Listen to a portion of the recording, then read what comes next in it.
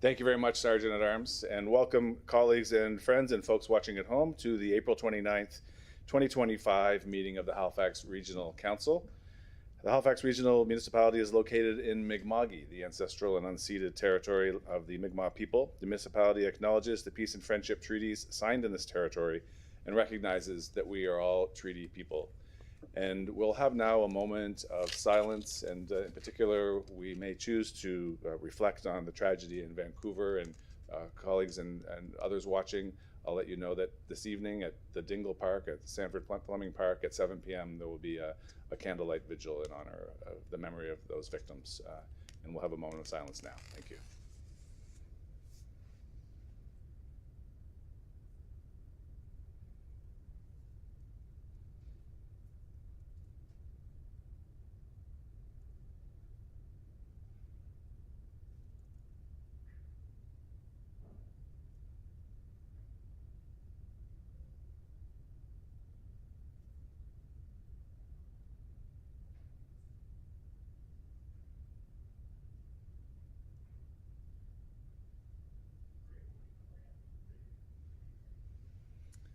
Okay, thank you very much, and we'll come to order, beginning with a query as to whether there are any special community and acknowledgements from councillors, and I recognize Councillor Gillis, please. Thank you very much, Mr. Mayor. I'd like to recognize the Sackville Rivers Association on the weekend. We did a river cleanup out in Lower Sackville of the Little Sackville River. Councillor St. Amant, Councillor Young came out to chip in, and basically, yeah, we took truckloads of garbage out of the Sackville River, so I'd like to acknowledge Sackville River Association. I don't know. Well done. Thank you very much, Councillor Gillis. And moving to Councillor Hensby, please.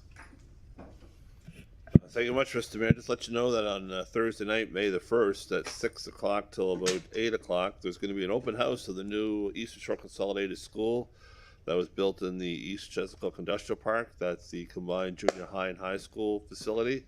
That's happening this Thursday evening for the general public to see the new school. Thank you.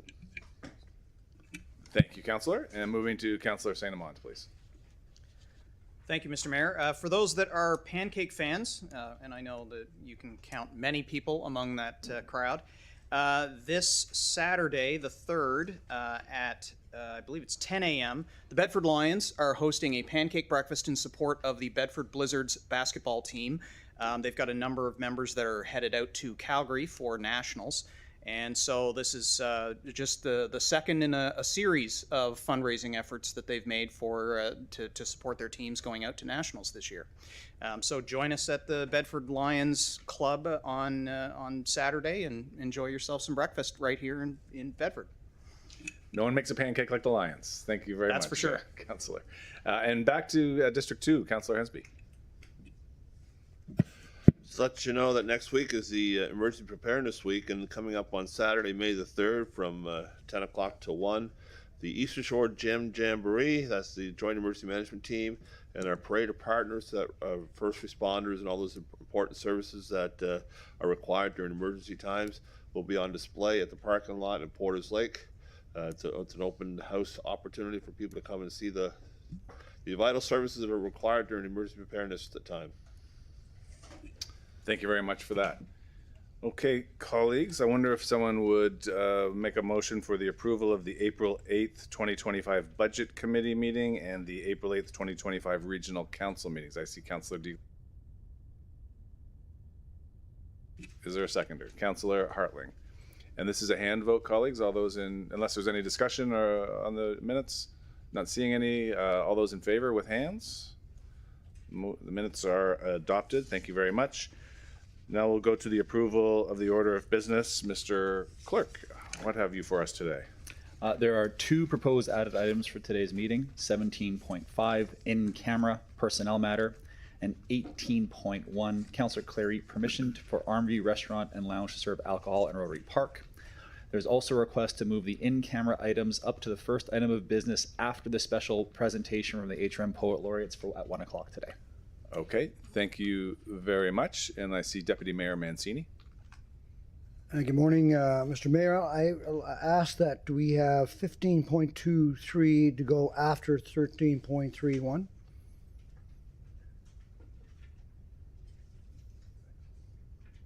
That's, yeah. Yep. Okay, very good. That makes sense too. These are just for the explanation. These are both regarding the Downtown Halifax Business Vision, so it makes sense that they be heard together. Okay, thank you very much. Are there any other requests for additions or relocations on the order of business? Not seeing any.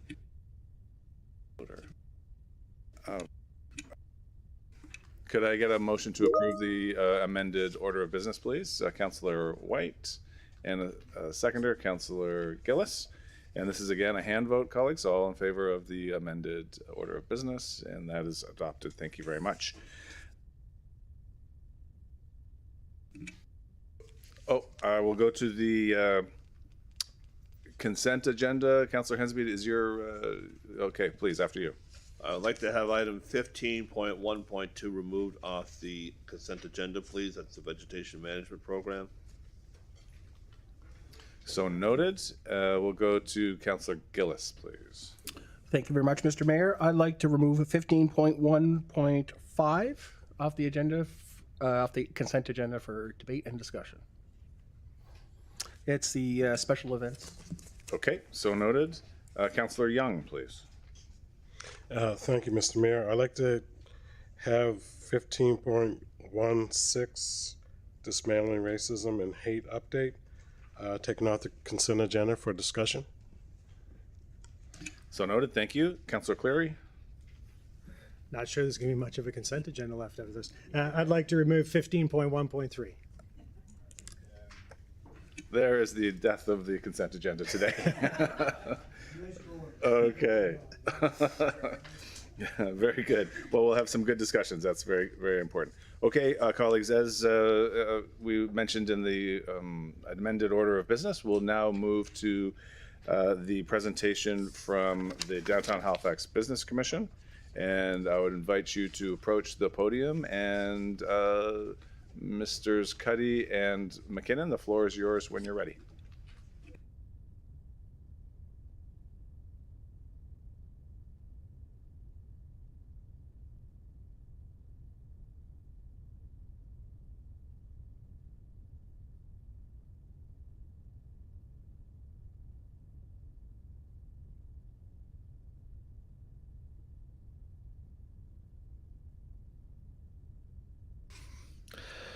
Good morning, Mr. Mayor, councillors, HRM staff. On behalf of the Downtown Halifax Business Commission, lovely known as DHBC, to all of you and its 1,600 members, my thanks to you all for allowing us the time to address council this morning.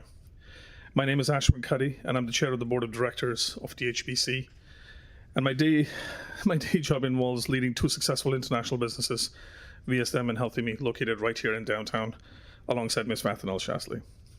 Beside me is our CEO, Paul McKinnon, and communications manager, Jamie Lynn Butt. I would also like to acknowledge some of our members here in the gallery, along with members of the DHBC board of directors and staff and other supportive stakeholders, with my thanks to them for their continued support of our work. DHBC is one of our 9 business improvement districts in HRM. We were founded and are primarily funded by the businesses in the downtown core. Though we are an independent corporation and organization, we enjoy a close working relationship with HRM and have a service agreement which outlines that relationship.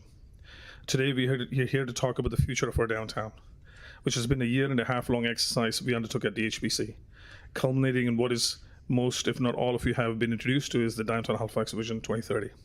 And with that, I will ask Paul to lead us through some of the detail, along with where we're at currently. Paul. Great. Thank you, Mr. Chair. And please excuse my sore throat. I want to assure you it is a cold, highly contagious, not the result of late night election partying.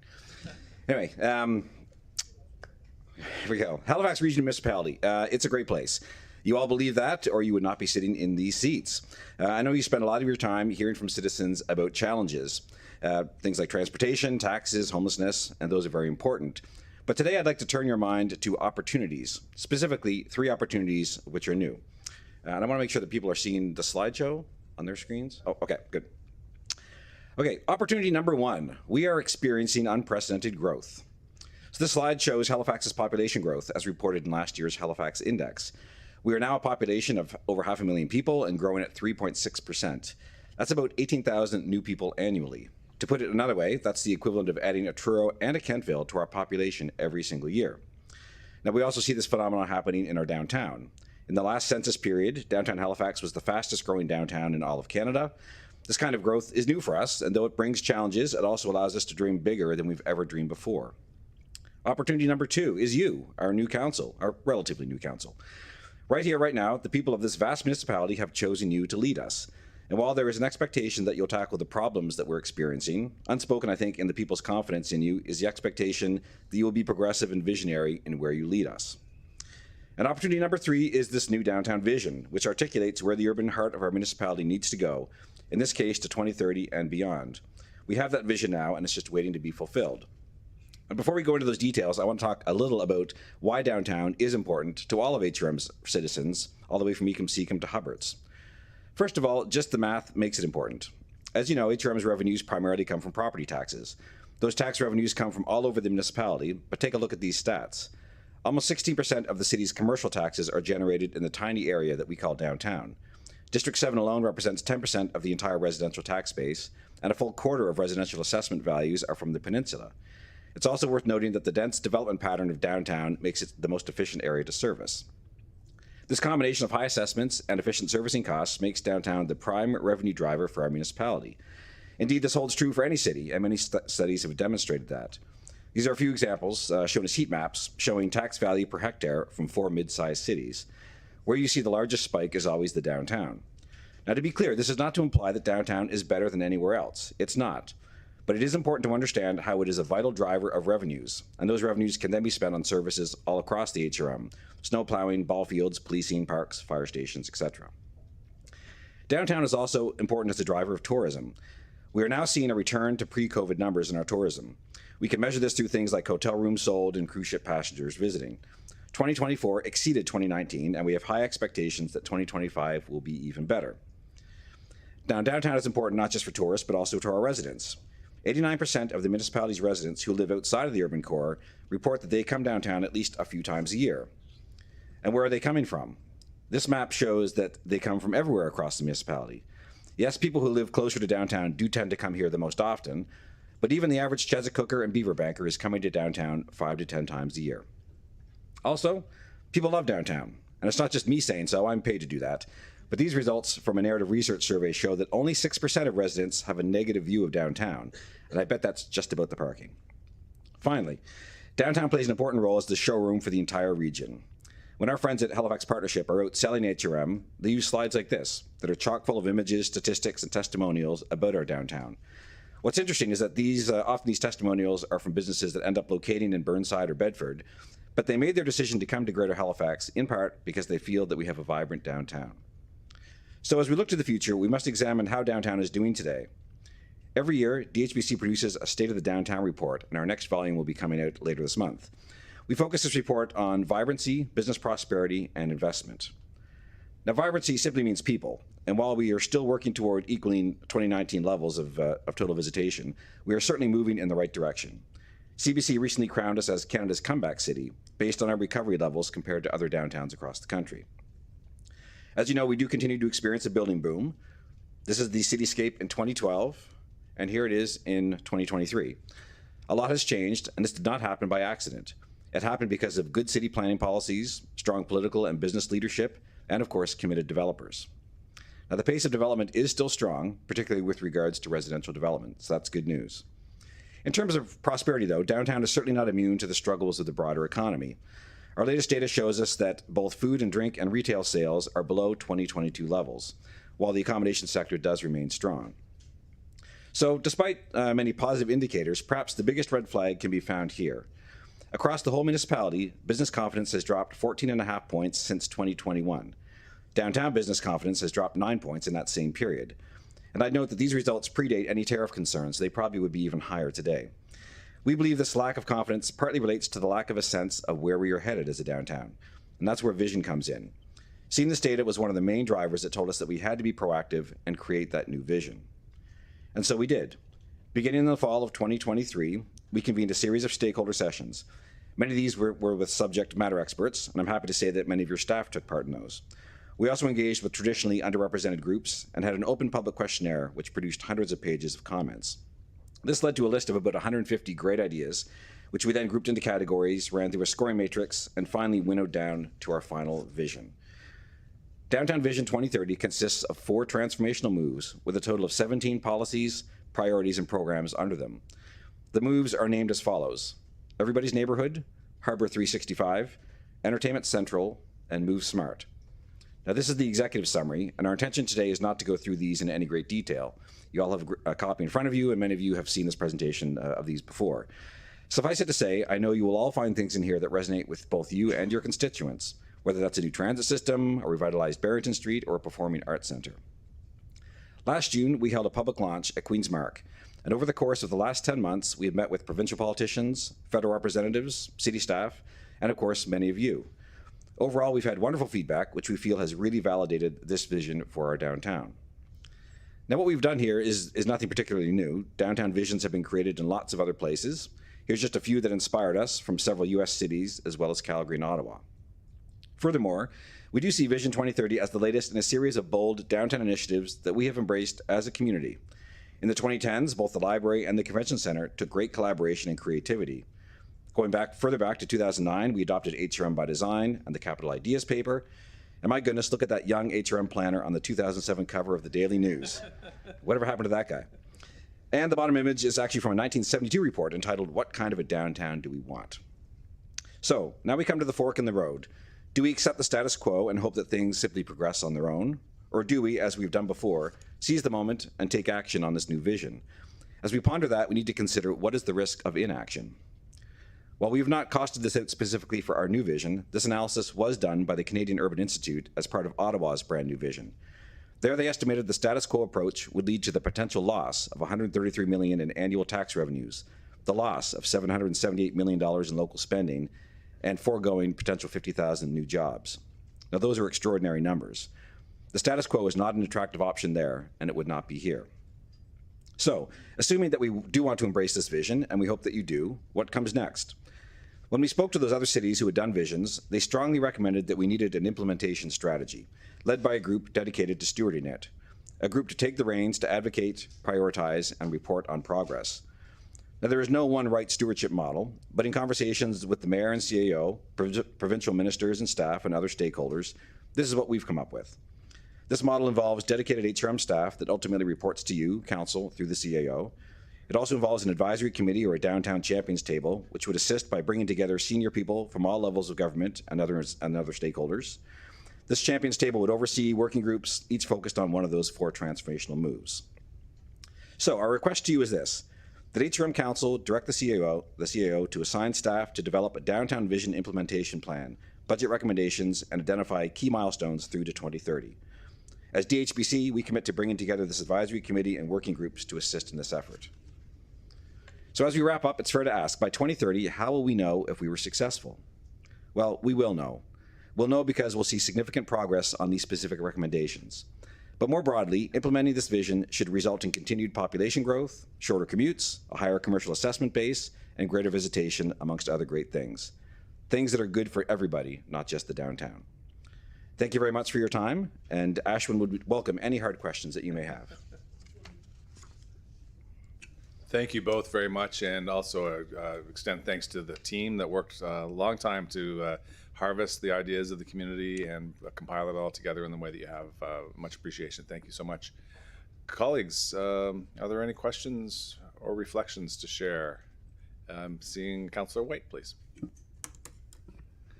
I just thought I'd put the motion on the floor before we go here. If that's all right? Yep.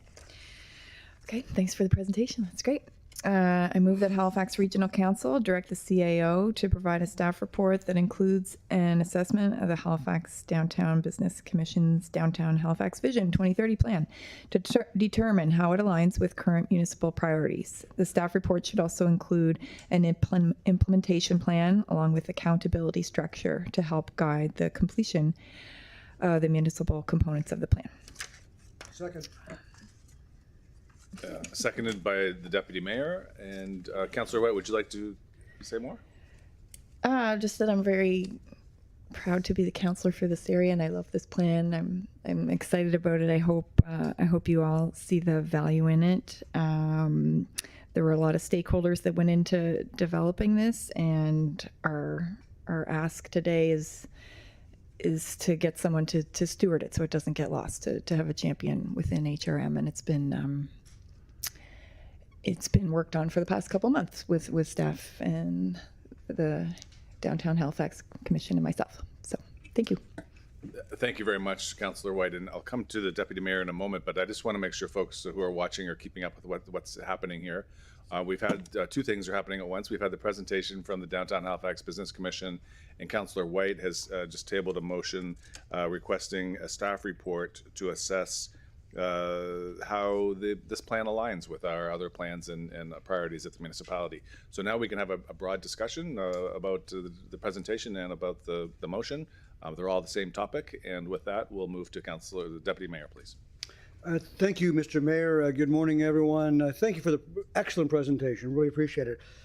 I have a lot of general questions about the downtown that ties into the vision, so I'm going to start there. I think, I was part of earlier on council that even prior to my existence, the strategy and the vision was to grow the downtown, right? Our downtown was bordered up. We had buildings on Barrington Street. You would remember, Mr. Mayor, you were part of that, to change that. We've come a long, long way. The focus was to get people to live downtown, right? And I think we've succeeded in that. However, a number of councils have moved on, and we are where we are today, and we have some councillors in this room. I'm anticipating they're saying, yeah, that's great. I understand the strategy was to focus on the downtown, but they may have a concern about some of our rural councillor colleagues here. Okay, it's time for maybe the suburban area or the rural area. Could you just speak to it? You alluded to it in your presentation about the importance of the downtown and continue to grow the downtown and support the downtown. But how does that relate to the municipality overall? If you could just elaborate more on that, Paul, I would appreciate it. Sure. Thank you, Mr. Mayor, to the Deputy Mayor. It's a great broad question. We can probably talk for days on that. I think in our experience, I mean, we mentioned in the presentation, there's been over time very specific efforts around doing things in particular for the downtown. We think of HRM by Design, for instance, is a big one, and the efforts around, the Convention Center, Argyle Street, Spring Garden Road revitalization. I think our perspective would be that there always needs to be a focus on the downtown in some way. There always should be, like any organization, I guess, you should always have some sort of vision, some sort of strategy specific to the downtown or the urban core, simply because it is so important as a tax driver. I think that's always a responsibility of the municipality. I think obviously we've got a vested interest because we work for the businesses downtown, so that's, we're an obvious group, I think, to always be focused on that. But I think our perspective is that at the HRM level, that always needs to be a focus at the same time that you're doing other things. So things like the suburban plan, which is also important. I mean, certainly that's the feedback that we've had from some councillors and from our colleagues from other bids is, well, has there already been too much focus on the downtown? I think the reality is there always needs to be focus on the downtown because it can, I don't want to say it can fall apart quickly, but even a little bit of a change in assessment can have a huge impact. And we've seen this in other places. I mean, I would point to the Calgary plan, which was really driven by a huge drop in assessment because of changes in the oil and gas sector. This is pre-COVID. What they found there was because of this very rapid drop in assessment value, they had to raise taxes everywhere else. So immediately the rest of the municipality felt that.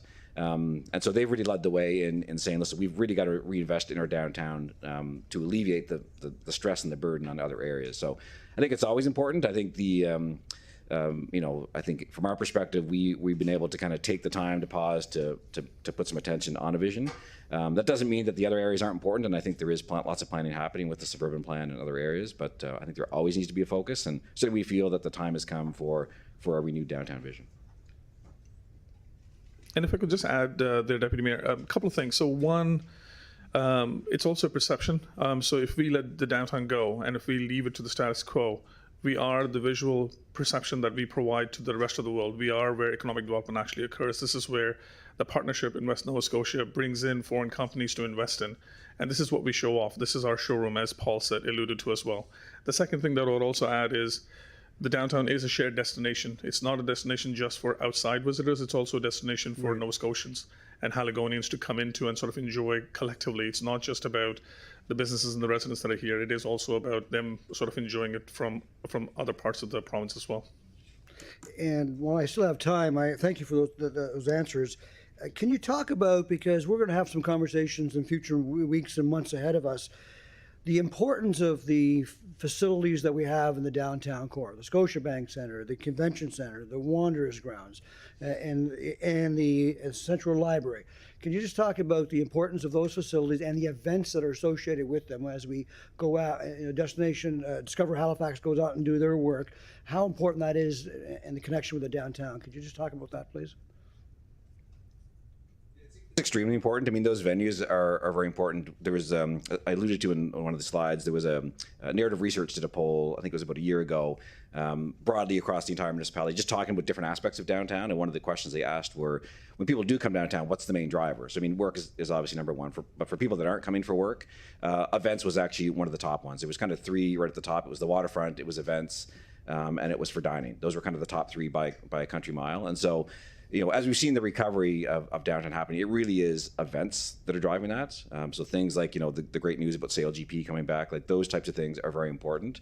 I think what you alluded to, there's certain venues that we have that are very important, and they probably can only be located. Like the Convention Centre, probably it makes sense for the Nova Scotian Convention Centre to be in downtown Halifax for a whole bunch of reasons. So there's certain venues that have to be here, and I think, you know, investing and reinvesting in those venues and making sure that we've got the right venues for our population is always got to be something that's very top of mind. Thank you. I'll come back, Mr. Mayor. Thank you. Okay, thank you. The CIO would like to say a word. Thank you. I wanted to contribute to the answer to the Deputy Mayor because this is a topic we've been recently meeting on. So the timing is really good for the municipality with the completion of Vision 2030 because we're finalizing the Integrated Tourism Master Plan update. The Events East Board is in the process of finalizing the updated Events East multi-year strat plan. And also we're in the final steps of finalizing the new strategic priorities plan for HRM, which should land at council in July. And just as a reminder, we do have an outstanding motion from council to do a staff report related to some key issues around events and venues needed for event hosting and appropriately sizing them. So one of the things we're doing is working across those strategic plans as they're in development. So we have a good understanding of where the recommendations are of our existing gaps for different types of venue for event hosting. So that can be all brought forward for council's consideration, particularly as it relates to recommendations regarding any of the facilities that we own. Okay, thank you very much. Councillor Austin is next, but with your agreement, I just want to jump down to Councillor Cuddle, who has a point of clarification, I believe. Point of order question. We've had a presentation, so yeah, that's on there. It's a point of order question because we've had a presentation, and so generally then we get to ask questions of clarification to the presenters, but we have a motion on the floor at the same time, which opens up debate. So I'm just wondering how this is working. I'm wondering if it was appropriate to put the motion on the floor right now while we're still at having questions of clarification from the presenters, or if we're having debate. Thanks for that. I want some clarification. I'm happy to make a ruling on that as chair. I would maybe look for some assent around the room with some nods if council is okay proceeding with them conjoined in the way that I described. I'm seeing some nods there. So yeah, I think we'll just proceed that way, Councillor Cotto, but thank you for raising the point. It would just be useful to have some direction on that because it's a little confusing where we're directing our questions to. Thank you. Okay, thanks. Yeah, Councillor Kent.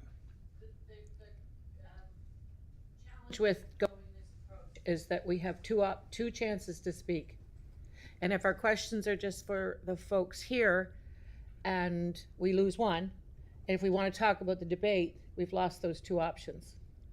So sometimes, you know what I mean, like we sometimes want to use that second option of speaking, and this way it's been diminished. I think we will just carry on with all four options then. Why don't we Okay. do that? Yeah, that makes sense because there really are two things here, and you're quite Yeah. right, two chances each. So let's carry on that way. Great, thank you, Mayor. Okay, it's a good point. Thank you very much. And with that, we'll move to Councillor Austin, please. Thank you for your, sorry, Deputy Mayor. Yeah, and you may choose to, Not do that. use discretion about how you bring them toward Councillor White's motion or the presenters. But as we know, the Deputy Mayor doesn't really, he speaks when he wants to anyway, so. Okay, we'll carry on with Councillor Austin.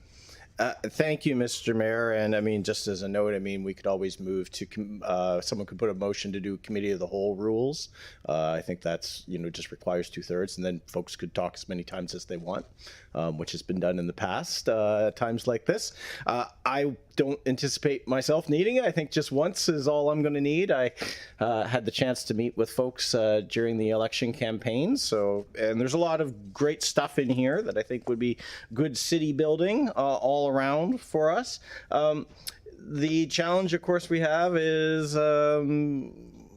we have big dreams, but not huge pockets. And so that becomes the challenge. And so the only question I have just is regarding the motion. And this is probably, I guess, a CEO question. What's the instruction on implementation mean for us? Because I would anticipate jumping right to an implementation strategy would be getting a little bit further ahead. I would think that the logical thing would be to bring this back with a report identifying where there are areas of alignment, what things we as the municipality want to pick up, and then have a debate on that. And from that debate, then direct towards implementation. I feel like implementation, where the motion speaks to implementation now is premature. Thank you. Through the mayor to the councillor, our intent would be to come back with the staff report that's requested with an implementation plan, proposed implementation plan attached to it, and an accountability structure. So council will approve it when the report comes back. You are correct. We would not be getting direction now on the details of the implementation plan because subject to council approving this today, we will be going through the plan in more detail to identify the particular actions that HRM has an accountability for or should have an accountability for, the ones where HRM maybe has a shared accountability for, or the ones that HRM does not have a lead role. And then we will be taking the actions, aligning them against our other strategic plans that are under development. And that's what we would be reflecting back to council. So council has a clear understanding of, from the administrative perspective, where we would see the accountabilities for the municipality to make sure that there's agreement between council and staff on what we should be doing. We would also be having somebody under the government relations external affairs group coordinating the work. Okay. I don't know that I'm entirely satisfied with that answer myself. I mean, speaking as this side of the harbor, we're going through some big picture thinking about downtown Dartmouth, the waterfront, Alderney Landing, about renewal of that facility. It'd be kind of silly. I mean, I don't think we have a budget for 2 performing arts centers if we are going down one path on one side and another path on another, for example. So, I think we should have the report come back, and then council should look at the pieces that we want to do rather than jumping to implementation. So I would ask that the motion be separated because I don't, implementation's too soon. I want to have a report that looks at this whole thing so we can then decide as a collective which pieces we want to take on, which pieces we don't, because we can't afford to do all of this. Through mayor to the council, so as a result of the motion that council passed at the last council meeting regarding next year's budget, we're viewing motions like this when they come forward as not conveying any additional budget. So for example, when we come back with a recommended implementation plan, if council wants us to do that, the budget implications would say that this, these are the expected budget implications, these are the fiscal years when they might arise, and they would have to be addressed through next year's budget process. So if your concern is that there would be any in-year allocation of money, I believe the motion that council has already passed precludes that. No, I'm not concerned about in-year allocation of money. I'm concerned that we as council should have a report that gets at the big picture stuff of what we want to prioritize, what we want to do, before we're kind of at the next step down the line of which things we actually want to implement. I think we should have that big picture discussion. And as good as the vision and work that these folks have done is, this is only one half, right? I need that staff piece to come in and then from that decide what I want to implement. So to get an implementation piece back with the staff piece, I think is premature until we decide which of the big pieces we want to do. So I don't know that I'll come back or not. I'll listen to the rest of the debate, but right now I would ask the chair if we could separate the motion and just, because I'm totally on board with taking a look at this. I just think this needs to be a two-step thing. Thank you. Thank you very much. We'll move on to Councillor Hensby, please. Thank you much, Mr. Mayor. And ever since amalgamation, it seems like the Downtown Halifax Business Commission has been doing strategic planning. I remember back in early, and also the municipality as well. I know in the early days we had the 1, 2, 3 ABC, the 2020 vision exercise way back when, and then we've had another few more exercises since that time. And I kind of share Councillor Austin's comments about the downtown Dartmouth. We're about to see downtown Halifax and downtown HRM is both sides of the harbor. It's not just one side anymore. And I think that we need to be cognizant of that. And also concerned about some of the divisions in this exercises. It's about some assets we don't even own. So I don't know where Build Nova Scotia is on this in regards to the boardwalk properties and stuff like that. We're trying to improve the downtown atmosphere, but some of those assets we don't even own. So I'd like to know, has been any discussion with about having I know Council UTEC and we talked about this in the past about should Halifax have a capital city commission, the other provincial capitals have. Do we have any fundraising or fund sources from the federal and provincial governments for that purpose? We haven't heard or seen that in a while. So going forward, I'd like to see the report go forward, but Councillor Mancini is also correct that there's also rural Halifax that has a lot of community downtowns and they want to have some investment in. It seems like we're always having big investments in downtown Halifax. The Cogswell interchange is one example. That's going to transform the downtown sector of what I call the midtown part of Halifax. And now we got all the changes coming up with the port, with the changing of the possible cruise line terminal on the Dartmouth side and everything else like that. It's going to be an awesome adjustment to the downtown areas, but I want to make sure that rural Halifax is not lost in all these things. We seem to keep investing in downtown, and some people want to see some investments outside the city core, so hopefully we'll keep that in mind as well. But the only thing that was missing in the report was a golf course on McNabbs Island. It's always been a plan, always been a vision. Hopefully someday. Hopefully not.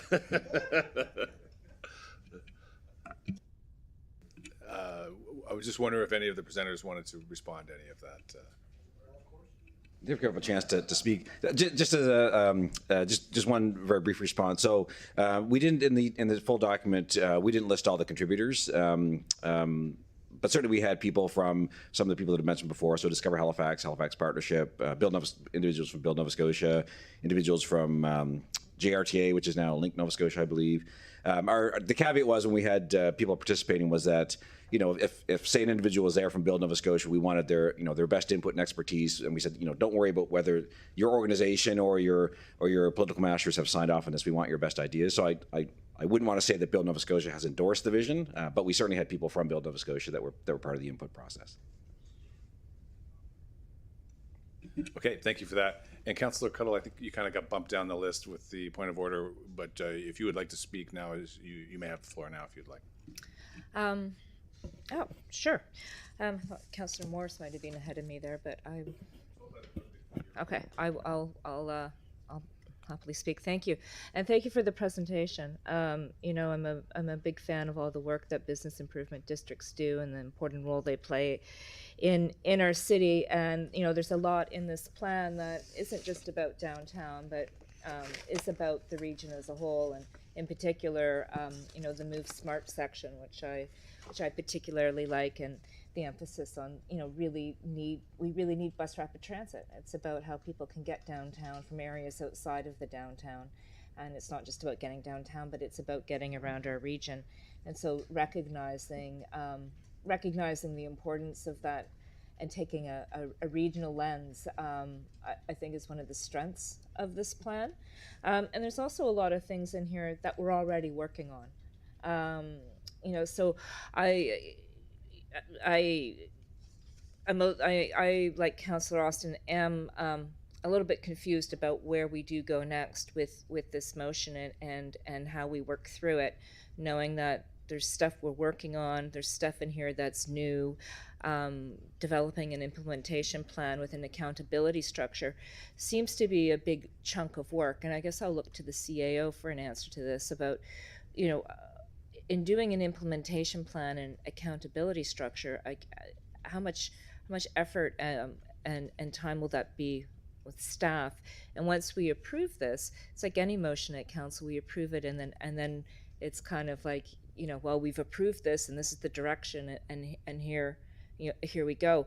Doing that before we have the opportunity to look at what's happening in other areas as well. I think about so many groups out there that are going to be coming to us with their plans, looking for implementation and accountability structure, and how do we prioritize and understand how the pieces fit into the bigger picture of things.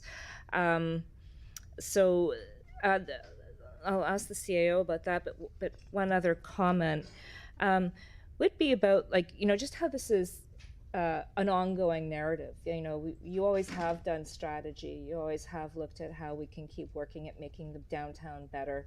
We look at things like Argyle Street wouldn't have happened if it wasn't for a Downtown Halifax Business Commission strategy around, improving streets. You're instrumental in making those things happen.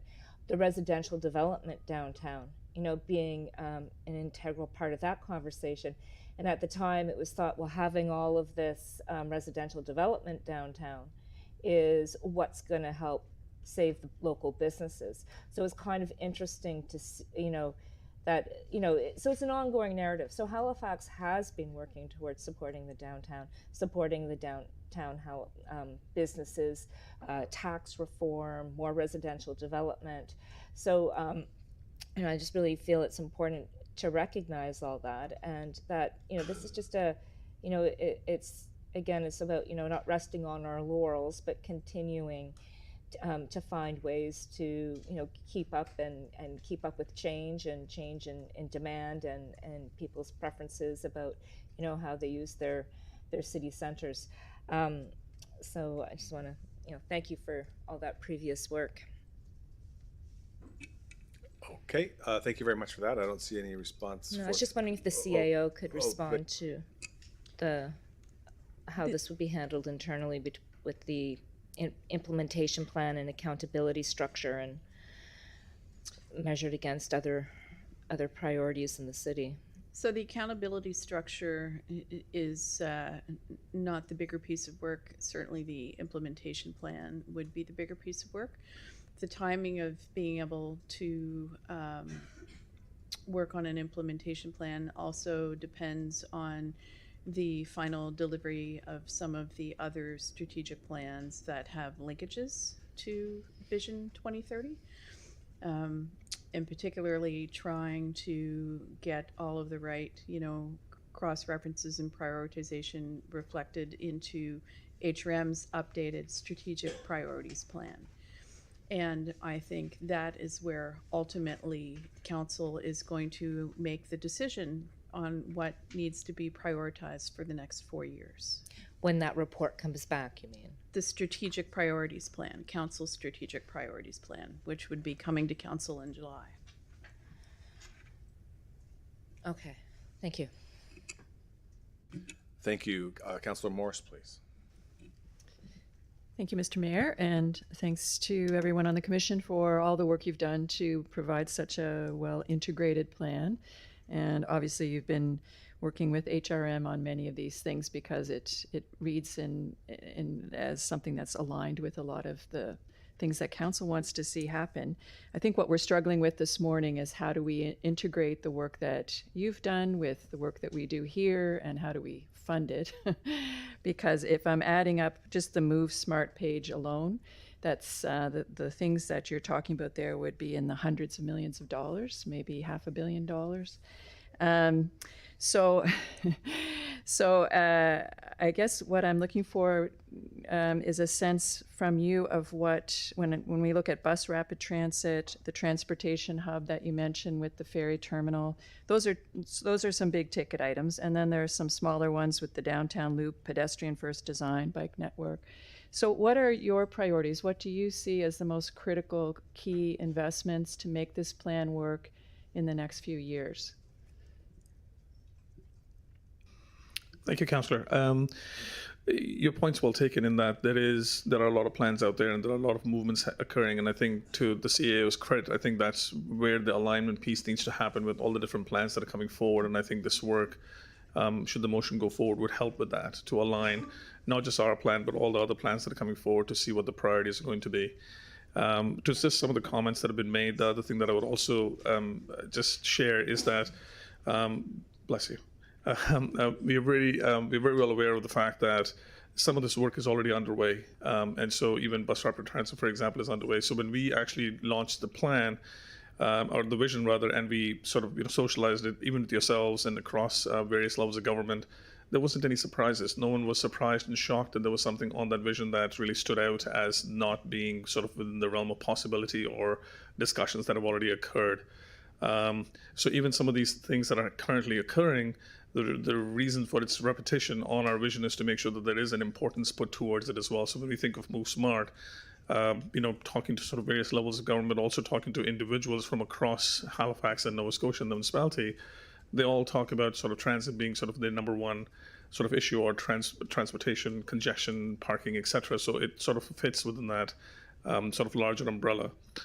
So even when we have engaged with the province and the various members of cabinet, so the various ministers that have been involved sort of pre the last election and even post that for the new ministers that are there, they're very much also in agreement that some of this work is already underway.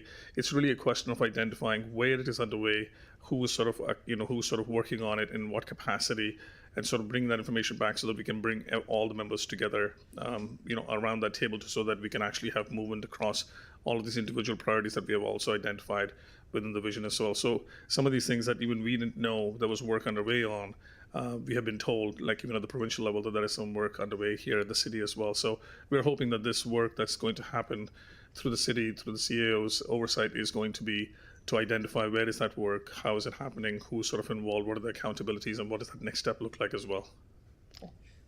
I appreciate all the work you're doing to build support for BRT and some of the other things outlined here, but I'm looking, since you're here this morning, I'm looking for a sense from you what you see as the key investments that we need to make in the next few years. And I think what I'm not just a downtown business owner, I'm a downtown resident as well. So for me, everything on this sounds good. So, for me, it's a full meal deal. I'd love to see all of it have some movement, but there are some sort of low-hanging fruits. So when we think of Barrington Street and this revitalization, for example, that's been a discussion, and that's been a topic of, concern that we have had, and we have had sort of different discussions with transit on it, and this is what they would like to see happen with different city planners as well. And we've even had a conversation even with business owners in terms of what that could look like. We've also talked about transit as a concern as well, so that has come up in various discussions as well. And there's always been this sort of this larger discussion, and Councillor Austin brought this up in terms of the Performance Arts Center or something along those lines, and where that could be located, what it could look like, how that would serve the community needs as well. So personally, I would say I think there are some of those priorities that really do stand out. And again, as Paul mentioned in his presentation, there are some of those low-hanging fruit that we can sort of take off and tackle very quickly, as opposed to some of the larger infrastructure items that are there within the vision as well. Okay, great. Thank you. Thanks so much. Councillor Deagle-Gammon, please. Sorry. Thank you, Mr. Mayor. Yeah, saw some other names ahead of me and I didn't realize I'm the first time speaking, so I'm up. A question for our CAO.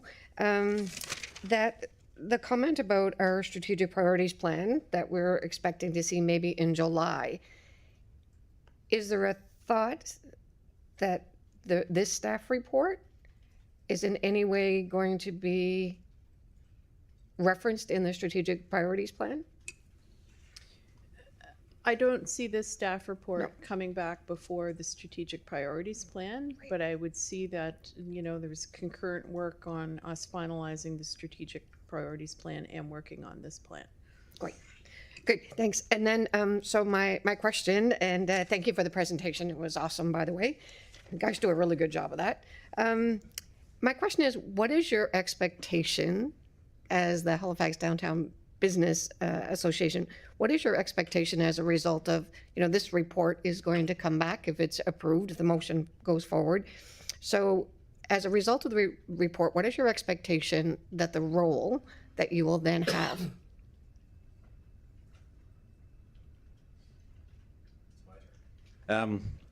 I think, as we put this vision together, and even in the forward, I think it talks about this. The vision is something that we kind of curated and stewarded to create, but we don't think of it as our vision. I think our hope and expectation is that this would then be seized upon by citizens, by various levels of government. One of the things that I think has been part of the topic of conversation here is, the vision document, it's meant to be, very accessible to people. It's meant to be brief. It doesn't, it's not budgeted. It actually doesn't even assign kind of responsibilities. So this isn't, this vision isn't meant to be just an HRM owned vision either. Our hope is really that this provides some focus and some momentum around the projects in it, but that the province will be really excited about it, right? The city will be really excited about it. Citizens will be excited about it. We're certainly willing to play our part, but at this point, we don't think of it as our vision so much as the vision that we helped to create. But we really want to see it embraced much more broadly and acted upon, I think, is the expectation too. But certainly our hope is that, as we move forward and say we put together this advisory committee, that we have, people obviously from the province there, from the city there, from other stakeholders, developers, people that have the ability to actually move forward on the pieces of the vision. Thank you very much. And we'll move to Councillor White, please. Thank you, Mr. Mayor. I just wanted to comment a bit on Councillor Austin's concerns. It's funny because I was concerned, like, does this say enough? Does this say enough to get this moving? So I hear what you're saying. I'm wondering, I have a couple questions, one for the CAO about can the implementation plan be kind of a how but not what? Come back with some sort of options for what we move forward with. I think the key point is lining this up with our own municipal plans, and that's the parts that they'll move forward. So that's my question for you. Second question for you folks is about, to me, moving forward today, the really important piece is like being a champion for this to show other levels of government and the private sector that we're behind this and we want to work together on it. So can you talk more about what level of involvement you feel will come from those, and specifically private sector? Will they be involved at all, or all government? Thank you. Who wants to go first? I guess I'll go first, perhaps, through the mayor to the councillor. Yeah, I certainly envision there would be probably a suite of options. And I envision that some of the actions for HRM, when we come forward to recommend, these are the ones we think we should take on, these are the options of how we do it, we would also be bringing forward, things that council would need to consider. For instance, maybe some of them are subject to securing funding from other levels of government, for example. Maybe some of them are subject to tax reform related issues or adjustment of bid improvement district levy, so those things would all have to be brought forward in the report for council's consideration. And if I could answer your question, Councillor, with regards to the private sector, I don't think there are two people in Halifax in the past 2 years that have spent more time with each other than myself and Paul. I think even our partners haven't seen each other as much as we have seen each other, and that's saying something. But I think, if you just look at the gallery and you look at the sort of the representatives that are there, the private sector is very much keen and interested to be a partner and not necessarily just there for advice and guidance, but also be a contributing partner in any way, in fashion that they can possibly be. We have actually, not just engaged various levels of government, we've also engaged developers locally in the downtown core. We've also engaged larger businesses and even the small businesses. We've had their sort of feedback come forward as well. So they're very much keen and interested to see what happens with downtown, and everyone sort of takes ownership for the idea that this is the community that they live, work, and play in, and they would love to see how they can contribute as well. So there is sort of overwhelming support that's there within the membership, of course. Speaking as a member, of course. Sorry, I zoned out there for a minute. Did you comment on government as well? I heard the private sector part.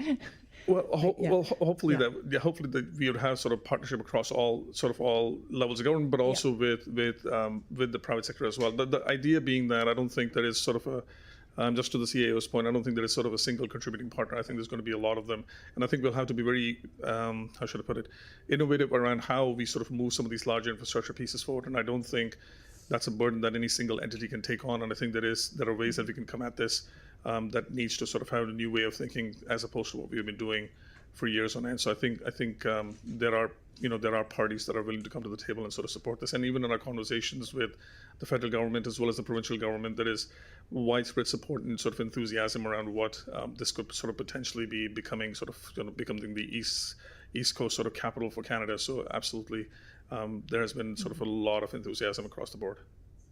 Thank you very much. Thank you. Thank you very much. Deputy Mayor, please. Thank you, Mr. Mayor. I just wanted to follow up on my questions and comments about facilities and events. I don't know if anybody was downtown last Saturday night. We had the Thunderbirds playoff game, 10,000 people in the Scotiabank Centre. We had the new Halifax Tide with their home opener, over 6,000 plus people in that. We had the convention center with a conference. We had a major fundraiser downtown. This was a rainy, cold, dark Saturday night, and downtown was hopping, and there were people from all over HRM. There were people from all over the province. There were people from out of the province here in our downtown, attracted to our downtown. So that's that importance of these facilities and the importance of these events. I do want to go back to your presentation. I know there's a lot in here, but could you just talk about Harbor 365 a little bit? I know, and I bring that up because, when the mayor spoke at the State of the Municipality event, he talked about the harbor. So could you just talk a little bit about that, please? So the harbor is critically important, of course, important to downtown Dartmouth as well as downtown Halifax. And, in a lot of our conversations, that came up as a key asset. It is the key asset for Halifax and for downtown. It's the reason why the city was formed here. There was a lot of, I don't know, concerns probably too strong of a word, but most of the asset along the waterfront is owned provincially, and there isn't kind of a clear idea or a clear sense that a lot of the stakeholders had about, what does the future of the waterfront hold? Who's actually going to be stewarding that? For a long time, it was stewarded by Waterfront Development Corporation and then Develop Nova Scotia. Now we have Build Nova Scotia, who continues to perform that role, but they're also doing a lot of other things. Their mandate has broadly expanded. And so I think a lot of people that we talked to said, that needs to be maintained as a focus. Someone needs to be in charge of stewarding that. So maybe that is the provincial government, maybe it's Build Nova Scotia, maybe it's HRM. Again, I think it's one of those other areas where our vision doesn't prescribe who should be doing that, but it does kind of prescribe that needs to happen. There needs to be a well-articulated plan, because there is a lot of uncertainty around what is going to happen. There's still a fair amount of space available on the waterfront. We know there's going to be a new ferry terminal, for instance. And so part of this is to say, listen, we need to always ensure that the waterfront, is being curated and stewarded by some group, and we need to identify who that is. And there needs to be a much more maybe public understanding about what the future of the waterfront is. And again, going back to that narrative study, I think the waterfront was the waterfront itself as an area, that was the number 2 reason why people came here. And we know it's the most visited tourism site in Nova Scotia. So it's extremely important. I think the idea behind it, the other piece is, the 365 piece is really about the sense that the waterfront is still kind of seasonal. Of course, it's packed in the summer. It's wonderful in the summer. It's wonderful year round, but it doesn't really have that 365 day a year usage that we feel we have the opportunity to really embrace. So we need to figure out how to really activate the waterfront in January, February, March much better than we do now. Okay, thank you. I do have another comment, but I'll come back. Thanks very much, Councillor Cuddle, please. Thank you, Mr. Mayor. Yeah, I mean, the waterfront's tricky, right? Because we live in a winter city and there's often a good wind blowing down there, and it's not the most hospitable. I always thought that the city could kind of consider itself as like, you know, it has the beach and it has its hearth. And how do you move into the hearth? You know, not everything needs to be on the waterfront, but that's a broader conversation of planning ideas and theories. There's one thing I do want to just quickly highlight that's in here that I do feel is critically important, and I'm really glad that you're shining a light on it, and it's the urban park strategy. And this is something that we've been talking about as part of the center plan and downtown for many years now, but not something that's been fully developed or built out. When you look at cities like Toronto, where they've been adding a tremendous amount of density, what they're running up against now is a lack of recreation space to support that density in a healthy way.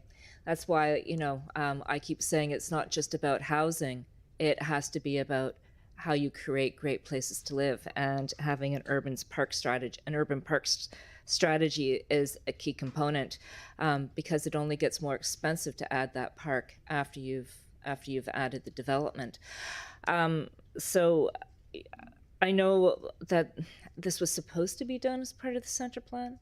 I don't believe we've actually had I wouldn't be in here if we did have a full urban park strategy put out there. But I think, you know, getting an update on that and understanding that critical piece to the success, not just of the downtown, but of the urban center as a whole, is both for Dartmouth and for the downtown. So I think that might be a bit of the confusion in this, right? Because even when you read the language around the park strategy in here, it's like it's not specific to your business district. This isn't specific to the boundaries of the bid. This is really kind of a broader ask. At least that's how I'm seeing it, and you're nodding your head, so I'll take that as that was a yes to the intent, which could include Dartmouth as well. But I think in this motion and in this discussion, it's been a little bit unclear about where the downtown Halifax business strategy intersects with some of our bigger strategies, like the center plan, like the regional plan review, like our transit strategy. So I think that's, at least for myself, where I'm trying to figure out where we actually go next with this, and what's the intent behind this, and where's the beginning and where's the end.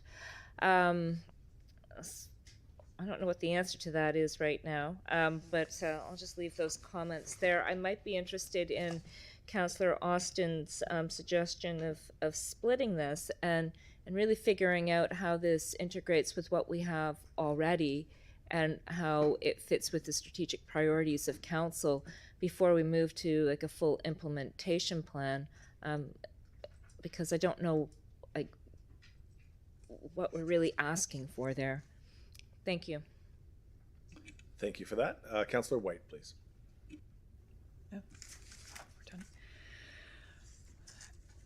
Thank you. I have been presented with the split of the two motions, and I am okay with that. I hope that you would vote for both, because I really don't think that just aligning and stopping would move us forward. And I think it's really important that we have some ownership and some drive towards implementing some of these things. Again, which ones actually end up lining up with our own municipal priorities. Yeah, so I wanted to articulate that, and just I had asked the Business Commission for who was involved in doing this plan, because I really like how you pointed out, Councillor Cuttle, about the regional view on it. I think it's got pretty comprehensive, and there's going to be a lot of places this lines up.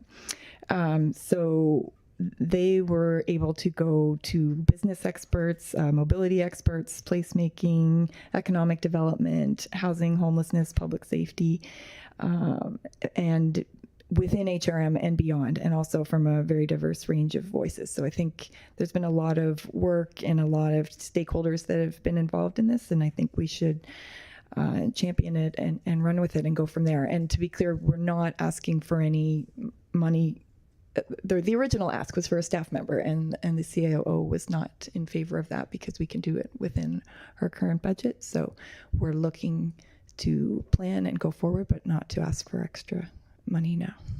Thank you. Thank you. Councillor Austin, please. Oh, I thought it was the deputy mayor.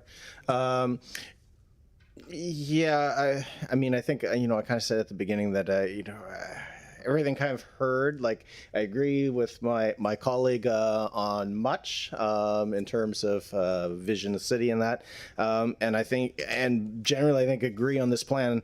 I think I'm just not quite comfortable jump into the implementation piece right away until I've had a chance to really kind of look at this and have a staff analysis of what all these pieces mean, and have that discussion at council first. So I would ask that we, you know, I know the clerk has done the piece. I would ask that we vote on them separately, because I want to see that chunk first.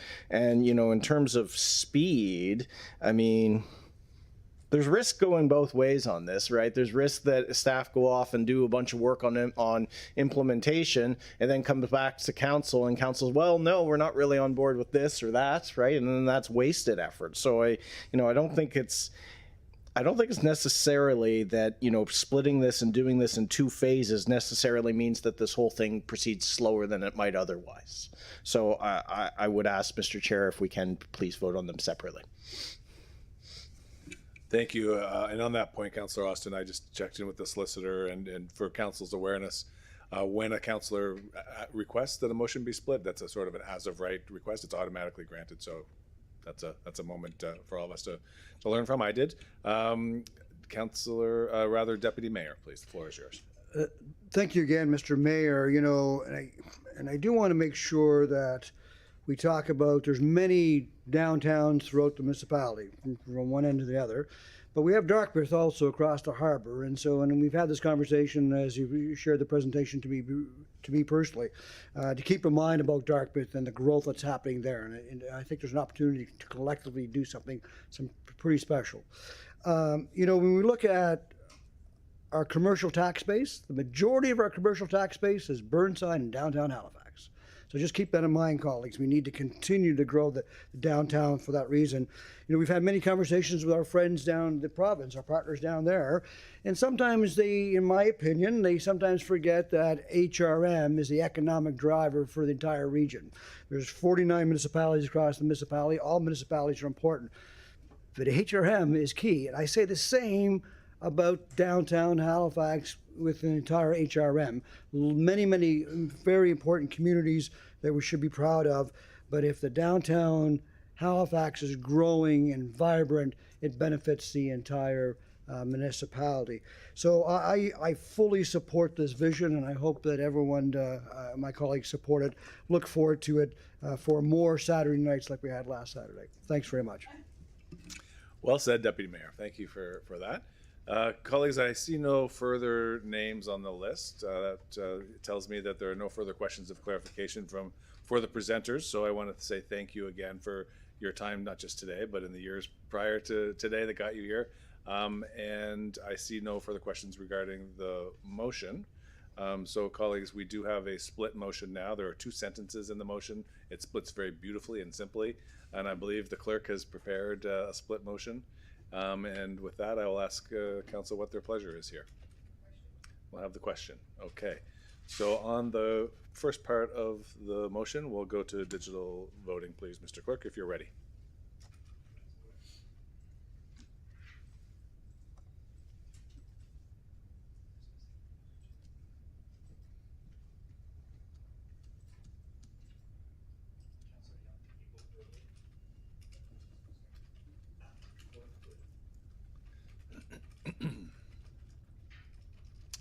And the first half of the motion carries, and we'll carry on to the second half.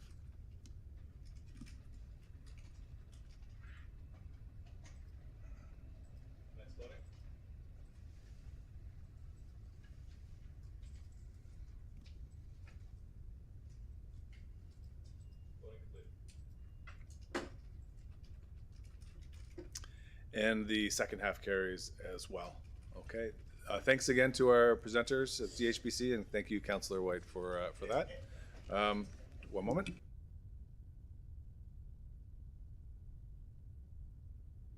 Yeah. Okay. Thank you. Yeah. And just to be clear, colleagues, that means we've completed item 15.2.3 on the agenda today as well, and that brings us back onto the agenda item 6. So we'll carry on from there with colleagues' consent. So business arising out of the minutes, seeing none. Of conflicts of interests, seeing none. Motions of reconsideration, I believe there are none. Motions of rescission, there are none. Consideration of deferred business, there is none. Notice of tabled matters, there is none. I will, as you can see on the agenda, colleagues, there is a.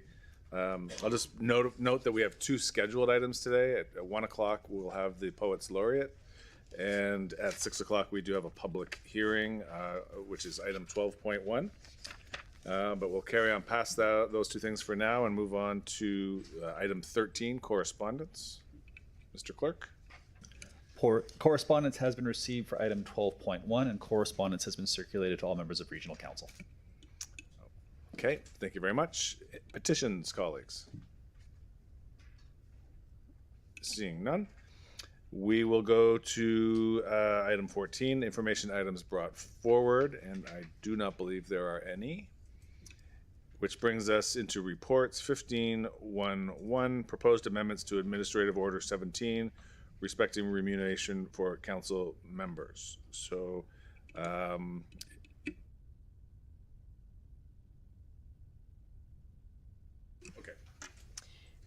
Thank you very much, Mr. Mayor. So this is rising from 2 things. One is in the fall, there was a legislative change that requires municipalities to review employment expense remuneration for councillors.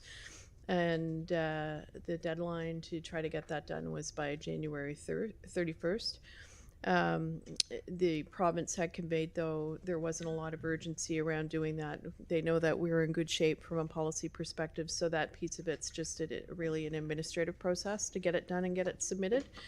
The other thing is the remuneration for council. It's always good to look at the policy around that when you're not hard up against a deadline to actually make any changes.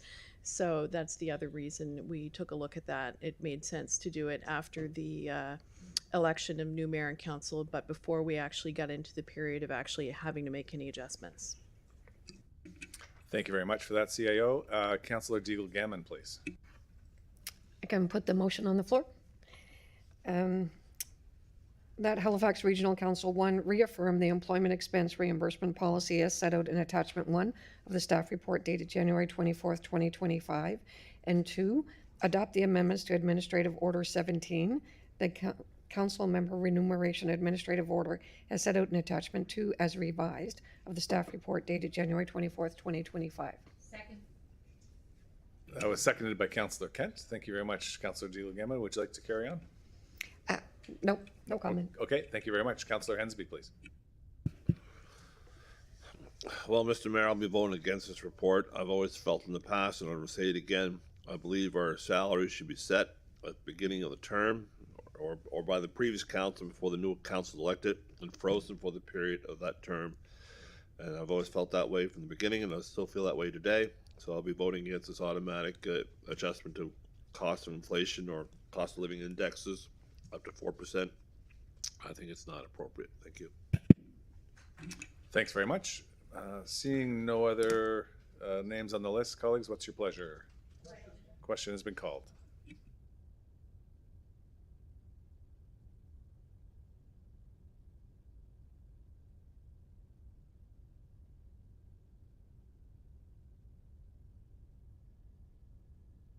And the motion carries. Thank you. Thank you very much, colleagues. We'll move on to 15.1.2, which is proactive vegetation management. And that was pulled from consent by Councillor Hensby. Councillor Hensby, would you like to take the floor? I'll put the motion on the floor first of all, that the Halifax Regional Council direct the Chief Administrative Officer to, one, develop an inspection program for active transportation connections not currently within the scope of Public Works right-of-way inspection program, including the support of the Asset Management Internal Maintenance Responsibility Project, and 2, continue the development of the formal and proactive maintenance program for non-turf vegetation adjacent to trails on parkland.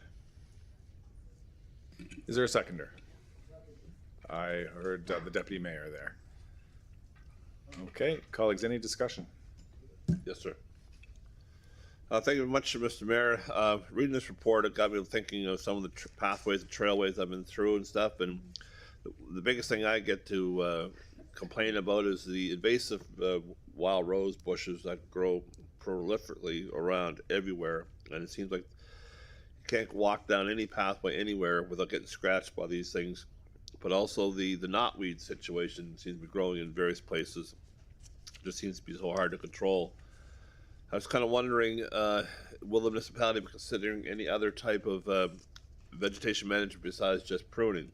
I want to know if there's going to be any applications of possible, I don't know if you call it insecticide or herbicides or some type of other methodologies to try to control this vegetation stuff. And also, when it comes to vegetation management, the biggest complaint I'm always hearing is our ditches. In regards to having the vegetation cleared over ditches. Nice to have the trailways cleared, but what about our ditches you can't see around or see through? So I don't know if it's an issue that we got to sort out with Halifax Water versus Halifax Public Works, so who does what in regards to ditch maintenance and vegetation clearing. So I'm glad to see this is here, but I'm also kind of curious to how this might be in conflict with our naturalization policies we're having and trying to have some of our parklands be naturalized. So how will this compete or conflict with those policies? So I'd like to have any clarification on that. Staff is present. Crispin Wood, I think, is here, and others, if you'd like to take the floor. Thank you.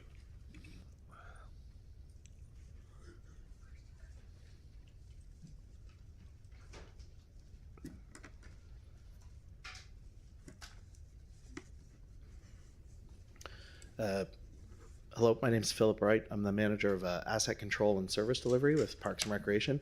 Mr. Mayor, through to the councillor, currently we are just doing prunings along trails. However, our naturalization team and the environment and climate change team are evaluating invasive species removal, but we are in very early stages of that. For the purpose of this report, this is strictly relating to vegetation cutbacks and ensuring that our trails and walkways are accessible for users. Yep. All good to Councillor Hensby? Okay. I don't see any other names on the list, colleagues. Question has been called.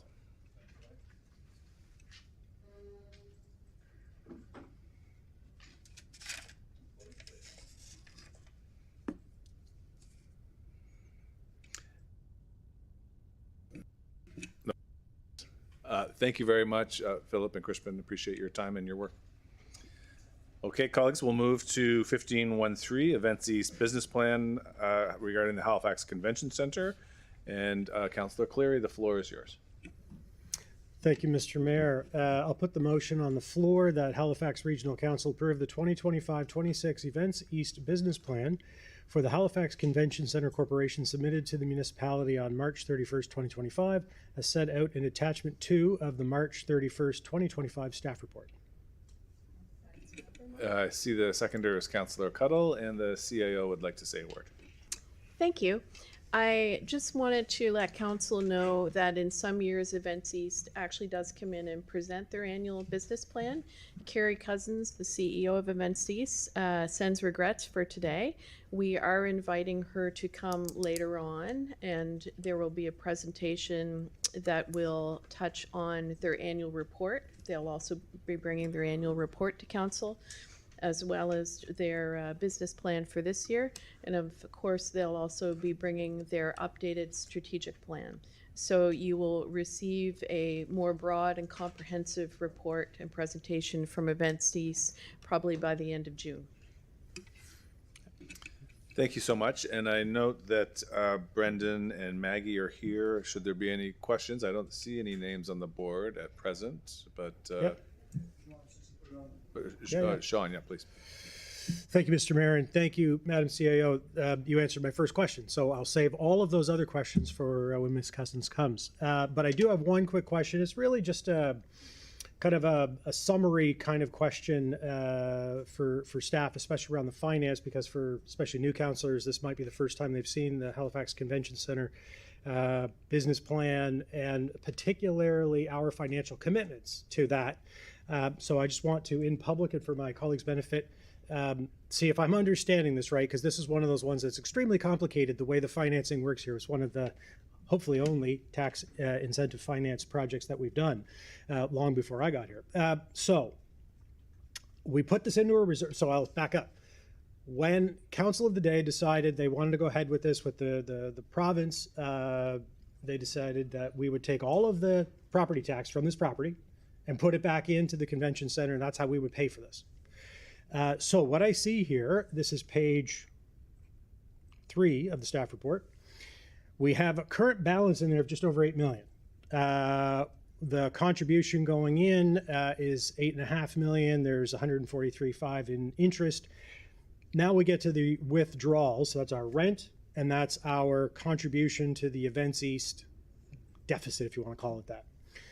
And so that's all coming out of reserve. So I'm looking for finance to say that, unlike when we were going through COVID, because there weren't a whole lot of events and we were subsidizing this to millions of dollars per year, can you just confirm that the money being raised by property taxes, including the convention center itself, it pays over $2 million, I think, in property taxes, it is paying for this? So the municipality, in fact, I see the net reserve balance going up to $9 million at the end of this.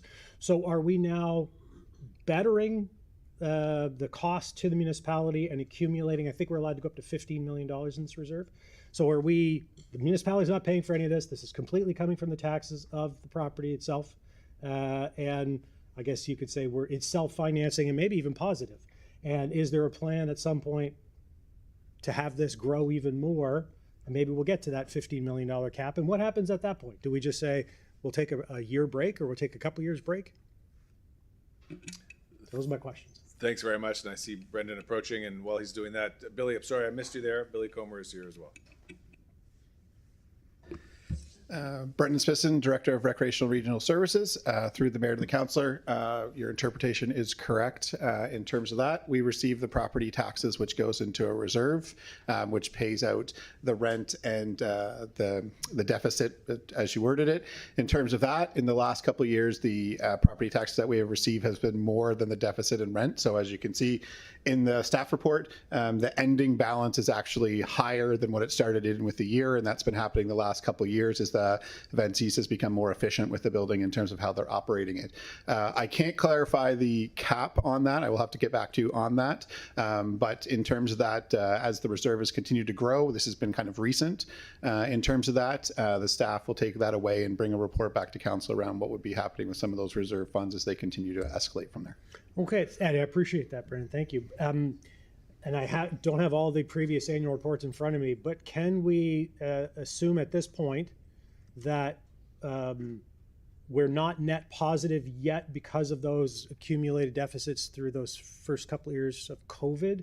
Or are we now in a net positive position in terms of how much money we've put into this versus how much it's financing itself? And that would be important information just for the public to know, you know, this was costing us money at some point, but now it's not. And, you know, at some point, hopefully we're making money off of it. Through the Mayor to the Councillor, I don't have that information in front of me. I will have to follow up with that in terms of that. So we can follow up with Council in terms of that request from that perspective. Appreciate that. Thanks very much. Councillor Purdy, please. Okay, thank you. And actually, just along the lines of that, I'm not sure if I got the answer that I wanted to hear for this. So is there a point where HRM cannot put the tax into a reserve and keep it as revenue for our municipality if the convention center continues on this positive trajectory?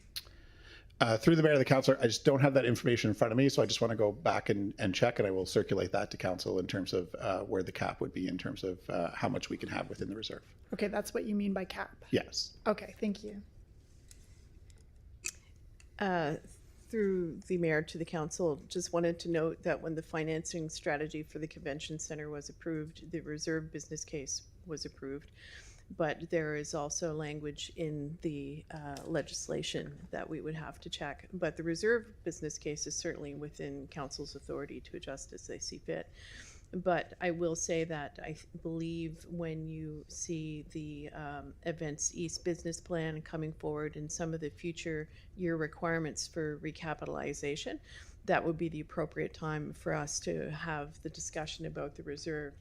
My recollection is that, back to Councillor Cleary's question, subject to confirmation, Brendan will go check with finance staff. But I think we are at the net positive point. I think we hit it last year, actually. But I just don't want to commit to numbers or commit to that firmly without having the chance to go check the financial records. Okay, thank you very much. Councillor Austin, please. Thank you, Mr. Mayor, and I'll just briefly tilt at windmills for a moment here. Just as a reminder, just because for new colleagues who maybe aren't familiar with this business reserve case, I think it's important to remember, like, just as we're talking about this, we should be thinking about these sorts of facilities as is this a thing we want for our city, not some artificial kind of lines drawn on paper of saying, well, this is net positive money-wise or not, because no property in the municipality is an island. And, you know, yes, we're doing better on the convention center, and that's good news in terms of the tax reserve, but that's going into that facility. So what does the convention center development contribute towards police, towards fire, towards transit, towards all those other expenses? Nothing, because we're putting that reserve into that specific account, and that's fine. It is a facility that we as a council decided that we needed. But like, let's not pretend that now everything's balanced, because there's all the other things that those taxes then are not available to go towards, which are also municipal expenses. So I think just, you know, we should be thinking about this in terms of as an investment for the city, not as a, well, not as a business case. That's really my point. Thank you.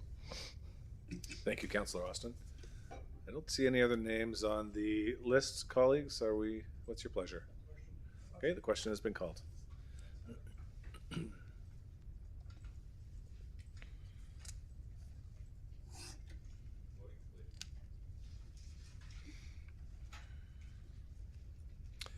And the motion carries. Thank you very much for that to the staff team. We'll move on, excuse me, on to 15.1.4, 2026-2030 strategic planning process. And Mike Pappas is here to give a presentation. And while he's preparing, would anyone like to put the motion on the floor?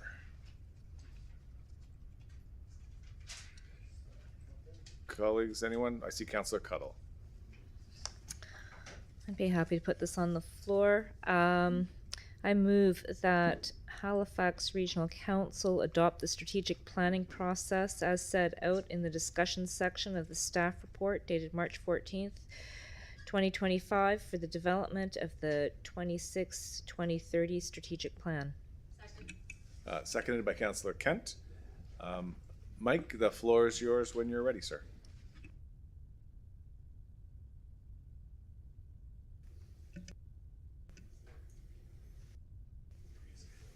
Thank you. Good morning, Mayor Fillmore and members of Regional Council. My name is Michael Pappas. I'm the Director of Corporate Planning and Performance in the Finance and Asset Management Business Unit. I'm here to provide you a brief update or overview of the next steps in the development of the 26-2030 strategic priorities or strategic plan. Staff are currently developing the 26-2030 strategic plan and are seeking Council's approval on the approach to receiving feedback on the draft content of the strategic plan. This feedback will inform further staff work to develop and submit a final 26-2030 strategic plan for Regional Council approval.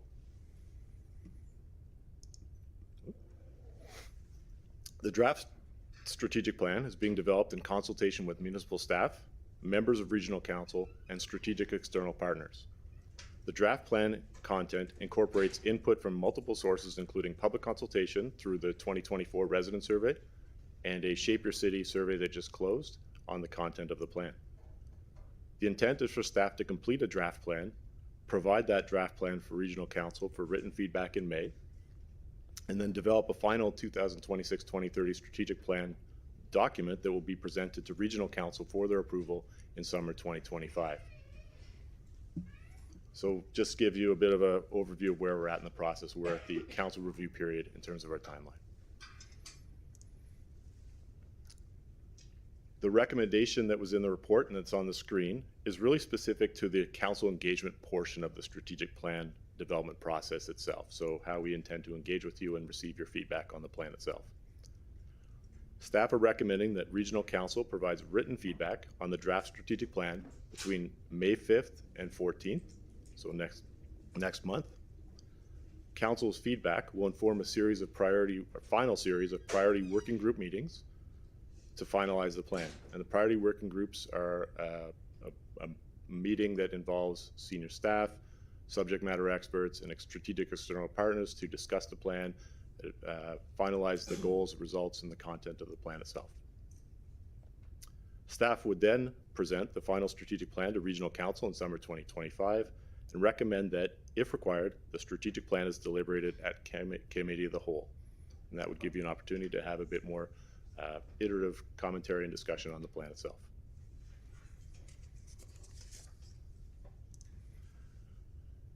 Some alternatives. Should Council decide that they do not want to provide written feedback, the administration has proposed two alternative approaches that could be utilized.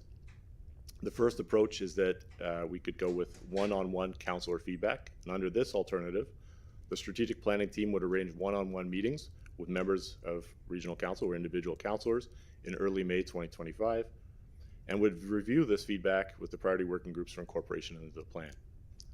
The additional option is, the other option is the additional small working group sessions. Under this option, the strategic plan would arrange a series of additional workshops with council members in May. And we receive your feedback during these sessions and incorporate that into the priority working group meetings that would be held in May. And that would result in that content being incorporated into the final plan for council's consideration. That is the extent of my presentation today. So we are just here to talk about basically your procedure in the next steps of providing feedback on the draft plan that will be presented to you on May 5th next week. Thank you very much for the presentation, Mike. Councillor Hensby, the floor is yours. Thank you very much, Mr. Mayor. Thanks, Mike, for this quick presentation. Any idea how the public response has been? You said it just closed last week. Do we know how many responses were received, and do we have any idea if it's going to be a rural, urban, suburban distribution of those inputs? So we have received 2,950 responses to the survey. Staff is reviewing that content right now. I haven't received or reviewed what the feedback has been as far as the split of demographics or location, but we expect that there will be a wide range of responses given the breadth of how many respondents we got. Now, when we have finalized the final strategic plan, is there an opportunity for the public to have a rebuttal or a review of that and make comment again? We could build that in if council desires.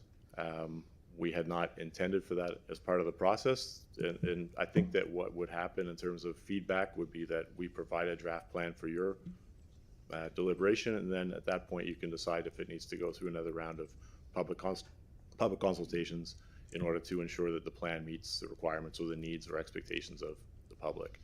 So could do a similar approach to what we have now with an additional survey that puts the final plan content out there, if that is what council desires. I think a second litmus test, I guess you could say, would be a thing to do to make sure we're on the right track with our citizens. Thank you. Councillor Cuttle, please. Oh, yeah. Yeah, thank you very much, Mr. Mayor. Yeah, so we're here just really discussing the process, and I guess our options are the one that you presented as the recommendation in the report, with the alternatives being additional workshops or one-on-one counselor feedback. I'm just gonna say my preference would be to have some additional workshops. I found the opportunity to be in a small working group with some of my colleagues and hearing other people's perspectives on the strategic priorities was valuable. We all represent different areas. We all have different challenges. Any opportunity to understand in a little bit more depth or detail the perspectives from different areas of the city, I think is a valuable one in terms of our role as acting as a regional council and setting the strategic priorities for the regional council. So I got too many windows open here.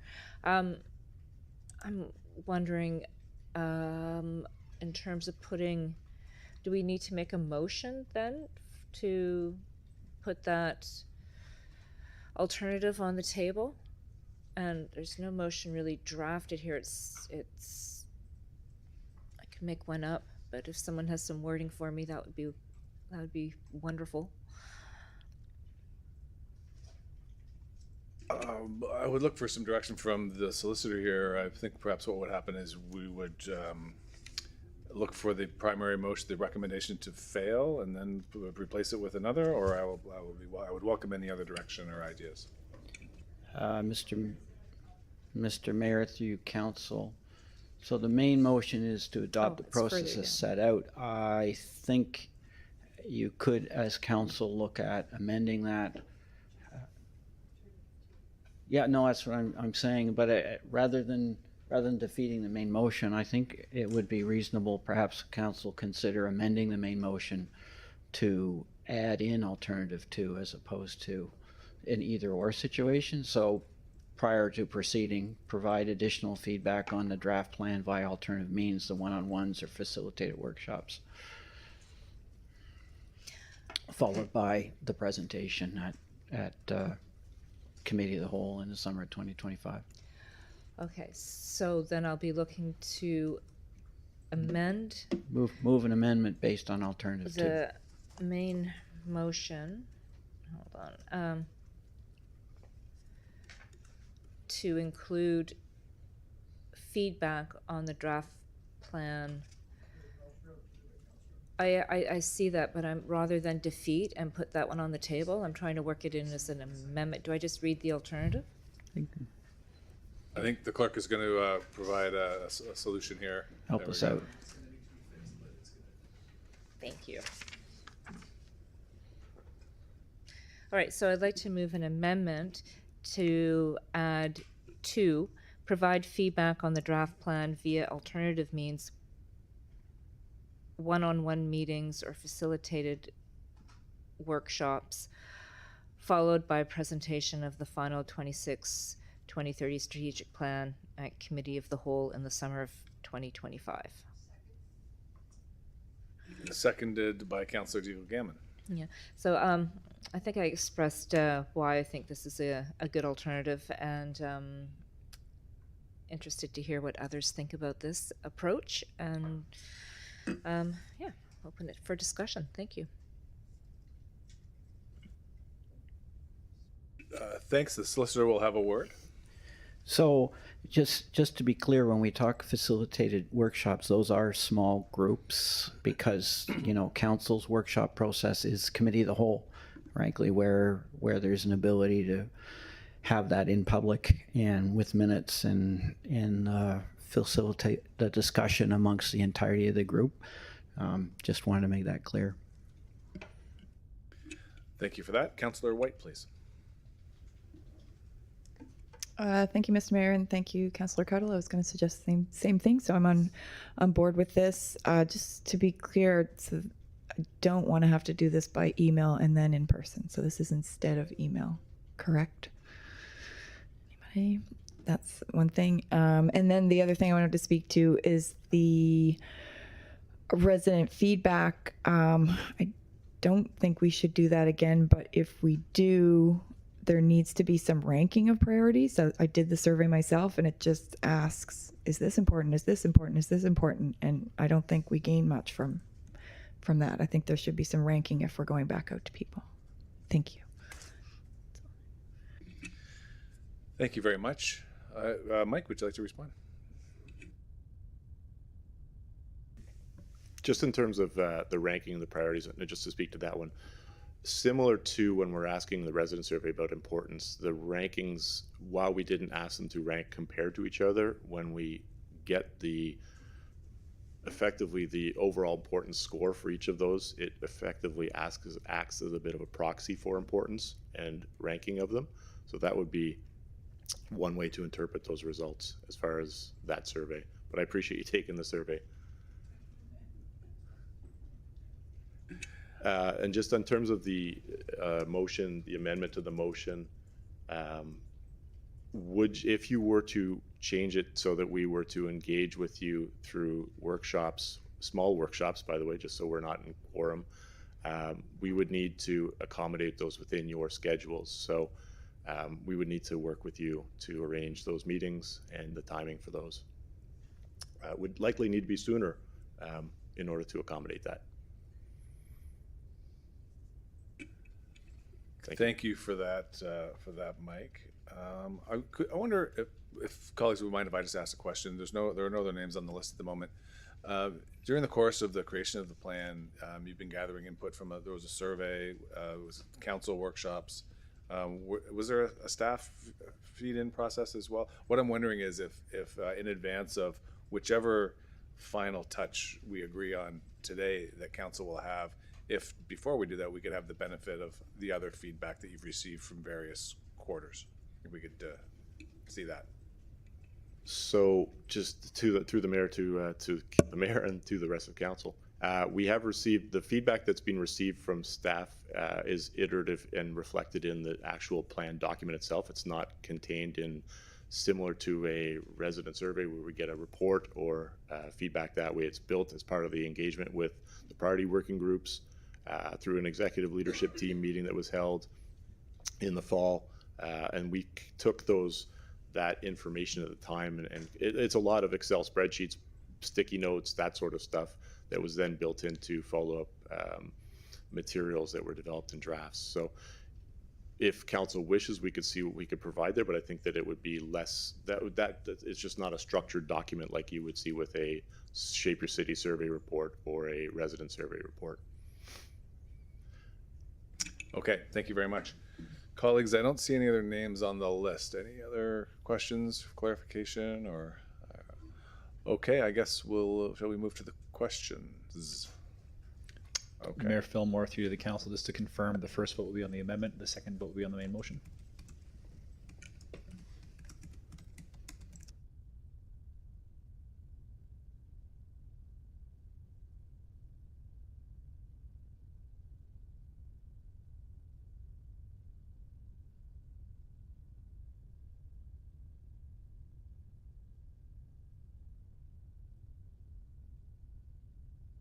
Motion carries. That half of the motion carries, and we'll move on to the second half.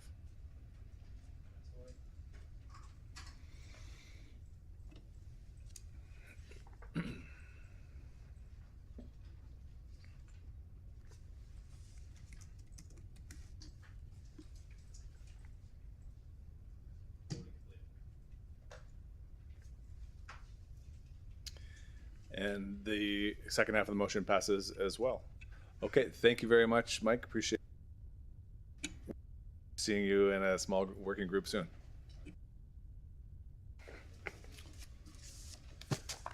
Okay, colleagues, that takes us to 1515, municipal support for community-led events.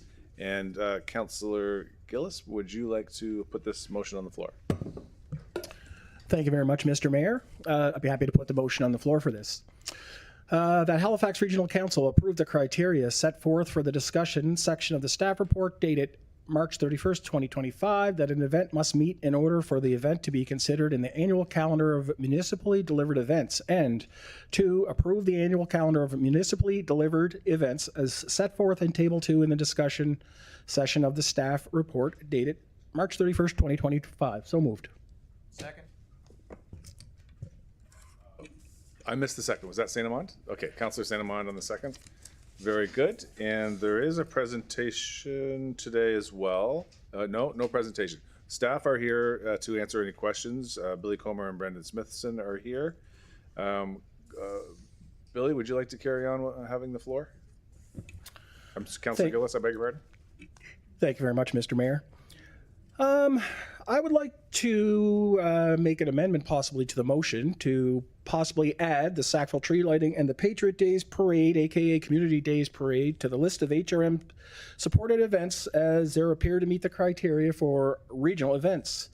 Events of this magnitude are becoming increasingly difficult for a community organization of this size to manage and handle effectively. The Sackville Xmas Tree Lighting, now drawing an estimated 4,000 to 5,000, and draws residents and families from Sackville, Beaverbank, Fall River, Waverly, Mount Uniacke, Tantallon, and Lucasville. So I would like to add possibly the 2 events on here if that's possible. Okay, so the CIO would like a word, please. Just a question of clarification, because this year's budget was approved by council recently based on the current definitions and the current events. Are you proposing to add this for consideration for next fiscal year with any financial implications brought forward in next year's budget? Or are you proposing to do something now? I don't know. I don't know the answer for that. At a minimum, I would like to get it into the budget for next year. But where this is a motion today, maybe I'd like to get it in now. Okay, so there is an amendment on the floor. Sorry. Well, I'm sorry. There's no seconder for the proposed amendment. I'll second it. Okay, so there is a seconder. Councillor Cleary, the floor is yours. Thank you. I wonder, I don't know if Councillor Gillis wants to speak more about the motion he just put on the floor before we discuss it. I'd be happy to yield to you if that's your plan, because you didn't have a chance to do that. But anyway, so when I look at this motion, and I would have to see what the actual amendment Councillor Gillis is making, because what council is doing here in this motion is approving the criteria. And then I'm looking at the calendar of municipal events as the second part. And that is for, as the CAO discussed, what we're budgeted for already for the coming year. And so Christmas is generally between now and the next fiscal. So that would be this year. With all due respect, I can't add more money to a budget we just passed. And so if the councillor was amenable, if he wanted to have a staff report looking at, what the cost implications would be and that sort of thing, that would come forward for next year's budget, I'd be totally on board with that. But I can't add something literally weeks after, the budget was just voted on and approved by the majority of council. I know, that's my 2 cents. Thank you. Thank you, Councillor Cleary. Councillor Cuddle, please. Thank you. Thank you, Mr. Mayor. And Councillor Gillis, I appreciate the spirit of this. But, I think if we go down this road, then I think we need to kind of open it up a bit further. I look at the Spryfield Santa Claus Parade, which has been in operation for over 50 years. It's the longest continually running Santa Claus Parade in HRM, I think maybe Nova Scotia. It's been a long time. It's quite significant, and also attracts thousands and thousands of people from across a broad range of communities. So I think looking at these events as are they still community events? Are they municipally delivered events? Are they somewhere in between, or how do we continue to support them? Because I think your point around it becoming increasingly difficult for volunteer groups to host and run these types of events is it's very true, and something I hear about as well. So I guess my question would be, if to Councillor Cleary's comment about, really looking at criteria in future budget years, is there an opportunity in this motion to look at perhaps a broader spectrum of events that might be similar to the one that you're discussing, but rather than it just being event specific, can we look at a broader range, or do we need to amend the motion, or how would if I want to add this Byfield Santa Claus parade to be considered, how would I go about doing that? And I understand too, like, Dartmouth, the city of Dartmouth and the city of Bedford were cities before amalgamation, which is, I can see why they're in there as the legacy piece.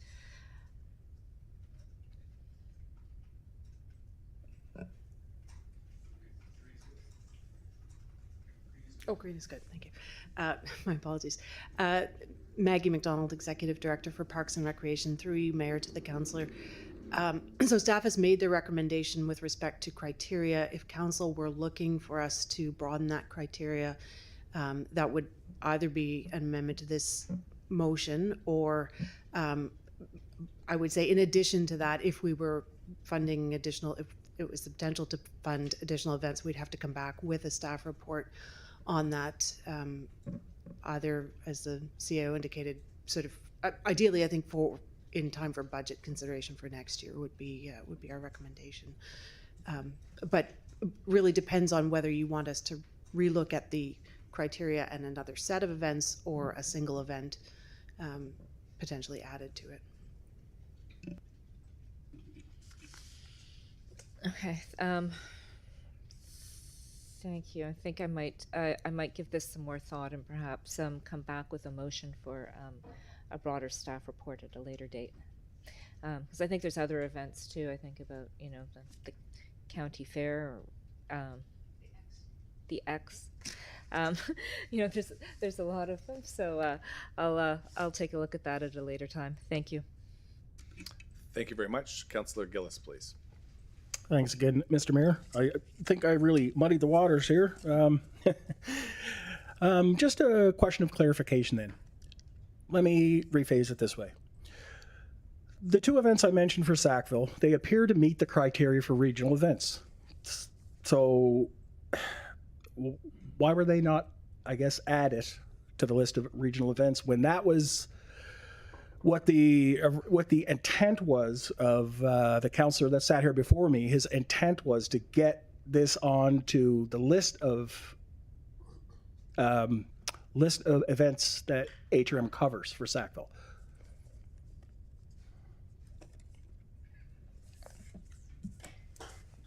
To the mayor, to council. Councillor, so when it actually goes back to amalgamation, when events were asked to be part of the original list. So what we're looking at today is our municipally delivered events, so our internal events. We weren't asked to look at external events, so we didn't go and check every single event that's on our MILSR list right now, or our community events grants list. So it wasn't put against this test yet at all. Okay, is there a way to get this onto the list next year? Because the way I understand this is not going to be reviewed again for 4 years. Is that the way? Is that kind of the way I'm reading this? Yeah, once again, through the mayor to the council, yes, this would be was for 4 years. However, we could make an exception. Okay. But at the same time, there will be we have a capacity issue at this time, but we could definitely have this review. Okay, so I'd be happy with withdrawing my amendment, as long as we can look at this possibly next year. Because I don't want to get all this kind of sideline from what we're looking at here, but. Okay, thank you. Okay, thank you very much, Councillor Gillis. Councillor Hensby, you have the floor. The amendment has been withdrawn. You may choose to use your time any way you wish. Thank you much, Mr. Mayor. I was just wondering in regards to the trying to find the previous report we had a few weeks ago in regards to the funding amounts for each of the programs. I go through the reports of the other different organizations, but I can't remember how much funding we gave them. So I'd like to have seen that in the report. That's all. Or could that be forwarded back to us, reminded what those amounts were. Thank you.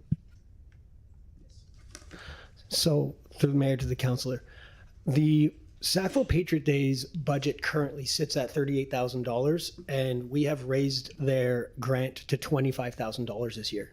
That's the highest amount of percentage between sponsor to activation. 25,000. Yeah. And that's a $5,000 raise because we did have the meeting with councillor last year speaking about potential extra staff that they required to make that happen. Okay.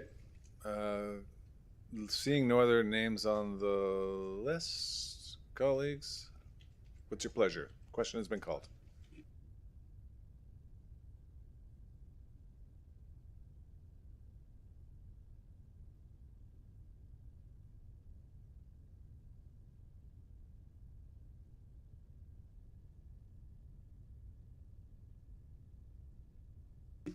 Councillor Cleary, I see your name on the list. Is it left over? Okay, thank you very much.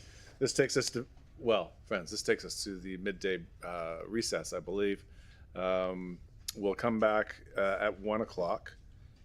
Sorry, do you have a thought? Just a request. The next item may not take that long, I suspect. I just wanted to check, and we have staff here to deal with it. It would mean that staff don't have to come back later this afternoon after in camera. Okay, that's wonderful. I see a lot of nodding heads, and thank you very much for that. Then we will proceed with 1516, dismantling racism and hate. Yes, and the CAO is going to say a word, and then I'll ask Councillor Young to put the motion on the floor. CAO.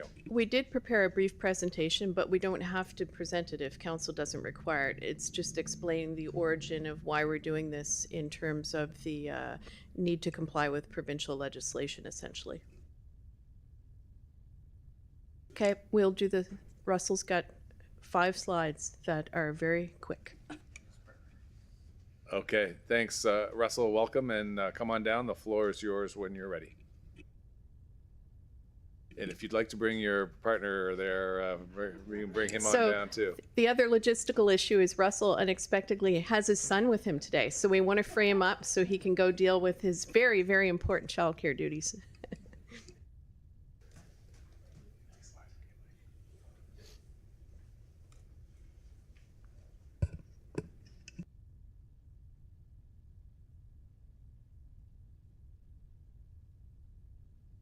Mayor Fillmore and members of council.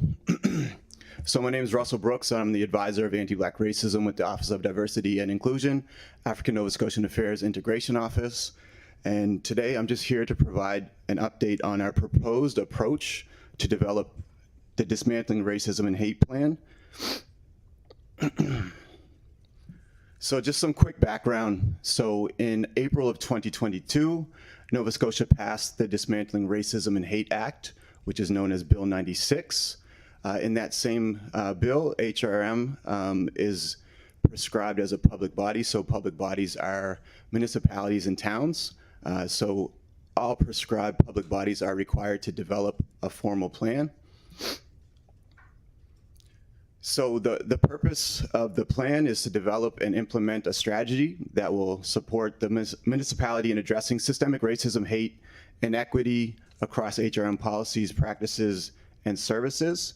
So this will aim to address and eliminate all forms of racism, hate, discrimination, including anti-Black racism, anti-Indigenous racism, anti-Asian racism, anti-Semitism, Islamophobia, xenophobia, homophobia, transphobia, sexism, ableism, ageism, and all other forms of systemic oppression. So we will build off the existing work that we already have. There's a lot of really important work that's already underway and already in the implementation phase. So we'll build off of those existing plans and strategies, and we will create a more comprehensive strategy. And also we'll continue to have the accessibility strategy as prescribed by the province that's in Bill number 59 as well. With all of this work, it's always important to have essential elements and focus areas of the plan. With all of our work as an organization, it's always led by like leadership always determines what is valuable as an organization. So we will look for that same commitment from leadership to really determine how we move this work. When we look at the policy and structural change, so we'll really be looking at reviewing and dismantling any systemic barriers that are identified when we're doing this work and when developing this work. As always, we want to make sure that we're doing meaningful engagement that will shape the plan and the development of the strategy when we get there. And then when we look at the integration and accountability pieces, we really want to make sure that we're setting measurable goals, we're tracking that progress, and then we'll always want to make sure that we have regular reports back to all of you folks here at Regional Council. And just to give you a quick breakdown of the approach and next steps. Supporting the audit and the outcomes that came from that audit at the end of 2024, we want to develop an action plan that will encompass existing strategies. So we really want to make sure that people understand that we're not starting from scratch with this work. We have a lot of amazing work that's already underway, and like I said, that's already in the implementation phases. So we want to make sure that we're building off that, and with that work, we'll create that comprehensive dismantling racism and hate strategy. We'll have to continue to work collaboratively across all of the internal business units, so we want to make sure that we're continuing to have those conversations with all business units internally, and then obviously we want to make sure that we're engaging with community and all of those external partners as well that are involved in this work and serving all of those communities. We want to make sure that when we're building the strategy, we want to make sure that those actions are those actions that we can measure. So we want to make sure that we're developing those action-oriented, measurable outcomes so that we can really see where we're at and if we're achieving those outcomes within that strategy when the time comes. And with all of this work, we want to make sure that we bring this back to all of you folks to make sure that it meets everything that we've committed to, and we will come back looking for your approval once we have developed that strategy. Thank you very much, Mr. Brooks, for your presentation today and all the work behind it. And many thanks as well to the Mr. Brooks Jr. for helping out you here today. Turn to Councillor Young then to put the motion on the floor. Still waiting. Thank you, Mr. Mayor. I move that the Halifax Regional Council approve the draft outline attached to the staff report dated March 14, 2025 as framework to guide the development of a dismantling racism and hate plan, and direct the Chief Administrative Officer to task the Office of Diversity and Inclusion, African Nova Scotian Affairs and Integration Office, ANCIO, with leading the development of the plan in collaboration with internal business units and external community partners. And a seconder? Oh, I heard Councillor Hinch. Yeah, very good. And with that, Councillor Young, the floor is still yours if you'd like to start the discussion today. Yeah, I just thought I would just bring this to a discussion. I feel it's a really important item on the agenda. I just have 3 questions for the staff or for Russell. Number 1 is what triggered the response and how are we addressing it? Number 2 is there a budgetary breakdown to implement sections 1 to 5 of this dismantling racism and hate plan? And number 3, where are we collecting the data to address systemic racism? Thanks.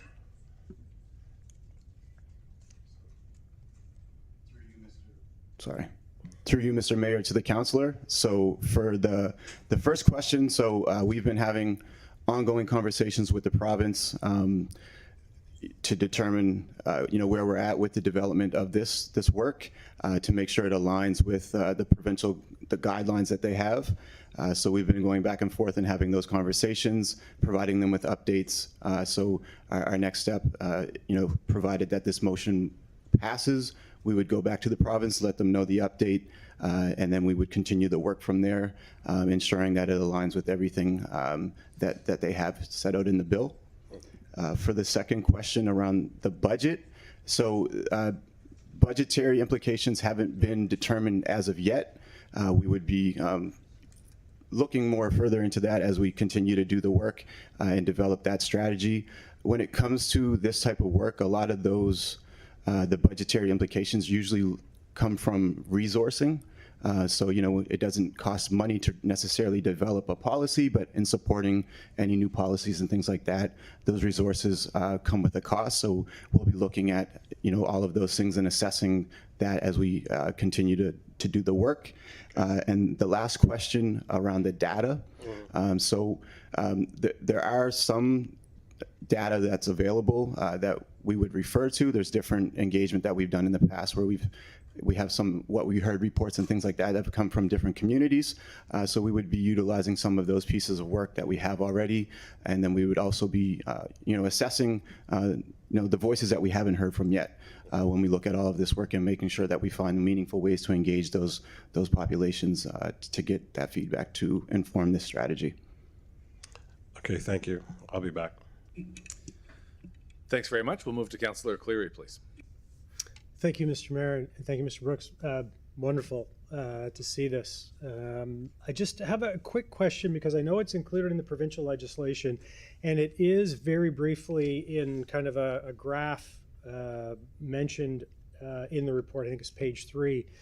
But in the executive summary in the staff report that's accompanying the other report, it says the final plan will include, and it's got great stuff in there, but it doesn't include, which is prominent in the provincial legislation, and you mentioned Islamophobia, but it doesn't include Islamophobia and it doesn't include anti-Semitism in the final plan. That it will be included. I'm assuming it will, it's just not explicit. And I just bring this up because I know, especially since the war against Hamas in Gaza, Islamophobia has gone up tremendously. Anti-Semitism, I think, doubled between 23 and 24. It's at a record high. And in fact, I was just looking here, it is reported to be 70% of all religious motivated hate crimes in Canada. So it's pretty substantial in our community. So just reassure me that even though it says here in the executive summary that the final plan is not going to include those things, that it will in fact include those things. Through you, Mr. Mayor, to the councillor. So yes, absolutely. When we were rushing to put this together to try to meet the deadline, we're just trying to get as much information in it as possible. We realized that we didn't include every form of oppression, in that attachment, but we will make sure that, like I said, it's going to be a comprehensive strategy. We want to make sure that we don't leave anything out, so it will be a part of the final strategy. Awesome. I thank you for that. Thank you. Councillor Hensby, please. Thank you much, Mr. Mayor. I'm just kind of curious what kind of timeline you may be looking at this report in regards to consultation with community groups. Do you have a list of organizations you plan to approach or opportunities for community engagement? I'd like to know the timelines for those things. So through you again, Mr. Mayor, to the councillor. So we haven't determined those timelines definitively yet. We're waiting to move through this process. So once we're done here today and, things are moving along, we'll determine those timelines through our team and other internal business units like that have done engagement. We will be leveraging some of that engagement that's happened, and also we'll be seeking those other engagement opportunities with folks that we haven't yet heard from. So we would develop an engagement plan that would be part of the development of this strategy, similar to other strategies that we've developed in the past. And we would be working with community members and organizations as well to be a part of that. Thank you. Councillor St. Amand, please. Thank you, Mr. Mayor. Russell, I'm curious. First of all, thank you for giving us this overview. It really gives us some insight into the direction that we're headed in. You note in the staff report that the province did not prescribe any required form, content, or other aspects of the plans. So what I'm wondering is there a degree of coordination between municipalities in terms of either leadership on the subject matter, standards of practice, or even discussion around resourcing, because there's an awful lot of municipalities that are not blessed with the level of resourcing that we have in HRM, and they may not have someone like you to be able to spearhead the development of this plan. So how do smaller municipalities keep up? Are we in a position to be able to help shepherd what other municipalities have the capacity to deliver? So thank you for that. So again, through you, Mr. Mayor, to the councillor. So, you know, we do have, there is some networks across Canada of municipalities and towns that are all doing similar work, and we share information within those networks and across those networks. You know, that is a great resource where we can share information. We can share, you know, things that are working in terms of developing these types of strategies and plans.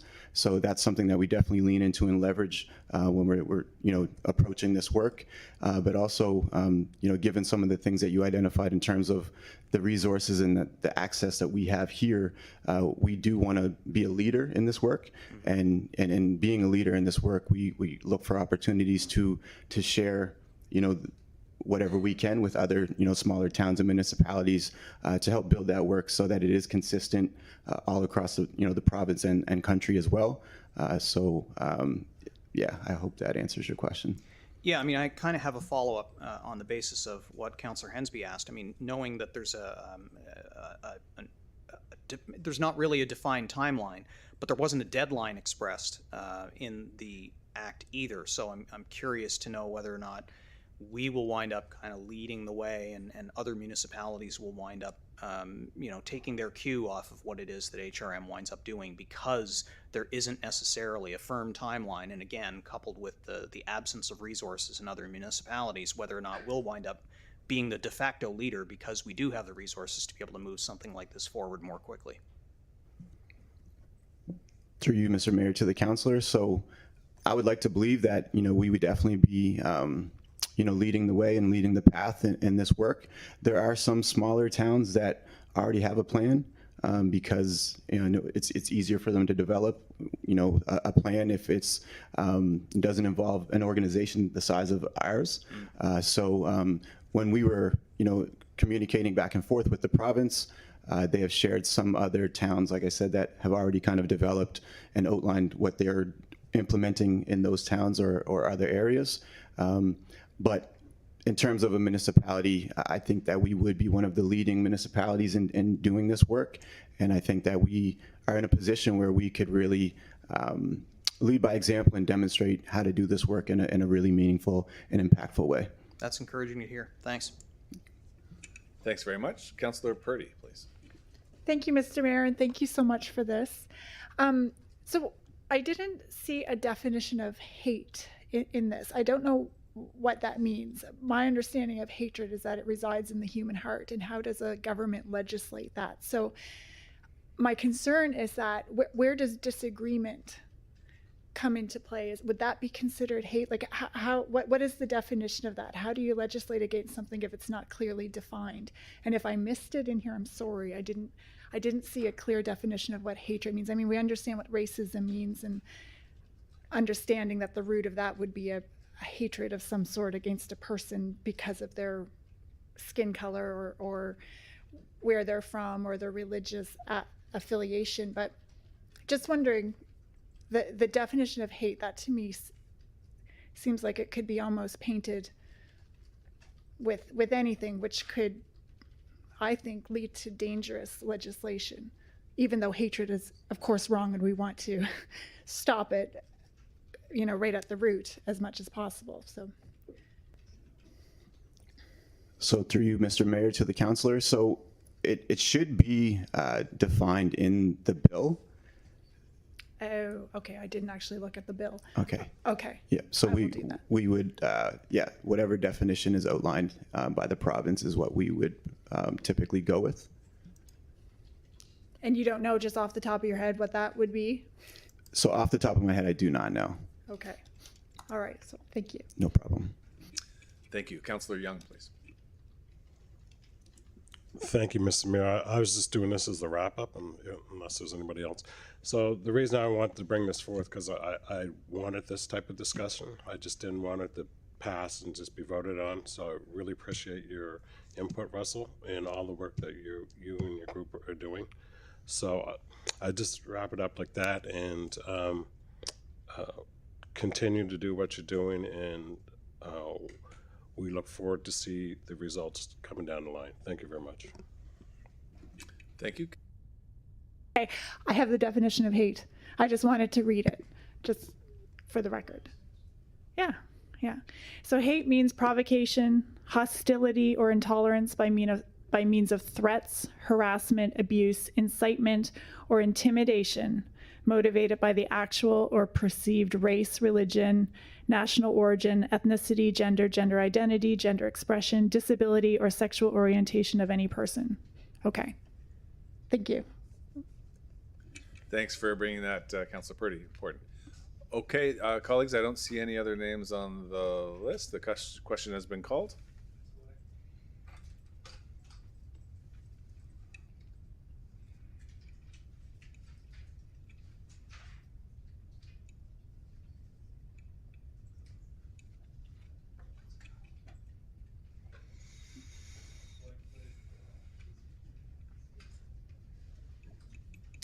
And the motion passes unanimously with thanks to the Brooks family. Thank you so much. Colleagues, we will break for lunch, and it's my hope that you will be okay with 43 minutes for a lunch and that we could come back for the 1 o'clock Poets Laureate. I'm seeing mostly nods. And then a reminder that we'll go right into in-camera after the Poets Laureate. Okay, thank you. We'll see you at 1.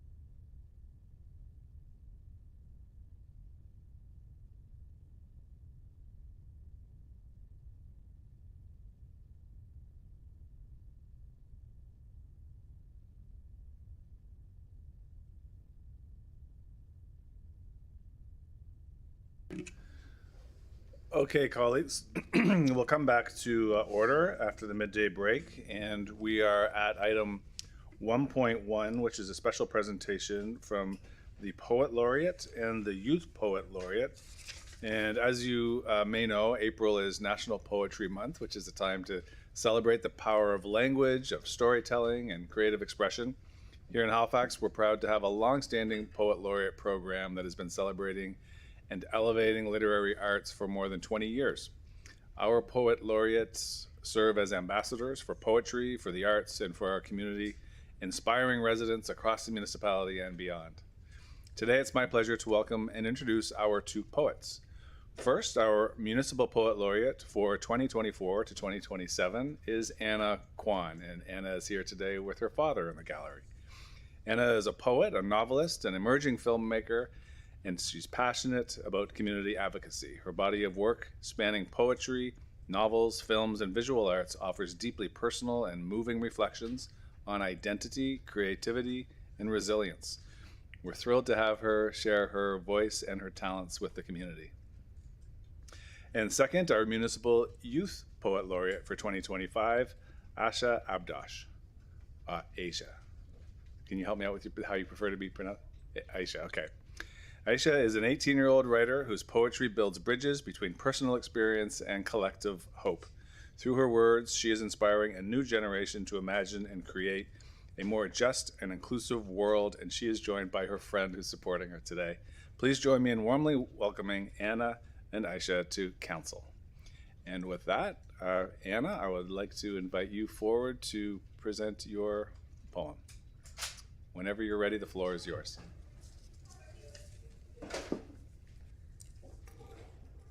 Thank you. I don't know if everyone. Oh, okay, it's not green. So this poem is not about what are conventionally thought of municipal issues, but it's about peace. And I wrote it reflecting on many of the conflicts going on in the world today. Peace, dog, it's called. Peace, why have you fallen so far behind? Why do you linger in the tall grass, bounding after butterflies, chomping flowers, as though misery were not ahead of you, covered in gore and wailing for its mother? Why not run toward us instead, your glossy coat shining like the sun itself, and lead us out of this horror of twisted hubcaps, melted windows, broken sidewalks, singed eyebrows? Where are you hiding now? We can't find you in the rubble or on the far horizon, jagged and smoking. We whistle, but you don't come, though we've looked for you behind every crumbling pile, while creation scatters, weeping.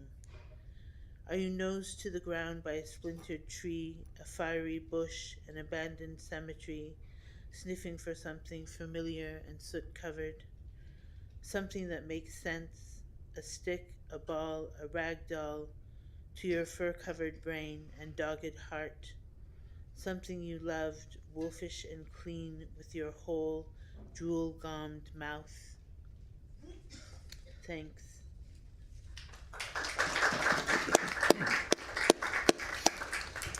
Absolutely beautiful, Anna. Thank you so much.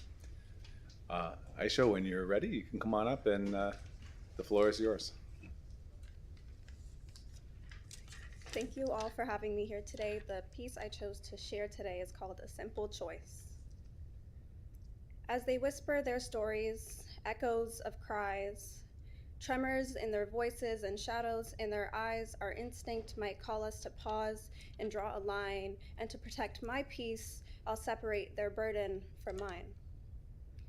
In a world that sharpens blades and rushes to cast the first stone, where we turn from stories we don't understand, yet know we could never atone, bravery is ensuring that no man, woman, child is left to bear their struggle alone. It's the patience to pause, the courage to care, to look someone in the eye and to see more than what they show, to hold space for a pain you may never fully know. It's a boundary drawn to protect a tender heart. and allowing truths to be spoken so that healing can start. It's sitting in your discomfort, listening with no response prepared. It's to witness without fixing, because compassion is a presence and not a performance. It's not boastful, nor does it seek applause. It exists in the choices we make without cause, because justice without empathy is just punishment in disguise. Not some item you can check just to fuel your pride. It's a silent offer that speaks loudly through gestures small and true. The simple willingness to hear or see someone through, the outstretch of a hand without a demand, a hand that steadies, a hand that wipes a tear, a hand that simply says, "You're safe here." And we often confuse being compassionate with being naive, when all it means is to simply believe in a world that rewards distance, division, and speed. Our heart slows us down and reminds us what we need: to be forgiven when we fall, to be seen for our humanity, and be loved through it all, because in the end, it won't be our titles, wealth, or might, but how we treated others that will show if we lived right. And a soul so strong that it chose to stay kind when the world gave it every reason to leave it behind. Thank you.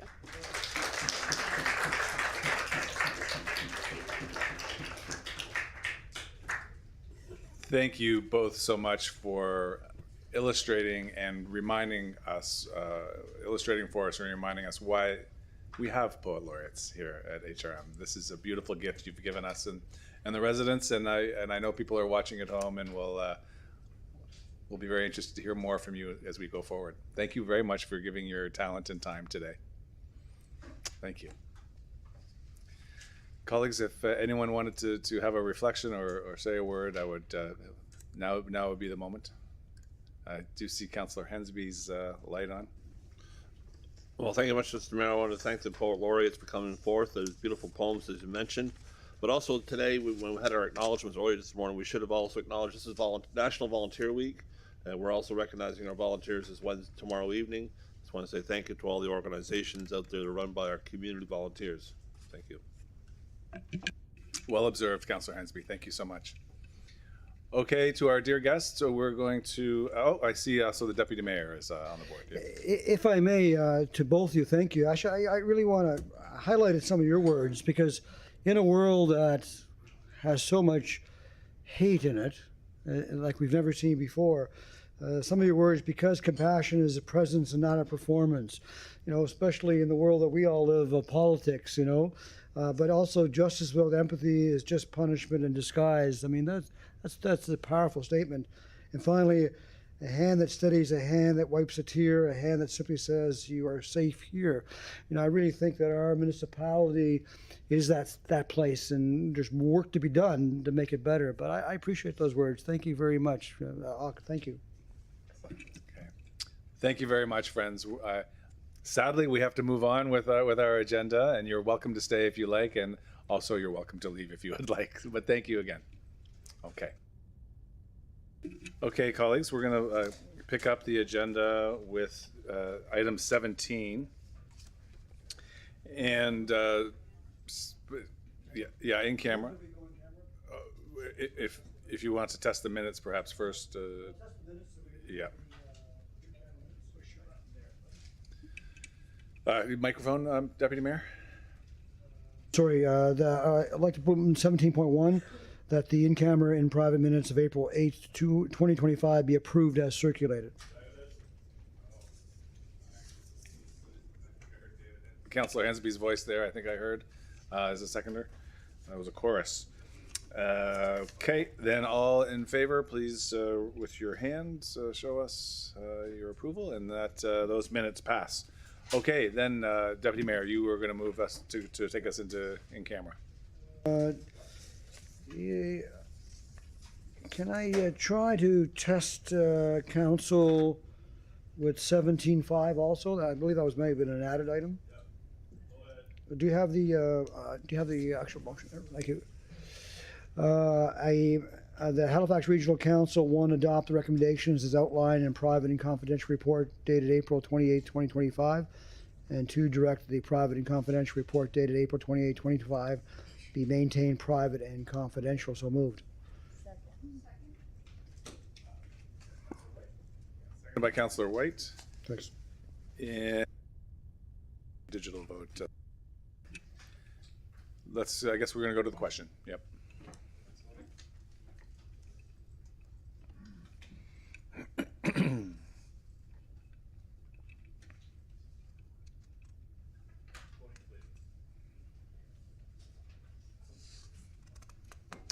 And the motion carries. Okay. Then, Deputy Mayor, your motion to go in camera? Yes, so, Mr. Mayor, we can move to go in camera. Seconder, Councillor Purdy. All those in favor? All right, ladies and gentlemen. We'll just have a moment while the clerk prepares the room.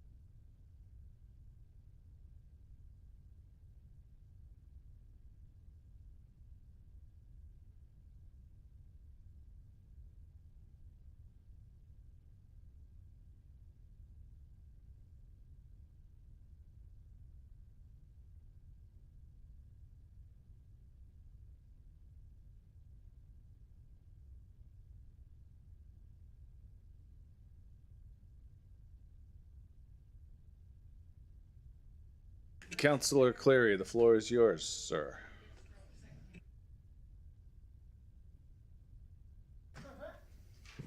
Thank you, Mr. Mayor. I move that one, Halifax Regional Council adopt the recommendations as outlined in the private and confidential report.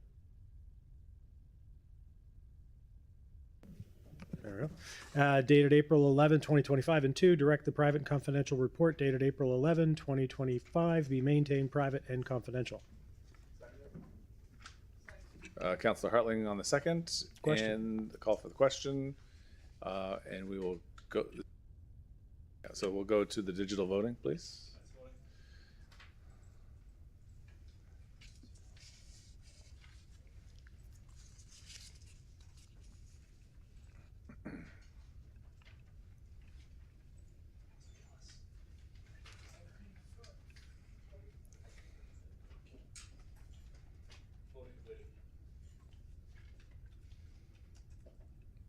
And the motion carries.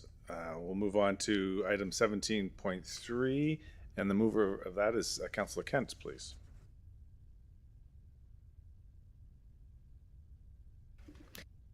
Mayor, I move that Halifax Regional Council, 1, adopt the recommendations as outlined in the private and confidential report dated April 16th, 2025, and 2, direct the private and confidential report dated April 16th, 2025 be maintained private and confidential. Okay, is there a seconder? It's Councillor Deagle Gammon. And shall we have the question? Question.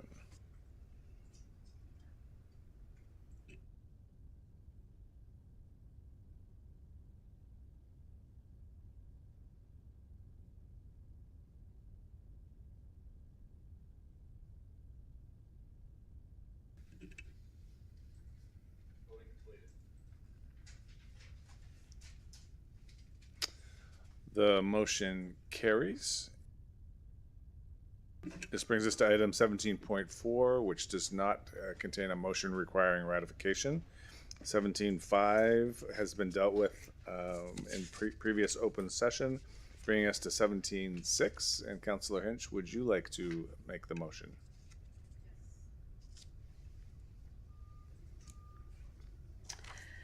I move that Halifax Regional Council, 1, adopt the recommendation as outlined in the private and confidential report dated April 29, 2025, and 2, direct the private and confidential report dated April 29, 2025 be maintained private and confidential. And a seconder, seconded by the Deputy Mayor. I'm seeing no discussion. Shall we have the question? Question.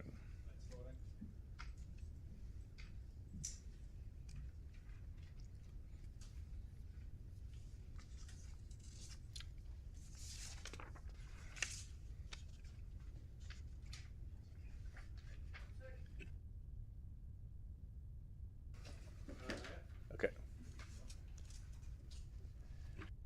And the motion carries. Very good. Okay, colleagues, it's just 5. We have time, I believe, before the break to do 18.1, which I think is a rather quick recurring item. 18.1 is what we're doing. And for that, I will call on Councillor Cleary, please. Thank you, Mr. Mayor. I move that Halifax Regional Council, in accordance with Section 7 of Administrative Order 53, the Municipal Alcohol Policy, grant permission to the Armview Restaurant and Lounge, located at 7156 Chebucto Road, to serve alcohol in a specifically designated or defined section of the municipally owned Rotary Park during park hours, and that serving of alcohol in this park shall be governed by a market value license agreement. Sorry, I missed the second. Councillor Cuttle. Councillor Cuttle, okay. Thank you, Councillor Cuttle. What is the French expression for? So we're back at it again. Because of the way Administrative Order 53 works, and this is a seasonal thing, we come back, or I come back, it's 5 years now doing this, and I hope you can support this. It's been great for the community, great for Armview, and hopefully people will go down and have a little picnic in the park there on a picnic table. Hey, the margins are slim, baby. Seeing no discussion on the motion, shall we have the question? The question has been called.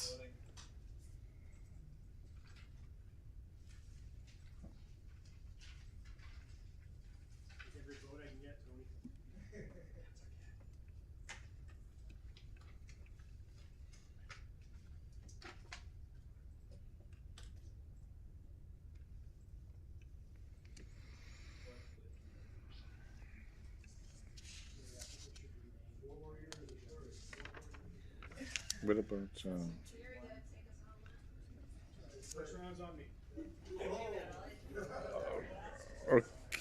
okay, did we, the motion carries. Very good. I'm going to press my luck, colleagues, and see if we can get through 15.2.1, which regards Councillor Austin's leave of absence.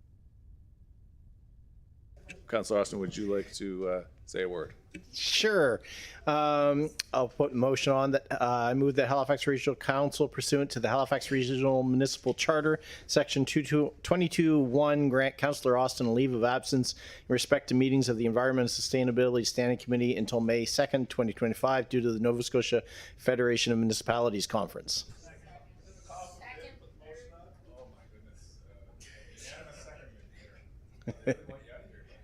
Yes, and this is your chance to vote it down and have me booted off committee tomorrow. I did hear Councillor Cleary's voice first in all of that melee. Just by the way of quick explanation, I was away in the lead up to March break to visit family in Calgary, and then came back and mixed the next Environment Standing Committee when I had a week off with dental catastrophe. And then this coming one, it's the Nova Scotia Federation of Municipalities Conference. So when you put those three things together, I've actually managed to miss 3 in a row, which triggers the need for a leave. So that's why we're here. Thank you for the explanation. Personal, health, and business, all three. All 3 in 1. It was a complete bingo. Seeing no discussion on the bingo, shall we have the question?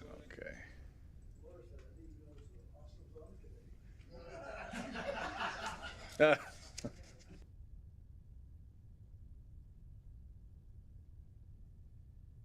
And the motion carries. Okay. We're going to try pushing our luck one last time to the rest of the agenda without the 2 more times. Well, okay, I'll stop talking and just get to it. 15.2.2, Councillor Diego Gammon, Regional Council endorsement for FCM Board of Directors. Okay, I don't know who moved it. I'll move it. Councillor Hensby. Okay, and then there was a second over here. Councillor Gillis on the second. Seeing no discussion, shall yes, we? Yes, the Halifax Regional Council, 1, suspend the rules and procedures under Schedule 6 Administrative Order 1, Executive Standing Committee terms of reference, requiring the Executive Standing Committee to review nominations and make recommendations to the Regional Council, and 2, endorse Councillor Diego Gammon to stand for election to the Federation of Canadian Municipalities Board of Directors for a term of June 2025 to June 2027, and 3, assume all costs associated while attending FCM's Board of Director meetings. Seconded by Deputy Mayor. Seeing no discussion, questions called.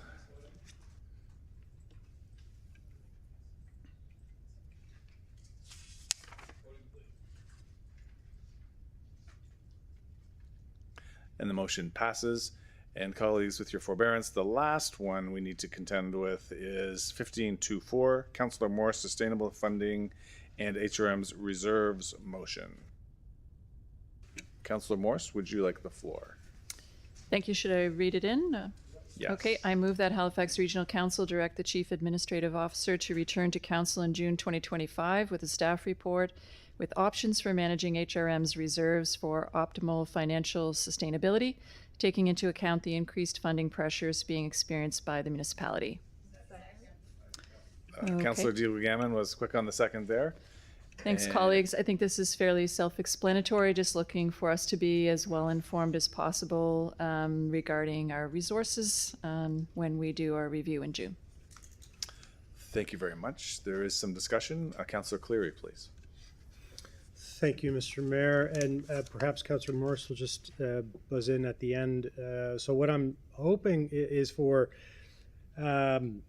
if you look at our reserves, there are a number of reserves that are mandatory because we're doing things, saving up for certain things.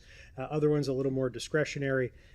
So I'm guessing what you're talking about is more of the discretionary ones, because the other ones already have business cases. Like, for example, we did the reserve withdrawal for the convention center. And so that has a very specific business case, that is sustainable by its very nature.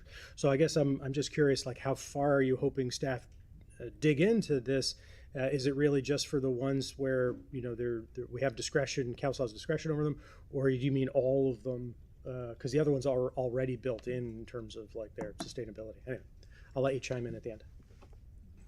Thank you very much. Councillor Austin, please. Thank you, Mr. Mayor, and thank you, Councillor Morris, for this. I didn't have a chance to actually discuss this in advance, but I had actually been thinking, coming out of our budget deliberations, of something very similar. You know, when stemming from our discussion around reserves and around deed transfer tax, because to me, where I would just love to see, and I say this for the CEO in hopes that it'll make its way into the analysis here, I would really, where I think what we need to get back to is the point that, you know, we did informally in years past, where deed transfer tax was budgeted conservatively with the expectation, informally, it was never kind of set out, that if you then generated a surplus, that surplus is then what you used to fund your reserves, so that you weren't scrounging and taking out debt in the large amounts that we currently are kind of tracking to, because we had money actually put aside for capital projects, and we kind of got away from that along the way. And so I'm hoping that, you know, with this motion, one of the things that staff will consider and bring back to us is going back to that place of budgeting conservatively on deed transfer to make sure your budget has a cushion. And then if things go well over the course of the year, then that's your reserve money. To me, that's what prudent accounting would look like. And so I'm hoping that the report will cover that. Thank you. If I could speak.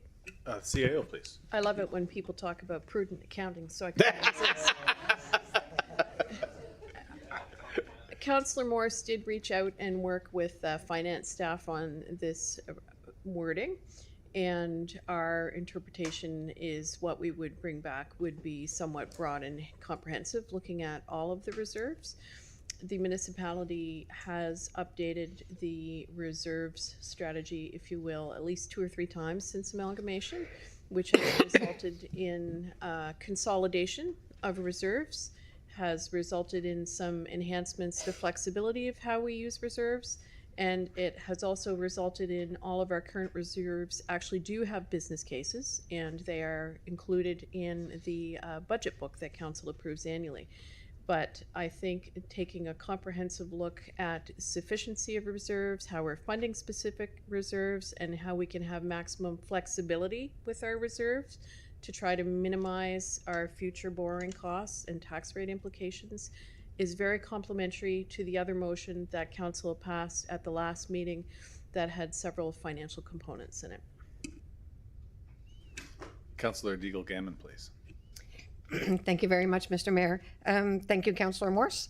In the same vein as Councillor Austin, this was one of the things that I was talking with Jerry Blackwood about just right when we finished budget, because one of the questions that I had asked during our budget debate was really, how do we know when our reserves are in jeopardy? What is the sufficient health of a reserve, and how do we use that and make those really good determinations? And the fear is around using reserves sometimes for one-time events that are outside of our core mission, for lack of a better word. So wholeheartedly supported, and I do like the idea that it is really looking at all of the reserves, because maybe it is good timing.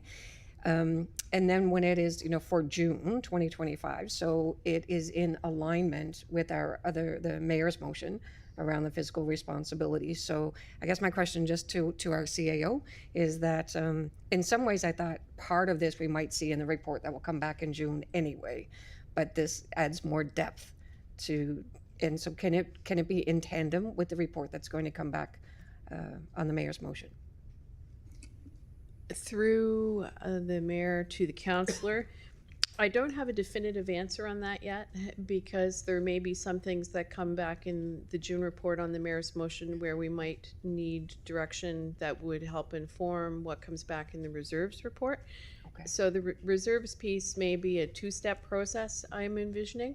We bring forward something, in June in conjunction with the motion on the mayor's report, but it would probably be signaling, and these are the additional pieces of work that we would be doing next, because I think it's probably going to be an iterative process where we're going to need to get some input from council. Okay. Thank you. Thank you, Mr. Mayor. Thanks very much.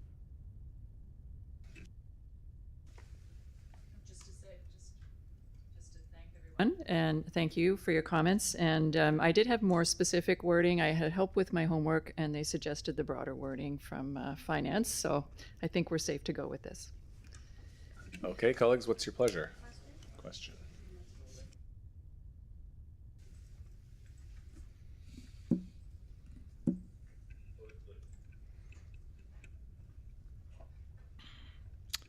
And the motion carries. That's very good.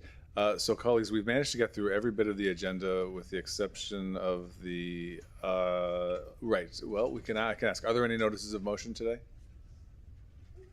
Okay, so that means we have gotten through every bit of the agenda with the exception of the Sackville Rivers public hearing at 6. When we reconvene, I will be absent as I will compelled to attend a vigil for the tragedy in Vancouver with the Filipino community here in Halifax, but the deputy mayor will be in my place. So thank you very much, Deputy Mayor, and have a good meal, friends. We are in recess until 6. Thank you.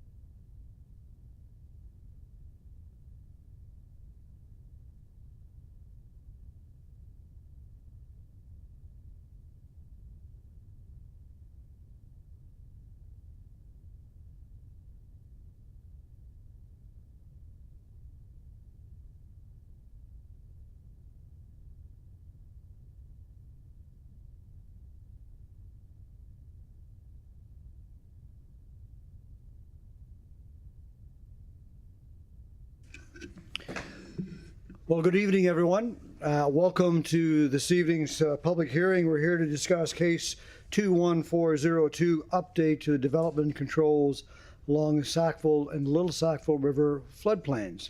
My name is Tony Mancini. Unfortunately, the mayor can't be with us this evening, so I'm happy to step in on his behalf. So first of all, I'd like to walk you through the process that we're going to go through this evening. We'll begin with a staff presentation. And after the staff gives their presentation, then the council, if they wish to ask, they can ask clarifying questions. The public hearing, each speaker that would like to speak who signed up on the list has 5 minutes. Once your 5 minutes is just up, this handsome young man here, our municipal clerk, will show you a little sign that says 30 seconds left. And then we'll let you know when your time is up. From that, we'll go through the list of speakers. And then after we've gone through the list of speakers, we'll open it up to chambers of anybody else who wishes to speak. We have an opportunity to also raise your hand and come forward and speak. So that's the process. And from after that, we'll close that part of the hearing. The motion gets put on the floor and a discussion takes place at that point in time. And then after the discussion, there's a vote on what's being proposed this evening. All right, so that's the process. All right, so let's get right into it. We asked staff to come forward and provide their presentation, and I believe we have Maureen Ryan and Helen Langell here this evening. Is that correct? Welcome to both of you. Good to see you. We'll give you a moment to make sure you're all ready to go. I see your slide is ready to go. Are you all set? Well, welcome to both of you. Thank you very much. The floor is yours. Thank you, Deputy Mayor Mancini. My name is Maureen Ryan. I'm a planner with the Planning and Development, Rural Policy and Applications, and I'd like to introduce you to my colleague. Hi there. My name is Helen Langell. Ooh, am I on? Oh, hey, there we go. My name is Helen Langell. I am a program engineer with the Resilient Infrastructure Standards team in Planning and Development.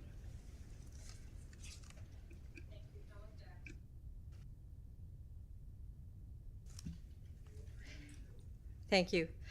So tonight we're here to present to you the proposed policies and regulations respecting the Sackville River floodplain update. In the course of this presentation, we are going to give you a bit about the project history, floodplain mapping, and proposed land use policies and regulations. And I would like to apologize just a tad in advance. We're going to go as quickly as we can through a very long history, but we might go slightly over time. I apologize in advance, Deputy Mayor. When it comes to Sackville, you have lots of lenience, right? Thank you very much.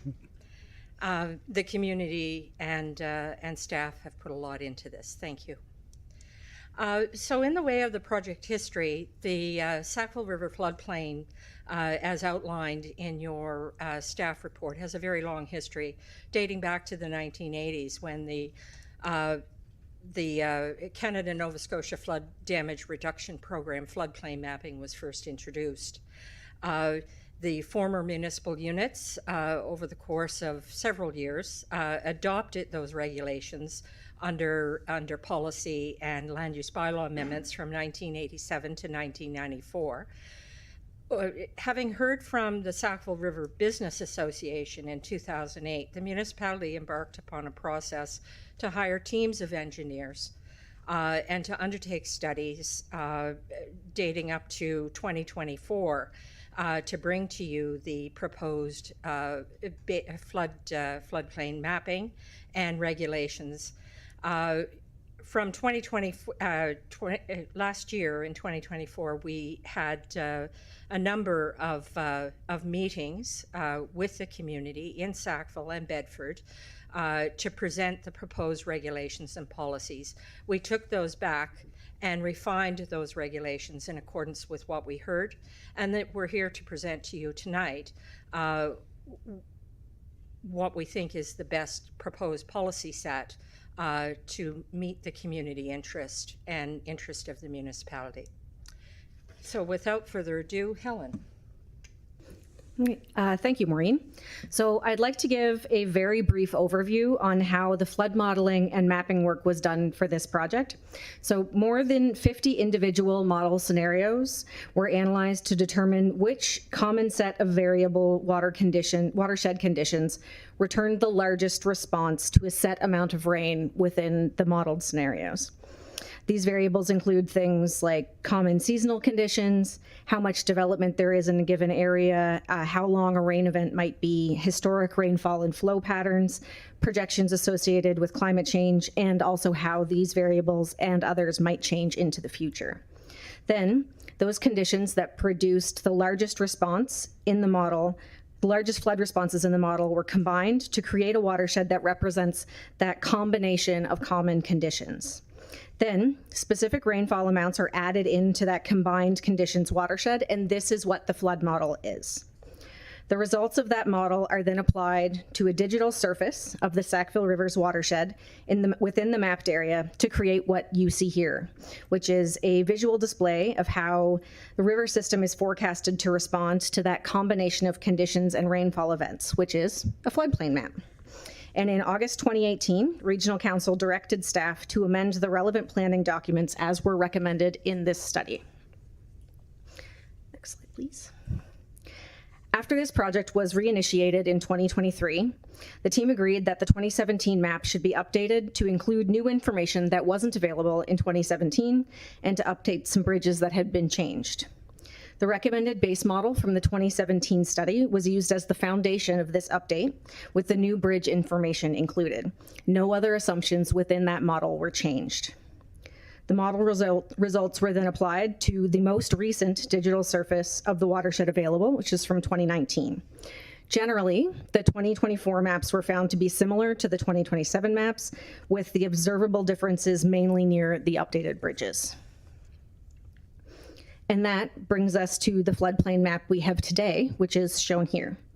Again, a floodplain map is a visual display of a combination of possible ways the river system may respond to a combined set of common watershed characteristics.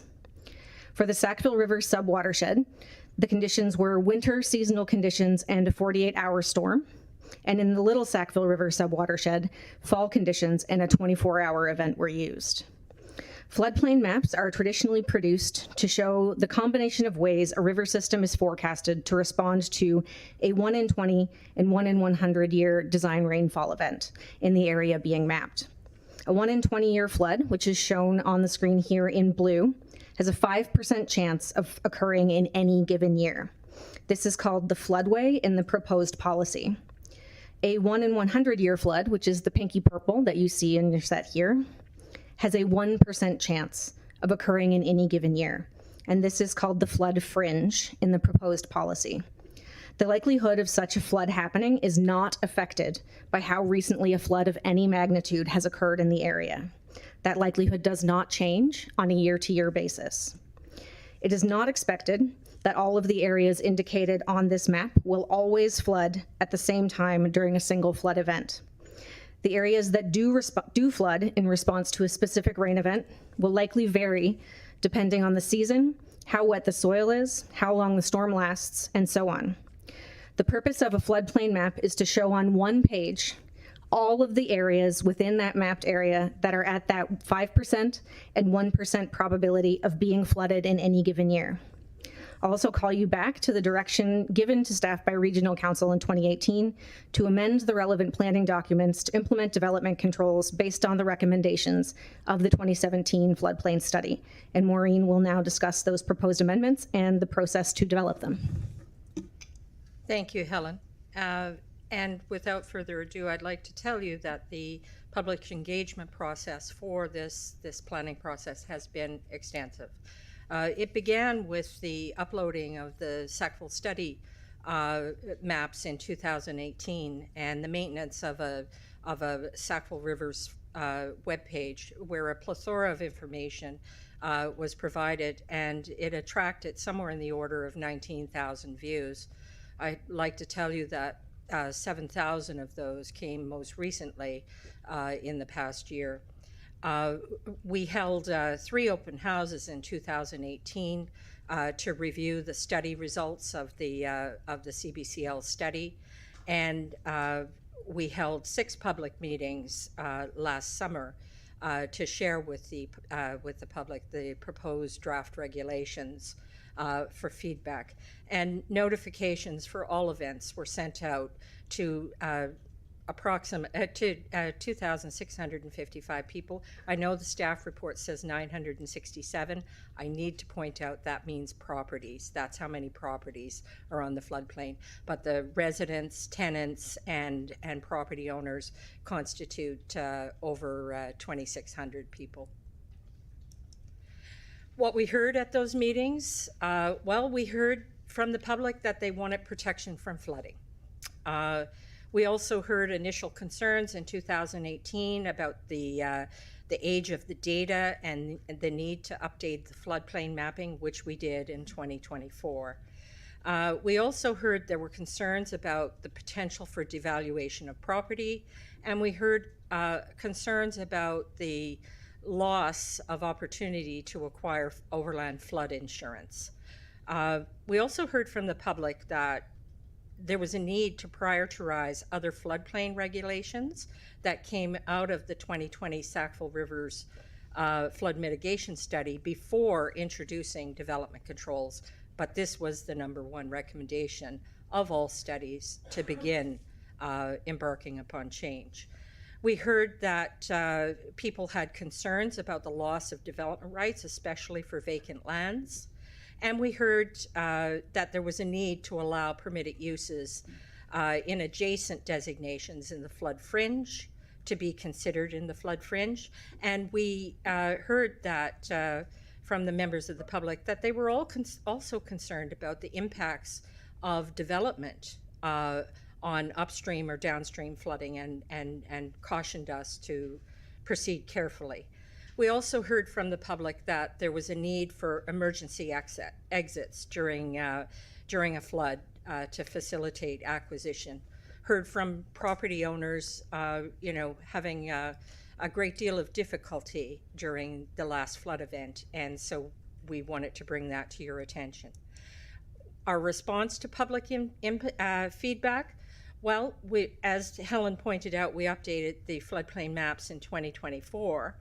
We're also proposing to allow the consideration of uses permitted in the abutting designation in the flood fringe. And we're proposing to allow consideration of innovative designs for land development that are braced for flood impact, which I will explain momentarily. But we do feel that development controls are needed before infrastructure upgrades can be undertaken. To coin a phrase from the public information meetings, we have to stop making things worse before we can make things better. We are also, as a municipality, requesting federal provincial assistance for buyouts for those properties that are subject to recurrent flooding and as recommended for buyouts under the Sackville Rivers mitigation study. And we are undertaking, Council has recently directed us to undertake a region-wide emergency access assessment of all subdivisions throughout the municipality to determine appropriate ways for accessing and egressing areas that are subject to emergency events. Property valuation. Before leaving the slide, it's not typical of the municipality to do property valuations. That is a matter that is undertaken by the PVSC, Property Valuation Services Commission, an organization that's independent from the municipality and for good reason. But we heard, the concerns about property valuation has not been lost on our ears. So we took a look at the assessment values along the Sackville and Little Sackville River floodplain since we've had zoning in effect in these areas for the past 37 years in the case of Beaverbank, Hammonds Plains, Upper Sackville, and 31 years in Sackville, and more in Bedford. So when looking at the assessed values along the floodplain, we did not observe any devaluation in property values. We looked at the Hallmark Avenue area, for example, a residential community that has properties backing onto the Little Sackville River and properties that are not affected by the Little Sackville River at all. In those cases, the 32 lots that were backing onto the river had a value range between $43,000 and $601,000 under the 2025 assessments. The interior lots were worth, according to the assessed values, that is, $394,000 to $504,000 in range. So they were worth less in assessed value than the riverfront properties backing onto Hallmark Avenue.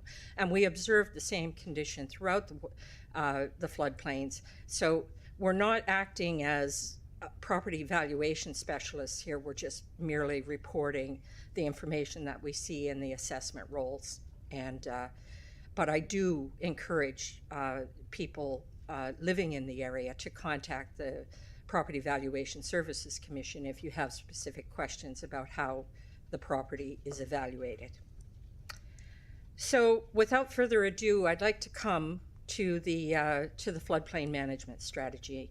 And I want to advise that we're taking an adaptation approach to floodplain management aimed at the protection of people, property, and infrastructure. We recognize that there is a great deal of existing non-residential development along the floodplains of the Sackville and Little Sackville River, and we're proposing to allow innovative design that is designed to withstand a flood and prevent impact on upstream and downstream properties. We also are proposing to allow for certain developments where they can assist in the restoration of the natural floodplain through the provision of resilient infrastructure that's designed to attenuate floods. The first thing we need to do in the strategy is to amend the regional plan by stating that that where the municipality has identified flood risk areas, municipal planning strategies and land use bylaws have to be reasonably consistent with the Nova Scotia Statement of Provincial Interest, which is a requirement that we have under our charter currently. The Statement of Provincial Interest requires us to maintain the Canada-Nova Scotia Flood Damage Reduction Program floodplains that were delineated in the 1980s and adopted under the relevant municipal planning strategies from 1987 to 1994. New floodplains, such as the ones that we have identified beyond those river extents, are what are called known floodplains under the Statement of Provincial Interest. And we can regulate to the minimum standard of the flood fringe in those areas, and we have a strategy in mind of things that we can do. But to do anything in the way of allowing new development or alteration or of the grade of land, we have to undertake, in accordance with the Statement of Provincial Interest, hydrotechnical studies to confirm that the proposed alteration or development will not cause upstream or downstream impacts, and that it will not result in the alteration of river flows.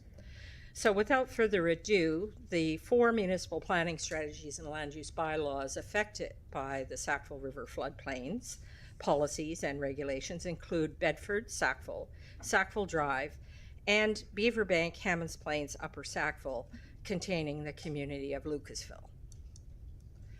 The floodplain designation under these planning strategies will include all existing flood damage reduction program floodplains, as well as all new floodplains. Within this designation, we're introducing 3 new zones. In addition to that, we're going to maintain the existing floodplain zones as required by the Statement of Provincial Interest, but we're proposing for those areas that are beyond the extents of those Canada-Nova Scotia flood damage reduction program lines, the application of a 2024 floodway overlay zone, which would apply to the 1 in 20-year floodplain, a 2024 flood fringe overlay zone, which would apply to those dark areas or the shown on this map, which include the areas of the 1 in 100-year floodplain or flood fringe. And we're also proposing to introduce a modified flood-proofing area, which I'll explain a little later in the presentation. Within the 2024 floodway overlay zone, the permitted uses would include resource uses where appropriate, conservation uses, roads, public utilities, recreation uses, trails, parking lots, all existing non-residential uses, which is part of the adaptation approach to floodplain management. For those existing non-residential uses, those uses would be permitted as legal conforming uses, and provided there's no expansion, but the building could be redeveloped to the extent of its current existence in the event of destruction or need for redevelopment. We would also allow the change in use to a permitted use in the underlying zone, provided that use does not involve any residential type institutions that would be difficult to evacuate, or any use of hazardous materials. Within the floodway overlay zone, some conditions would include no new buildings or structures, no off-site fill, grade alterations with a hydrotechnical study. Within the flood fringe overlay zone, the uses permitted would include all uses permitted in the underlying zone, except for, again, those residential type institutions that would be difficult to evacuate, or uses involving hazardous materials. Within the flood fringe overlay zone, we would allow off-site fill to be imported for flood proofing to elevate the building out of the flood fringe. We would allow grade alterations, and both of these activities would require a hydrotechnical study. Flood proofing, that means that you would have to elevate the floors above the nearest upstream 1 in 100-year elevation, which we've provided for the convenience of the public so they don't have to hire land surveyors and endure the cost of trying to figure out where they are on the map. However, if a property owner wanted to hire a land surveyor, we would accept the survey elevations for the 1 in 100-year flood elevation for that property in terms of authorization of permitted uses. They would also have to elevate for floodproofing electrical and mechanical equipment above the 1 in 100-year flood level unless the structure is designed to withstand a flood. Areas no longer in the floodplain. There are a few of them. This map here shows the Sackville River crossroads, for example, and the area with the blue arrow pointing to it are properties that were within the Canada and Nova Scotia Flood Damage Reduction Program floodplains, but the updated studies show that they're no longer in those flood extents. So in those areas, because they're in the Canada and Nova Scotia Flood Damage Reduction Program area, we still have to regulate to an acceptable standard to keep people out of the flood conditions if they, for example, excavated below the 1 in 100-year elevation. So in those areas, structures below the 1 in 100-year elevation would have to be designed to withstand a flood. Habitable floor space above the 1 in 100-year elevation would be required, and electrical and mechanical equipment, like in the other zones, would have to be elevated above that 1 in 100-year level. We also are proposing to authorize the use of development agreements for the careful consideration of the introduction of new development, expansion to an existing non-residential use, or new development of a non-residential use on a vacant parcel of land, if a hydrotechnical study is submitted verifying that the proposed development would not cause any upstream or downstream impacts or alter the river flows as required by the Statement of Provincial Interest. In those areas, we would require that the building be flood-proofed and designed to withstand a flood. And we would also be looking for designs that mimic the services of nature, with the development of structure, resilient infrastructure on the site that could attenuate flooding. And we would also require in those areas the submission of an evacuation plan for access and egress in the event of a flood. In the way of this policy, we realize that riverine, the flood extents change over time. And we're proposing that this policy be reviewed every 10 years as information becomes available, as new modeling techniques become available, as new data is provided. We plan to review. We understand this is not a static element, and it is subject to change, and we plan to take good adaptive environmental management. So without further ado, Council, we recommend that you adopt the proposed amendments to the regional plan as set out in Attachment A, and that you also adopt the proposed amendments to the Beaverbank, Hammonds Plains, Upper Sackville, Bedford, Sackville, and Sackville Drive municipal planning strategies and land use bylaws as set out in attachments B1 to B4 and C1 to C4. Thank you. Maureen and Helen, thank you very much, not only for the presentation, for the amount of work that led to today's public hearing, and a tremendous amount of work and for the betterment of the community. So thank you both very much. Before I ask if there's any questions from the council, I do want to acknowledge someone that's in our gallery today. Is a former councillor, a former deputy mayor, a former MLA, a former minister of fisheries. He's here to announce that he's running in the next federal election. So, Mr. Steve Craig, it's always good to see you, Steve. Welcome. Yeah. Very good to see you. Excellent. Colleagues, does anyone have any clarifying questions for staff? Let me just bring up the list here. Does anybody have any clarifying questions? Just punch in if you want a clarifying question. Councillor Daigle-Gammon, you have the floor, ma'am. Thank you very much. Thank you, Maureen. Thank you, Ellen. It was awesome. In the report, it says that the policy be reviewed every 10 years.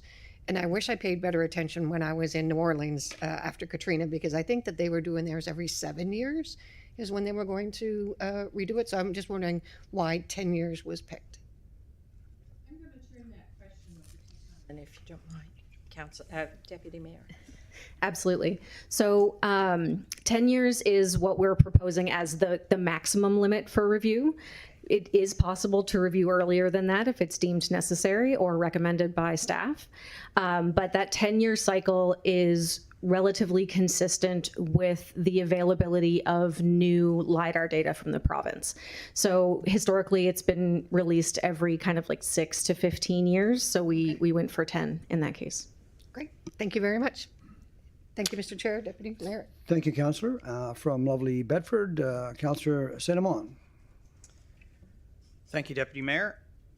A quick question about some specifics that are contained within the recommendations. So there was a provision in here that requires for if a property within the flood area, I'm going to get the language wrong here, but if there was destruction of a certain percentage of that, in this case, dealing with businesses, for example, there is a period of 6 months where they have to restart if it's been discontinuous for a period of 6 months, then they're not permitted to restart that business.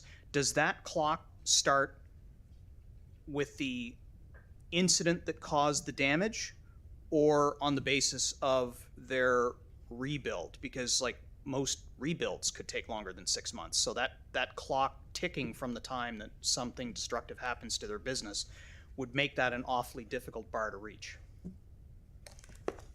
We took care of that. Thinking about that, Deputy Mayor, through you to the councillor, what you're speaking about are the legal non-conforming uses, and in the case of existing businesses or existing non-residential uses, we're proposing that they be accommodated. And forgive me here, I'm looking for the specific wording that I worked out with the development officers to accommodate those uses. Sorry. Yeah, existing uses include non-residential uses that existed on or before the coming into force. So we've included anything that was out of business for 6 consecutive months before we placed the notice in the paper. We were cognizant of the fact that some businesses couldn't restart after the flood of July 2023, so we provided for their accommodation. But yes, you are correct. Under the, had we considered them to be legal non-conforming uses, a non-conforming use could not restart after a period of 6 consecutive months if it discontinued operation, or if the property from the foundation above was destroyed to the extent of 75% of the market value. But we've alleviated that with this statement that if they existed on or before the coming into force, which would be essentially April 8th, the date that the first notice appeared, we would allow that business to continue to exist. Okay. One additional question, if I may, even though it's not specifically related to that particular thought. I noticed that if a business is rebuilding and they wind up having specific requirements put in place in order to, for example, elevate their mechanical room or something along those lines in order to provide for greater flood protection, but that applies to existing structures, not new structures. So I note that in the 1 in 20 floodplain area, an entirely new non-residential structure would not be permitted at all. Did we examine the possibility that there are different building conditions that might allow for something new to be built that would be impervious to flooding, or is it just a no-go zone as far as development is concerned? Deputy Mayor, through you to the councillor, I'm not quite clear I understand your question. Well, like a lot that doesn't have something on it right now, for example. Okay. That finds itself within the 1 in 20 would not be permitted to have a commercial business established at all. Like no new business structure would be permitted. But are there not standards to which a building could be built to withstand the flooding that would allow something like that, or did we just rule that out? You are correct. As I explained in the last slide, we are proposing on vacant properties to allow the consideration of the development of new non-residential uses by development agreement. But before that can happen, they have to undertake a hydrotechnical study to verify that the proposed development will not impact upstream or downstream properties, and it won't alter the flows of the river. That is the standard of care that they have to take right off the bat. Right. And after that study is cleared, then the municipality could consider by development agreement a proposed non-residential development on that vacant property. Wonderful. Okay, thank you. You're welcome. Thank you, Councillor. Councillor Gillis. I believe, Councillor Gillis, that chair you're sitting in used to be former Steve Craig's chair. So that's right. At some point in time, we may have to put that chair in retirement, hang it from the boughs of retirement and retire that chair. Mr. Gillis, you have the floor, sir. Thank you very much, Mr. Deputy Mayor. Thank you, Maureen and Helen. A lot of work went into that, you guys. I appreciate it very, very much. Long overdue in the protection of the Sackville River system. I mean, we all witnessed that flood of 2023 and the damage that did. Some 3 general questions. have we heard from our counterparts in the province with regards to the buyout of the 900 homes? I think I asked you that before. I just kind of want to know if we heard anything since then.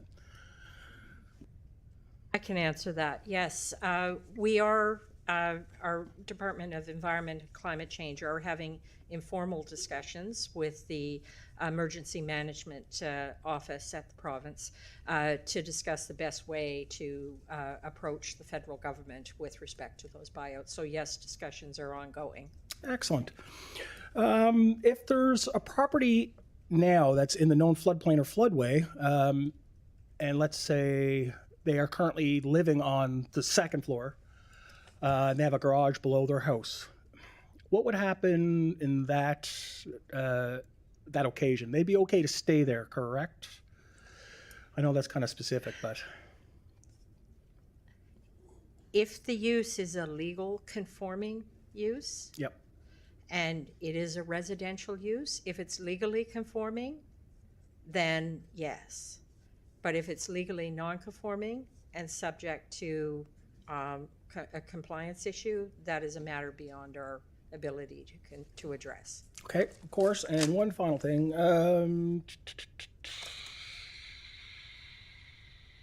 No, I guess. Would this affect the sale transaction of a dwelling? Now, I know that's kind of, you have to disclose that during a real estate transaction, but sorry, I guess, would they have to disclose that they're in a floodplain now if this gets passed tonight? Deputy Mayor, through you to the councillor, that is a bit beyond my area of expertise. All I can tell you is that our observation of assessment values and a thorough examination of viewpoint showed us that properties that had been impacted by flooding sold a little less than properties that were not impacted by flooding. But if they were in a floodplain and they sold the property, they sold it at a value relative to the surrounding area. But in terms of disclosure of floodplain conditions, that is beyond my area of expertise. I can tell you that our Development Services Office will advise people if they're accessing information for permitting, but right. That's beyond my area of expertise. Okay, didn't mean to put you on the spot there. Just No, thought I might no have thrown spot. that out there. Okay, thank you very much. Thank you very much for your hard Councillor work. Gills, I think the solicitor would like to chime in on that. Generally, there are disclosure obligations on a sale of a property. That's something that the property owner needs to explore with their lawyer on that piece of it, right? And there's real estate conveyancing regulations. I'm just not up on them. Okay. Thank you very much, Mr. Deputy Mayor. I might come back. Thank you very much. Councillor Young, you have the floor, sir.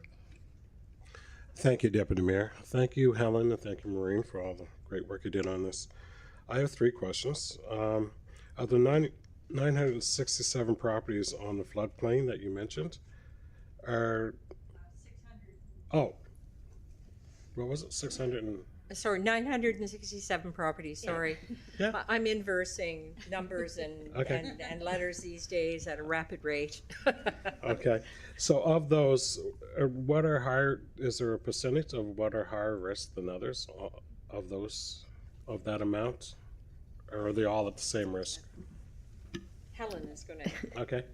Through you, Mr. Deputy Mayor, to the councillor. So those 900 properties that were identified are those properties that do have some that are touched in some way by the proposed flood zoning designation. It's not separated out beyond that. So they may be in the 1 in 100 year designation, so the flood fringe, or the 1 in 20 year designation, the floodway. We don't have that broken down right now, as it was just kind of identifying all the properties so we could send out notifications. Okay, thank you. Number 2, the number of current proposed buyouts, is there a number on that? Because you mentioned buyouts in your presentation. Deputy Mayor, through you to the councillor, I'd have to go. That is not something that I've been wholly focused on, the buyouts. I know that there are 2 particular areas under the 2020 flood mitigation study for recommended areas for buyouts, but I'd have to look that up and get back to you. I'm afraid I don't have that information off the top of my head. Okay, and the last one is, are there any opportunities for appeals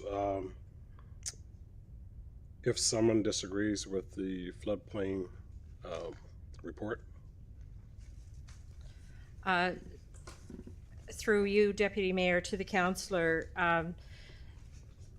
there are no opportunities for appeals of council's policies should you adopt them this evening. We do understand that some savvy property owners may have elevated their basements in advance of the floodplain mapping through acquisition of expert advice, and that their properties may not. Their basement may be above the 1 in 100 elevation. However, the floodplain mapping detects areas that are subject to flooding from the ground elevation, and the LIDAR can't see inside the building. And in those instances, we have no knowledge of those properties that are above the elevation, but they're still in a floodplain. And still being within a floodplain, anything that they do on those properties affects their neighbors. So we have to tread carefully in the rollout of the regulations, and have done our best to bring forward regulations that can accommodate adjustment and change to the best of our ability. But no, there is no course for appeal. Okay, thank you very much. Thank you, Councillor. Councillor Cuddle. Thank you very much, Deputy Mayor, and thank you, Maureen and Helen. Excellent presentation. You've answered the question so crisply and clearly that a few of my questions have already been answered. So, thank you for so clearly describing such kind of complex policy around floodplains. Really good work. One question I have is about the hazardous materials use, and I'm just wondering, with the 900 plus properties that have been identified either in the floodway or the fringe, how many currently would be considered a hazardous use, like automotive repair or heavy equipment or industrial uses? Again, Councillor Cuddle, I don't have the answer to that question right off the top of my head, but it would typically include gas stations, automotive repair, or any industrial operation that manufactures, distributes, or processes hazardous materials. Right. So, do you have an answer to that? Also dry cleaners. And dry cleaners, sorry.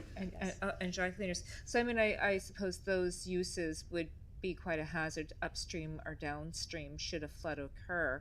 If they are currently existing as non-conforming, is anything being considered in that regard? Because they kind of pose an immediate risk. Deputy Mayor, through you to the councillor, they continue to exist legally and are covered under the non-conforming use provisions of the charter. However, we do acknowledge that they are an existing non-residential use under the proposed zones, and we allow for the change in use to an alternative use permitted in the underlying zone. So if you're in a commercial highway zone or a shopping center commercial zone in Bedford, for example, you could choose an alternative use to that use should you decide to redevelop. All right, thank you. Thank you, Councillor. Councillor Morris. Thank you, Deputy Mayor, and thank you, Maureen and Helen, for the report and recommendations. I'm hoping you can explain a little bit about how we will use your work that you've done here to adapt and evolve as the city grows and changes, and as we deal with climate change as well. So you did say you're recommending look at revisions every 10 years. But we're expecting to be a municipality at some point of 1 million people, so there may be developments in the future upstream from Bedford and Lower Sackville. How will those? What will trigger a study, or I think you mentioned technical studies? What will trigger something like that so that we will understand in advance and can kind of do some prevention work? How will that process work when we know we're going to have some developments coming up? How will we make sure that we prevent flooding downstream? I just turned it off instead of on. All right, thank you. Through you, Mr. Deputy Mayor, to the councillor. So the provisions that we have kind of around this development planning, particularly within the floodway and the floodway fringe, are those development agreement requirements. So the requirements for an upfront hydrotechnical study. So if you're within that floodplain designation, but I think you're asking about those areas outside of the floodplain designation. Yes. So there are already requirements in place for maintaining pre-development and post-development flow patterns on a site.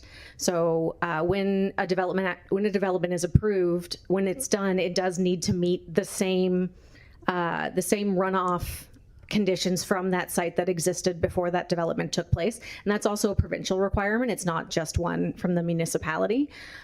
So we do have that mechanism, but there are also other things that were explored in and recommended within things like the mitigation planning study, and also in the 2017 report about consideration for green infrastructure within the Sackville Rivers watershed, looking at opportunities to do things like that. It's outside of this particular policy, but this policy is something that will let us enable those things in the future, ideally. So will that be coming back to council? For example, if we wanted to require mitigation, how would we go about doing that?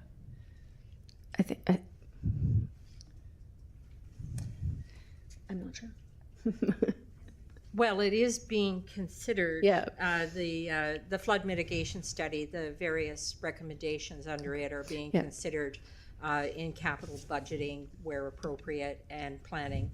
Oh, I just understood the question. Sorry. I think I actually, so through the, to reference the NDMP study that we had just brought before council a couple of months ago, the Sackville Rivers area is an area that's been defined in the NDMP as an area of increased flood hazard risk.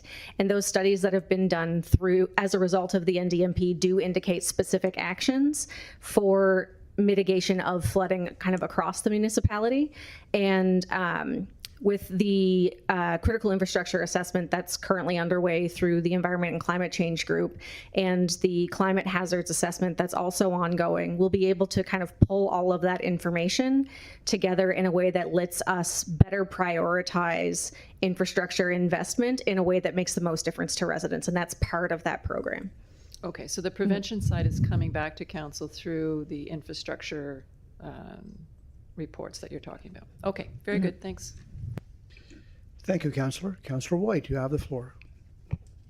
Thank you, Deputy Mayor. Thank you, Maureen and Helen, for the presentation and for taking my emails before today. My question is about when you looked into the properties that have been in the floodplain for the past 30 years and that their valuations haven't seemed to change, what are they currently zoned? What is their zoning? In the case of Hallmark Avenue, it's a combination of R1 zoning on the lots that are not within the floodplain, but the portions of the property that are in the floodplain, they're zoned, in the case of Sackville, a P3 floodplain zone. And they have been zoned P3 floodplain zone since 1994, all those 30 lots backing onto the river. And so that's not non-conforming, it's just different than the other things. They're not non-conforming uses. The Hallmark Avenue development took place long before the development, before the floodplain regulations were applied under the Sackville Municipal Planning Strategy and Land Use Bylaw. unless if most of the houses are out of the floodplain, but a few of them may be considered legally non-conforming because a portion of the house is within the floodplain zone. But I wasn't looking at that subdivision in detail or that neighborhood in detail to be able to answer specifically on a property by property basis what, which properties were legally non-conforming versus what weren't. All I looked at was the assessment value, and for the river lots backing onto the Little Sackville River, that I determined the evaluation was between $463,000 and $601,000, which was more than the valuation applied to the interior lots that had no floodplain zoning applicable to them. Okay, so some homes have been in this floodplain and they've been zoned legally non-conforming for a long time. Some would have been, yes. Yeah, and it considered hasn't- legally non-conforming. We don't zone. We zone them for, it would have a split zone.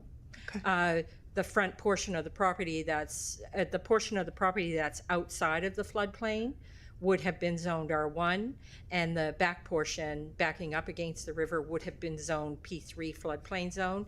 And if the house was in that P3 floodplain zone, that would be considered a legally non-conforming use. And yes, that would have been in existence since 1994. Okay. And with what we're bringing in today, are we changing the zoning of any home? Like, we're letting the home stay there. You have a home, it can stay there. Are we Yes. changing zoning to say now you're non-conforming, or is it just more homes that are in this floodplain zone? They may or To clarify, Deputy Mayor, through to the councillor, we're not changing the zoning of the application of the existing P3 zones that apply to the back properties to the back lots of the properties on Hallmark Avenue. Those zones are applicable to the Canada-Nova Scotia Flood Damage Reduction Program floodplain that we can't rezone.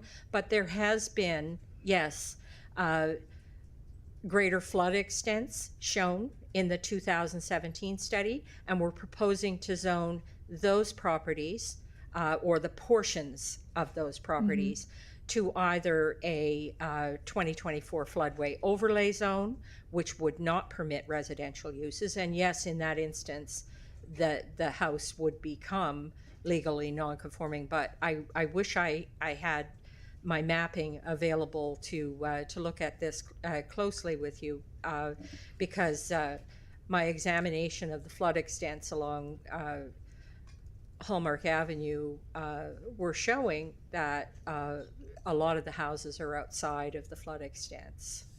Okay. And what's the purpose of changing the zoning?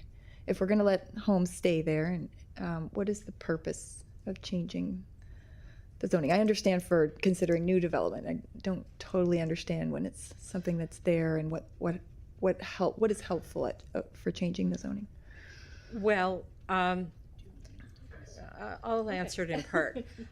In order to manage development along a floodplain, you have to have controls over what structures and fill and what's brought in. We have to manage development. So yes, the house is within the floodplain. The house may be subject to flooding if the flood extent occurs. That's a safety aspect, and we are forewarning people that you're in an area that could be subject to flooding. However, we have to control the activities and development on that property to prevent impact upstream or downstream on other properties. If they were to bring in fill, for example, in the floodway overlay zone, the importation of off-site fill is prohibited. We have to prohibit that in order to make matters better, or to stop making things worse before we can make them better. Okay, thanks so much. Thank you, Councillor. Second time around, Councillor St. Amand. Thank you, Deputy Mayor. Recognizing for a moment that, this to me, this policy is a valuable contribution to a variety of different areas. I mean, we're talking about the protection of life, property, infrastructure, but also a critical component to this that's very noticeable is protections for the environment as well. You've already provided substantial discussion around the limitation on hazardous materials, particularly in the non-residential space.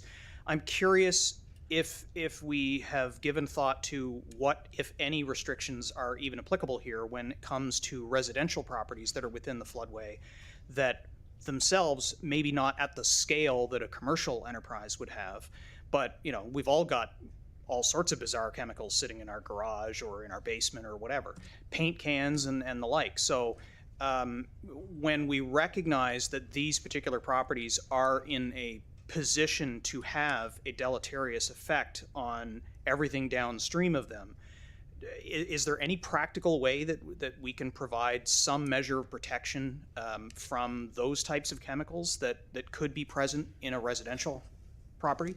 Do you want to answer that? Sure. Through you, Mr. Deputy Mayor, to the councillor. Kind of the method that we've taken up until this point is we've referenced a lot of flood preparedness resources, particularly from Get Flood Prepared and Flood Preparedness Canada and through the Intact Insurance Company. They have some really great resources about how to prepare your home or your living space if you are in a known flood area, things about like how to store given chemicals, where to put them, kind of like better decisions to make to keep yourself and those around you safer. And that's kind of the direction we've taken to this point. So it would be part of public education, right? I would expect. Yeah. Okay, great, thank you. Thank you, Councillor. Second time around, Councillor Young. Thank you, Mr. Mayor. I just came around the second time because I was going to put the motion on the floor if we're all finished. No? We're not there just yet. Just Okay, bear with us. I'll come to you, Councillor Young, when it's time. If that's Okay. okay. Seeing no, Councillor Hinch, well, she's always hiding behind that corner down there. Councillor Hinch is over there. There you go. Thank you, Deputy Mayor. I just have a question here. Prohibited uses. So right now, are there such things as hotels, daycares, or any of those uses in these areas right now? Or Yes, there are daycares within the floodplain area, and those would continue to exist. But if they discontinued for a period of 6 consecutive months, they wouldn't be able to restart as a daycare, but they could change to an alternative use permitted in the underlying zone as an existing business use. In terms of hotels, there aren't a lot of hotels left out in the Sackvilles. I don't believe your Bedford mic is areas. on. Oh, yeah. Oh, I'm sorry. Can you hear me now? I don't believe there was a Downsview motel that's gone. The Esquire, it's not in the floodplain. I can't recall of any specific hotel activities, but we want to clarify that as a prohibited use because we've included it as a residential type institution that would be difficult to evacuate. So in the event that somebody came in and applied for a permit for a change in use, it can't be a hotel. Okay. And there wouldn't be any requirements for them to leave the area or anything of that nature at this point? They wouldn't be asked to? Oh, no. Okay. Municipality has no authority to require a person to vacate a We're changing the zoning. We're not. Okay. We're not stopping the activity or the use. It's an adaptive floodplain management program that would allow the community to evolve. So just going forward, say if a daycare came up, they wouldn't be allowed going forward? We would not permit a daycare in a floodplain, no. Okay, all right, thank you. Thank you, Councillor. Seeing no other questions of clarifications, we'll now open the public hearing. Move to the speakers list. Members of the public will be given 5 minutes to address the topic. When I call your name, you may come up to the microphone. I don't believe we have anyone on Zoom, Mr. Clerk, is that correct? That is correct, Deputy Arancini. All right, thank you. So let me call the first three names on the speaker list. And the first person up is Nick Antoff, Cheyenne Duplessis Bolton, and David Merritt. So Nick, would you like to come forward, please?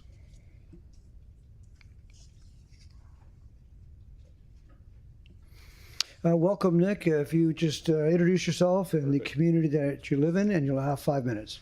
Okay, Deputy Mayor, councillor, staff, members of the public, good evening. My name's Nick Antoft. I live on West Point Drive in the wonderful community of Lucasville. My property and house are on McCabe Lake, part of the Sackville River system. A quick history: we bought the lot in 2002, began construction in 2003. We've lived there for approximately the last 16 years. My basement has 2 levels. The main area is at 1 elevation, and there is a lower, smaller area about 18 inches lower than the main floor area, so it's a bit of a step in it. So I also want to acknowledge and appreciate the work that staff has put in. I've had more than a couple of meetings with them. They probably know me by name, and thank you for all that work. So I'm here as I have real concerns with this bylaw and its impacts on myself, my family, my neighbors, and not just in a NIMBY knee-jerk reaction. I truly believe in issues related to climate change. There is more energy in the atmosphere with the potential for more active weather, including more intense rain and wind events. I've lived along McCabe Lake and observed and measured lake events, including all the major events since 2002, including such events as the December 2014 140 mil rainstorm and the July 2023 228 millimeter rainstorm. We've never had any water or flooding issues within our house during any of these events, but many of our inland friends and neighbors in the Waterstone Village community of Lucasville have suffered from flooding in their basements. This is mostly due to ditch and culvert capacity issues. As a result of HRM posting the 2017 CBCL flood study, Intact Insurance canceled my overland flood insurance, even though this was just a draft document. I became immersed in the study of freshwater lake hydrology, and I have carefully studied and analyzed all the reports and documents commissioned by HRM and found more than a few areas, some of which, but not all, have been incorporated into the final documents. As a result of my analysis and subsequent correspondence and meetings with HRM staff, HRM quietly hired Design Point Engineering in 2024 to review and provide advice on how to correct the original 2017 CBCL study. There's also a list of 17 mitigation recommendations from Design Point's 2020 mitigation report, and not surprisingly, that only the first recommendation, restricting property rights, is being considered at this time. I can't wait till a flood study is conducted for the Halifax Peninsula that will show the mayhem that will happen when the combined sewer system backs up into basements during one of these 1 in 100-year floods. For those of you that don't know, there are rarely backflow preventers on any storm water laterals to any house. Coincidentally, many of my observations and recommendations have been incorporated in the document you see here. One valuable item, and I thank staff, is the chart that includes the 1 in 20 and 1 in 100 flood year elevations along the lakes and river systems, so that we won't have to rely pardon me, on the highly pixelated low resolution mapping program to see the approximate boundaries. We also need to realize that this document, if passed in its current form, will reduce or remove property rights for around 900 property owners. So what are my beefs with the document? I'll try to speed up here. For starters, the LiDAR data is from 2019. It's pretty stale, 6 years old. I changed the grading at the rear of my house in 2022 and poured a concrete slab, which raised the ground level there. Just in terms of assessment loss, there's about $450 million of impacted property value. If that takes a hit, there could be upwards of $1.25 million a year in tax losses. I have not appealed my assessment as yet, based on the fact that the bylaw is not in place. So if this bylaw goes in place, I can anticipate me doing that. I have hired a engineering firm, coincidentally Design Point Engineering, and I have a document which I have sent to Councillor Young that shows that my basement will not be subject to flooding in accordance with the scenario. So I personally ask you to amend the document to include my personal lot grading plan. In this case, it would preserve my property rights and property value and prevent me from going forward and litigation, etc. Thank you very much. Thank you very much for taking the time. Thank you for acknowledging our staff, too. I appreciate that. Next up is Shia Duplessis Bolton. You have the floor.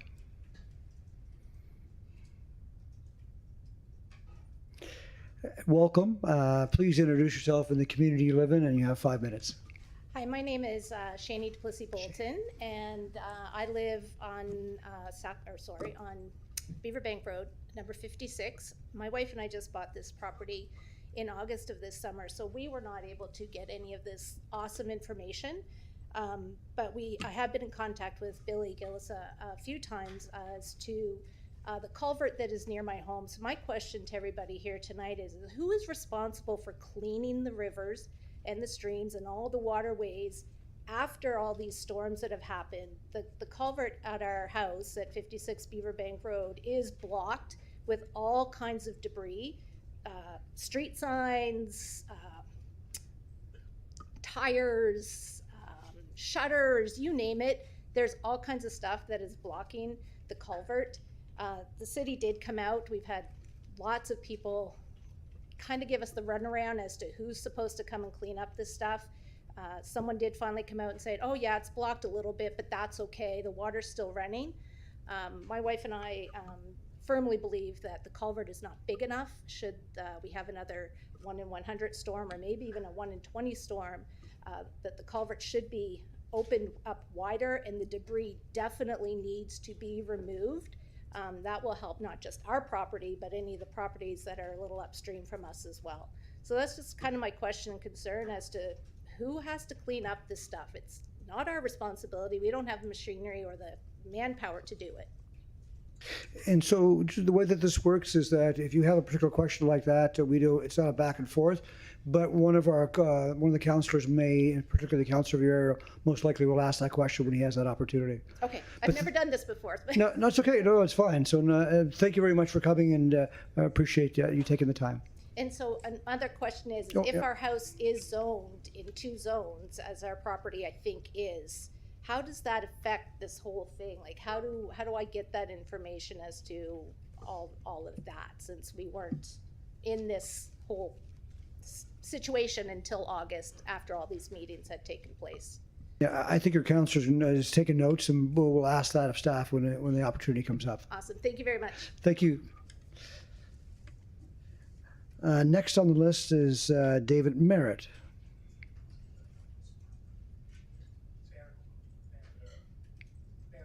Barrett? Oh, sorry, it looks at M here. My apologies.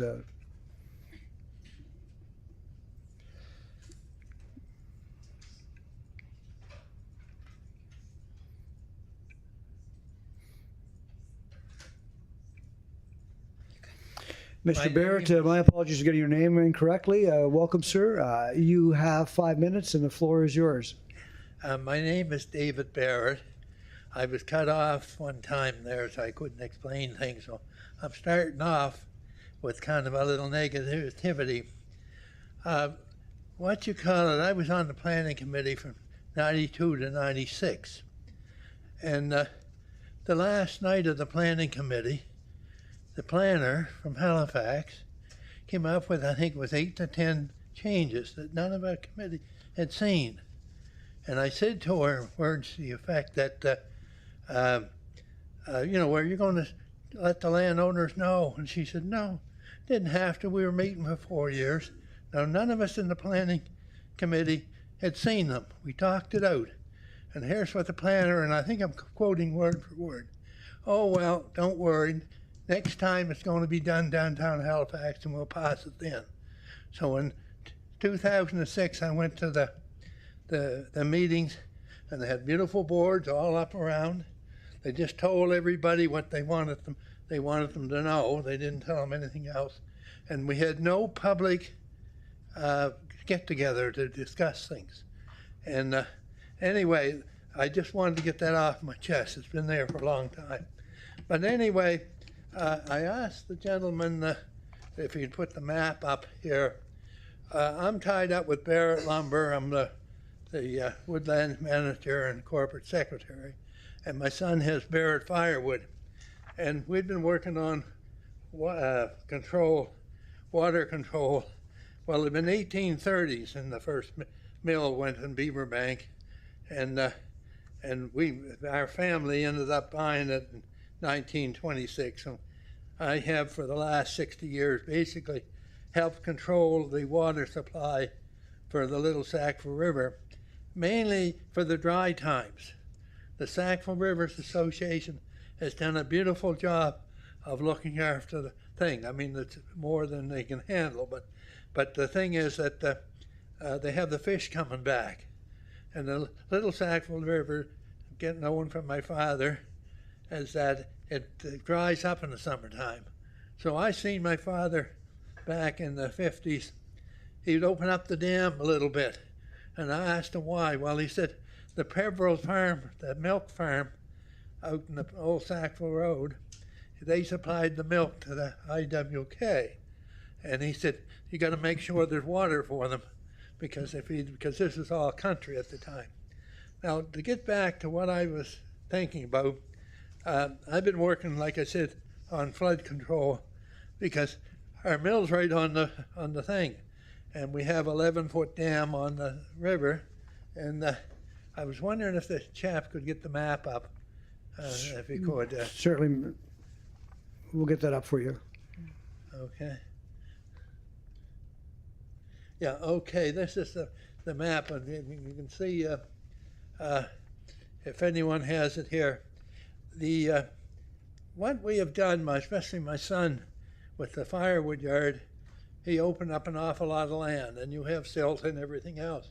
So what we arranged, and I'm in wood, and he made chips, and he made catch basins full of wood, and every once in a while he empties it out, so it filtered through it. That was one thing. And then he, when he expanded the woodyard a little more, it's the quarry pond that's there. That's a man-made outfit. I know in Sackville they got the ribbon. Anyway, the shopping center's there now. Anyway, he has all the water for most of it running into that, and it's a settling pond. We also down just off the Millwood Drive, we have the trailer park on the other side, and the water comes from it. 2/3 of the mill yard comes from it, and some up on the other side of the Beaverbank Road. And we made that a settling pond.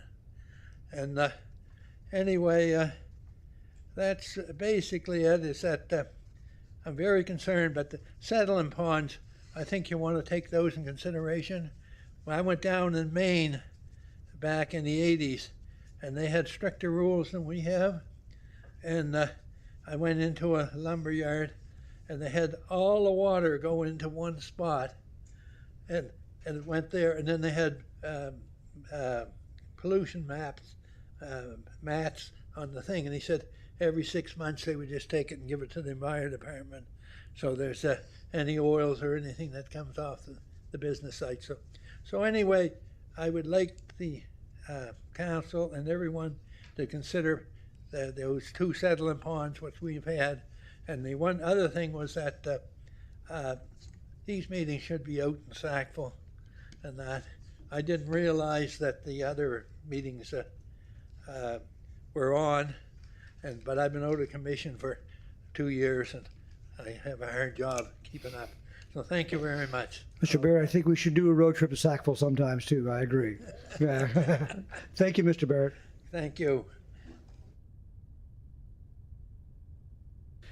Next up, we have, should I get this name right? I've never seen it written before. Mr. Walter Regan. Reagan or Regan, that's right.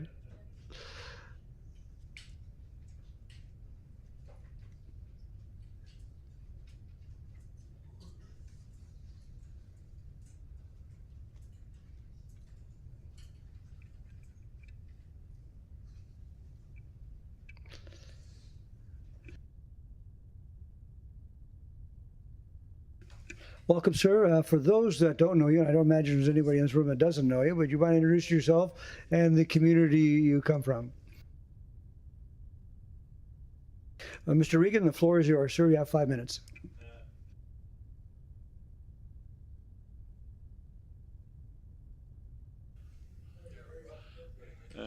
Thank you for allowing me to speak tonight. I'm asking you today to pass agenda item 12.1, case number 21402, update to development controls of the Sackville and Little Sackville Rivers floodplains. As you know, this floodplain zone, once passed, will not only protect residents from harmful and uncontrolled effects of flooding, as well as protecting the Sackville River's environment, and also will greatly reduce costs of future development and costs of infrastructure structures costs as they will be built to accommodate the flooding. The Sackville River's flood zone will also take into effect climate change and the possible increase of flooding events, as well respect the thousands of dollars spent today on the mapping and zoning costs. Flooding is the new fire, as quoted by the Insurance Bureau of Canada, and the present floodplain mapping and zoning is recommended for all rivers, not just the Sackville. HRM should create a policy to map and zone all rivers in HRM. Please remember, this new zone will just expand the present zone that is in place. The zone will also act as a buffer to the Sackville River and allow for tourism activities such as parks and trails. And as mentioned before, and I wish to mention again, staff has done a tremendous job here and should be recommended, and I wish to thank them personally. We also protect the future, by passing this floodplain zone, will also protect future buyers of land adjacent to the river of this possible hazard. We'll protect water quality of the river, as the buffer to the river will be left treed and vegetation will be left in place, and of course with no major change in grade, which will protect the river and water quality. This will also show great leadership and protection of the environment and the public by HRM, and may, I hope, create a standard for other jurisdictions to follow. Again, please pass this case 21402, and in the words of Al MacGyver from Bedford, think globally, act locally. Thank you. Mr. Regan, thank you for your presentation. I do want to take a moment to thank you for all your advocacy when it comes to not only our lakes, but our rivers throughout HRM. So thank you, sir. Appreciate it. That's the end of our speakers list. Now is an opportunity for anybody from the gallery who would like to come forward and speak. Just simply raise your hand if anyone wants to come forward and speak. I see a young gentleman want to come forward. Mr. Craig, no, I was referring to you, sir.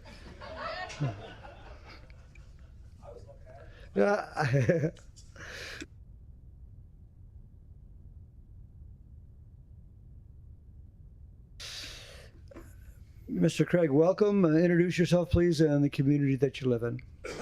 Well, thank you, Mr. Mayor, Council, Mr. Trays, Ms. O'Toole, and the other staff who did the presentations this evening. I admire you all, and your work is very important. My name is Steve Craig, and I am currently, not a lot of formers here, but currently a very engaged senior citizen of Lower Sackville. I wasn't going to say anything. However, I did want to make a couple of comments. First of all, this came up many years ago when I was first elected in 2012. Flooding was a key issue in Lower Sackville. It was a key issue in Bedford with Councillor Outhitt.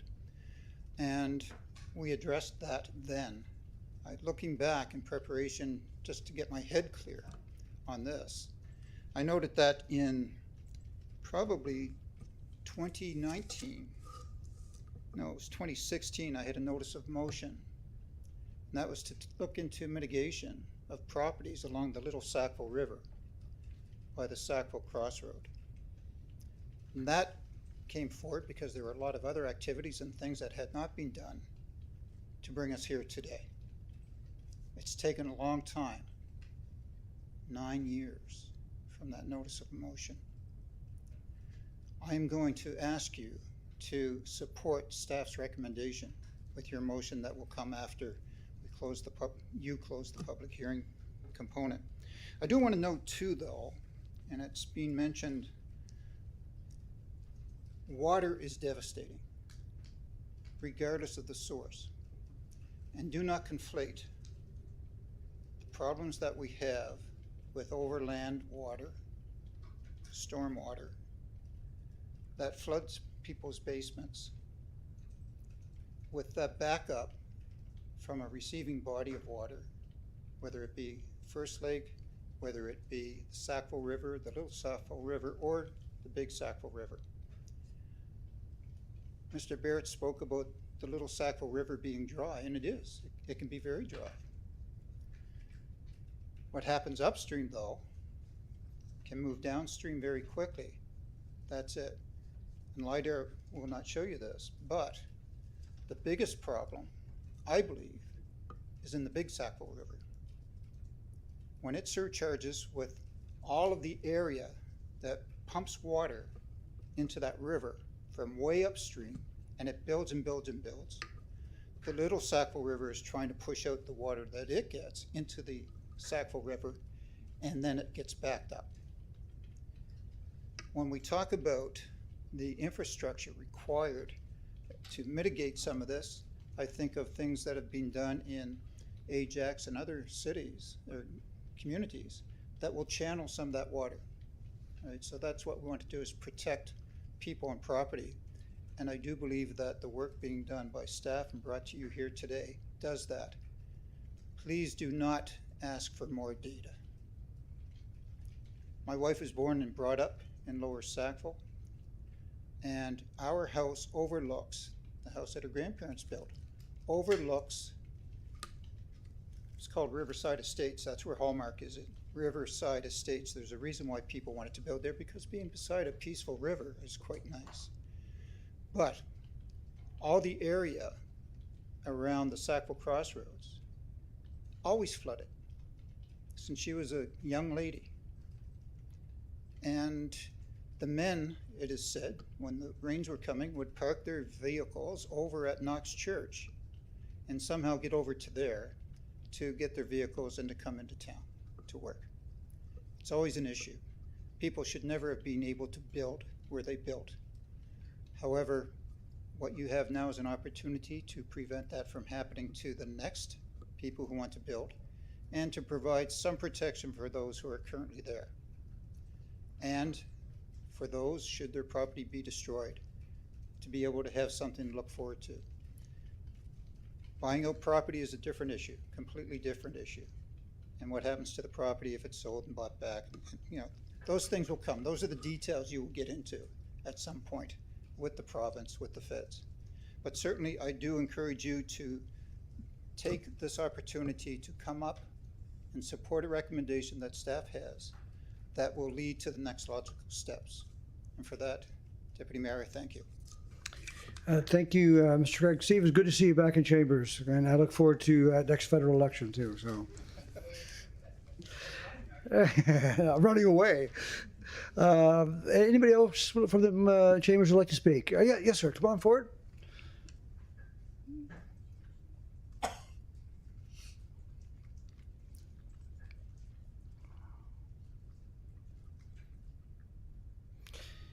Yeah. So, welcome, sir. Just state your name and the community you come from, and you have 5 minutes, sir. My name is Alan Owen. I'm a resident of Lower Sackville, and I'd like to compliment HRM staff and their consultants on the putting this together. It's been a long haul. It's good to see some well thought out bylaws that apply to a particular area, well-defined area, and it's about time that we had something like this in place for protection of the public, environmental protection, and certainly to help out with water quality. So I would implore that HRM councillors here tonight vote in favor of the motion. Thank you. Thank you, sir, and thank you for acknowledging our staff too. Would anyone else like to speak? Yes, please come forward.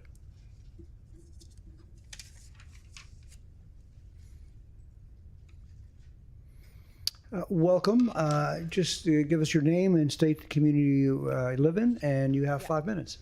Absolutely. Thank you, Deputy Mayor. Thank you, Council. My name is Karen Eichner, and I live in Middle Sackville, right on McCabe Lake. So I just wanted to give a counterpoint. I also, like one of the ladies before me, I just bought with my husband last year. We came from the States, now happily in Canada, and I'm appreciating the calmness of news. So, but like, so for me, one of my properties like that we're in, like, is obviously very affected from the new floodplains. And while I'm also for all these things, like, thank you staff for thinking about the environment and protecting nature, it's also, I think like at the moment, like how this is being, you know, how the new, sorry, I'm having a moment. Sorry. It's okay. Take your time. It's okay. Take your time. So it's going to the point where, like, for the owners, like, this might be devastating, right? Like, so, like, we just bought this, our property values got up from 1.3 million to 2 million, which is obviously a huge increase. But now, if, like, we would be having this floodplain, we would probably, as you explained before, be in violation, and it would just be, you know, not even zoned R1 any longer, but we would be in a floodplain, and most of our property would be in this.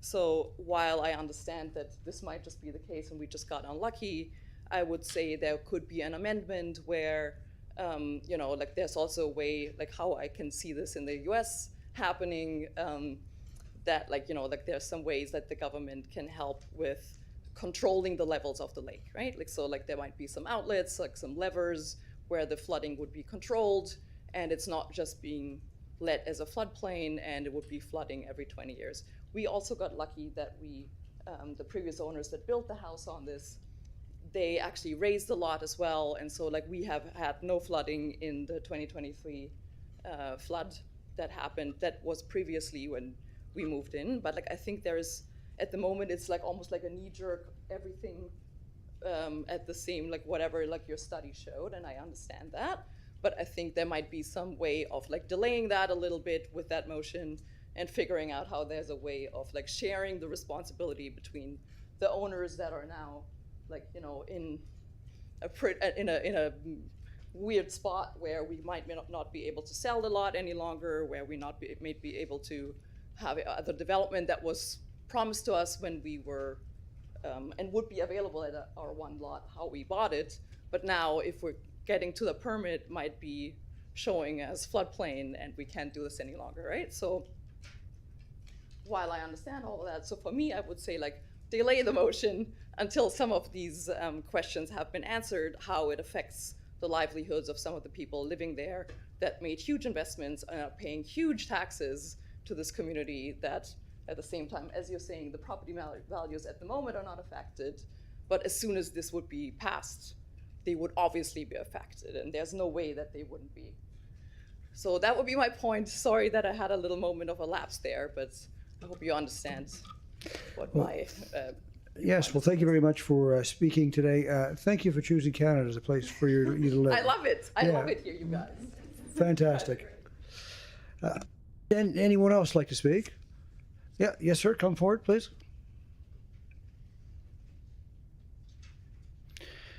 Welcome, sir. Please state your name and the community you live in, and you have 5 minutes. Okay, thank you. Steve Pettipaw, Middle Sackville, also on McCabe Lake. And I'm just wondering if you guys could, and thanks for giving us this opportunity to have our say in this situation. I'm just wondering if you could delay the motion and look into the modeling of the floodplain line. I noticed in the presentation by the staff here that there was one model used for the McCabe Lake, which was, I think, a wintertime scenario with a 48-hour storm. And downstream, it was a fall scenario where the ground is more porous with a 24-hour storm. It doesn't seem, given the proximity of these places, it doesn't seem right to apply two different criteria, which will, in fact, for us in McCabe Lake, move the line much deeper into the property. Many people have properties now completely within the floodplain, if I'm using the correct term. Whereas if we received a permit in 2019, 2020, 2021, 2022, all while this study was well underway, we were approved by the HRM for a home in that place. And now, while this is all going on, one side of the HRM is saying, yeah, go ahead, build there. And now we're saying, no, you're in a floodplain. And I think anyone here would probably look, if they were buying a home with a good portion of their net worth, and say, I don't want to build there. Maybe I'm not going to get insurance. And if that's the case, if you're not going to buy there, property value is going to go down. Even if my house itself isn't affected, but if my neighbor's house is affected, their property value goes down. And as we all know, when real estate agents set prices, they say, what are the comps in the area? So it's going to drive it down. No, my tax assessment has doubled in 4 years. So it's kind of, you're taking here and you're taking here, and it kind of smarts at some point. But perhaps just have a look at the lines, if you could, why there were two different weather scenarios for areas that are geographically so close that will really greatly affect that line. That's all I have. Thanks. Thank you, Mr. Petitpas. We appreciate it. Would anyone else like to speak? Would anyone else like to speak? I'll ask a final and a third time. Would anyone else like to speak? Seeing no more speakers, I'll ask for a motion to close the public hearing. So moved by Councillor Hansby, second by Councillor Hartley. The motion to close public hearing is now happening. Would staff like to come forward to respond to any of the points raised by the speakers?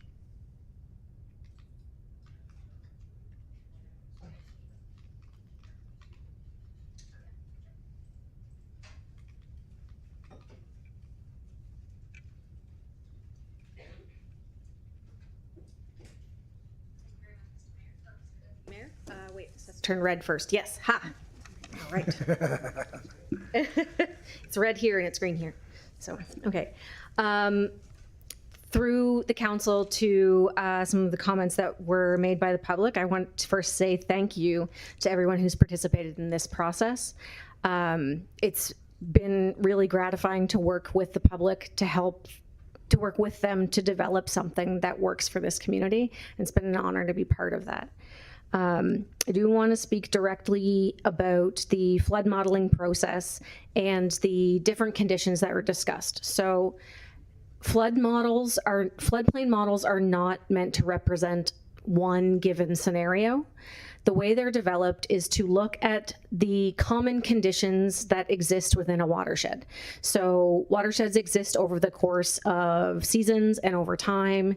And during the process of a year, those conditions within the watershed change on a fairly regular basis, but they are reasonably predictable. So in order to produce something that reflects kind of the summation of those conditions, you model a lot of individual scenarios based on all of those possible conditions to be able to compare what those modeling results are to those scenarios. So you're looking for winter conditions in a given subwatershed, but fall conditions in another subwatershed.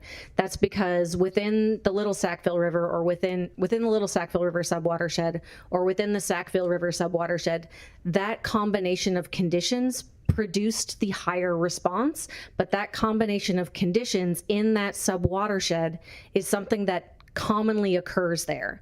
So by taking all of those combinations of scenarios, they use that to create a new watershed with that combination of conditions, so you can produce a map that gives how the river system might respond to that combination of conditions. It's not meant to display how the river system responds to a single event. It looks at all of the ways that that river might respond to that event over the course of a year and over the course of time, and is used to help people prepare for what the outcome of such an event might be. So if that event happens in winter, it's going to look different than if it happens in the fall. If it happens if rain happens on top of snow on frozen ground, it's going to look different than if it happened in May after 2 weeks of drought. So we need to be able to represent all of those conditions at the same time to help the public prepare for that level of risk associated with that event. So the areas that are shown on that map are all at that same risk of flooding on an annual basis. So that 5% chance of flooding every year or in any given year, and that 1% chance of flooding in any given year, regardless of how recently flooding has occurred. That also takes into consideration potential effects associated with climate change into the future, because we know that when we build infrastructure and we build residences and we build buildings, they're typically there for a long time, and we need to be able to plan accordingly.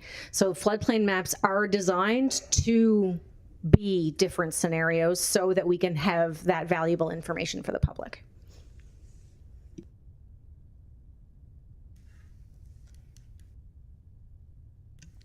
And Deputy Mayor, and it's been wonderful to hang around with this woman for the past year and a half, because she's just amazed me with her depth of knowledge about floodplains. To Ms. LeBolton, living at 50 Beaverbank Road, and I've had that question arise from numerous telephone calls: who cleans the river after the flooding event?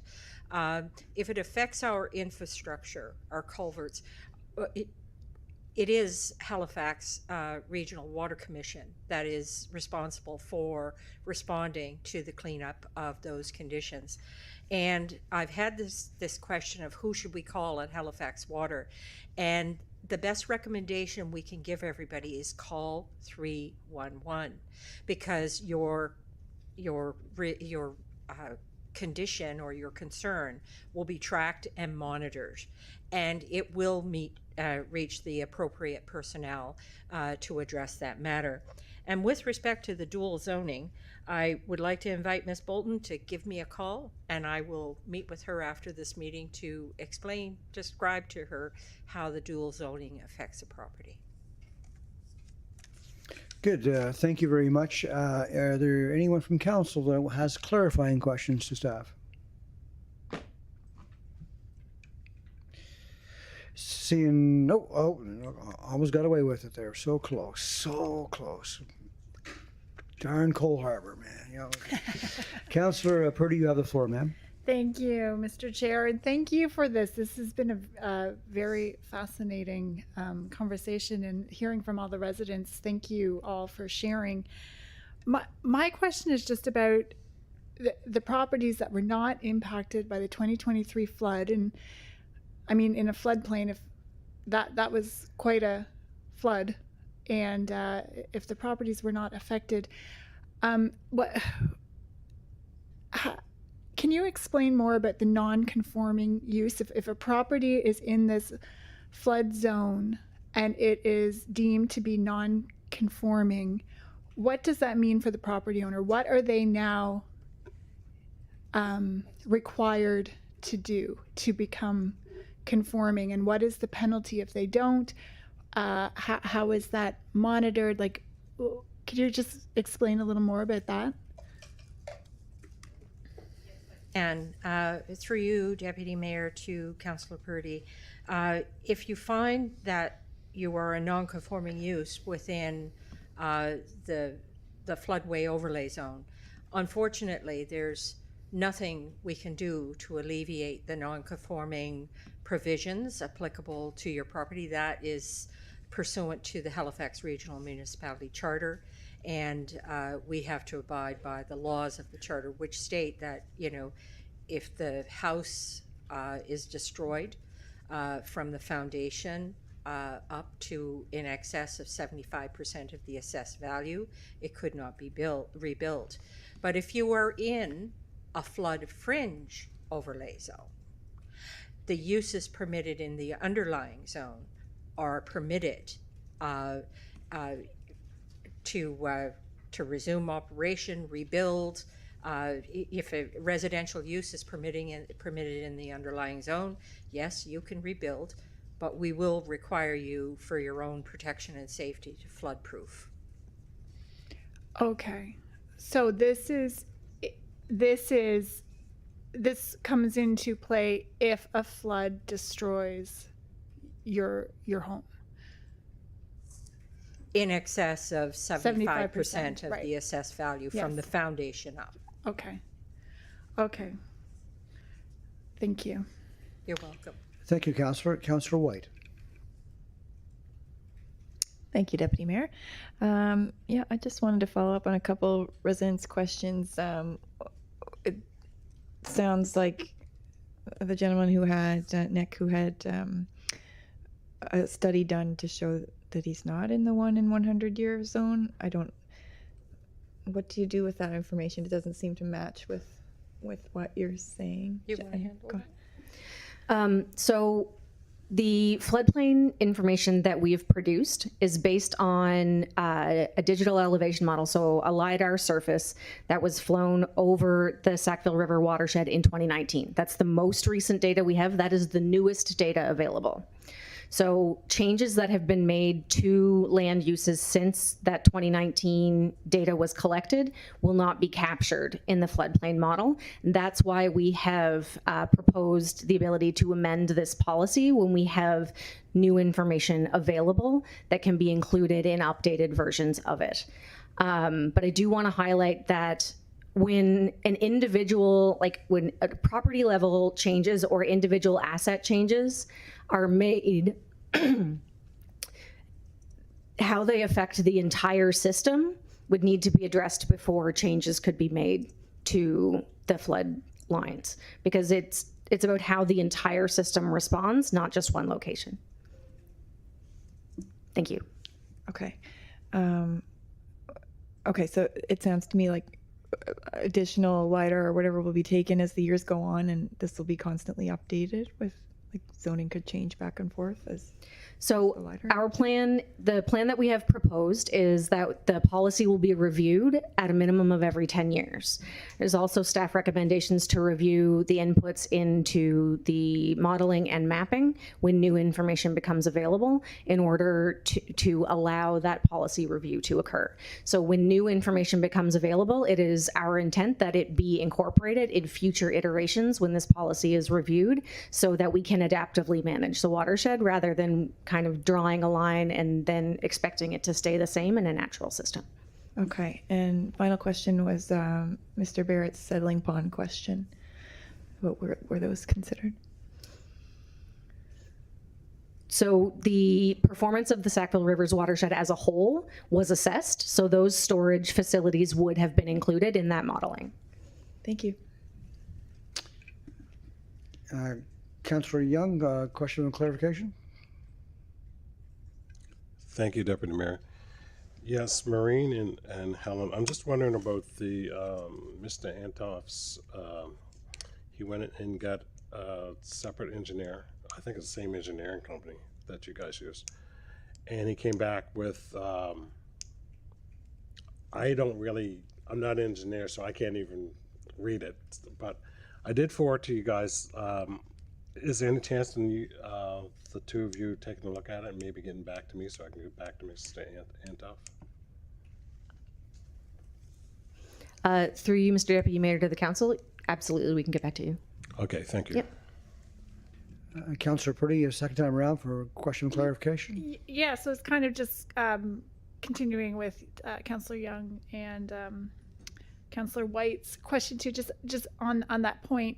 So amendments are able to be made with this policy. I thought that was said that they aren't able to be made prior, but so they are able to be made. So if there is information now that's been given to you on the modeling by the engineering group, could that not be implemented as an amendment to this motion tonight?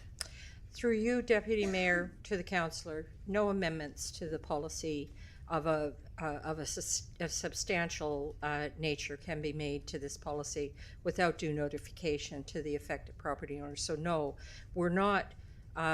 Helen's offer to look at the letter is simply to provide information of is he above or below the 1 in 100 elevation. That is not an offer to amend this policy. There is no staff cannot bring forward on the spot amendments to the proposed floodplain regulations presented to you here tonight. This has gone through a rigorous public consultation process. We're bringing to you the best recommendations available to you from the public and from our experience in the field. We cannot make amendments to the floodplain mapping as proposed pursuant to this planning process. We cannot. Okay, thank you, Councillor. Seeing no other names on the floor, Councillor Young, would you put the motion on the floor, please? Thank you, Deputy Mayor. Yes, I move that the Halifax Regional Council, number 1, adopt the proposed amendments to the regional municipal planning strategy as set out in attachment A of the staff report dated December 23rd, 2024, and 2, adopt the proposed amendments to the secondary municipal planning strategies and land use bylaws for Beaverbank, Hammonds Plains, and Upper Sackville, Bedford, Sackville, and Sackville Drive as set out in attachments B1 to B4, attachments C1 to C4 of the staff report dated December 23rd, 2024. Second by Councillor Gillis. Councillor Young, you have the floor. Thank you, Deputy Mayor. I think I had my answers, my questions answered the last little bit through Maureen and Helen about the amendments. Those are the questions that I had before, so I really don't have anything else to add. That's fine. The question is called for, Mr. Clerk.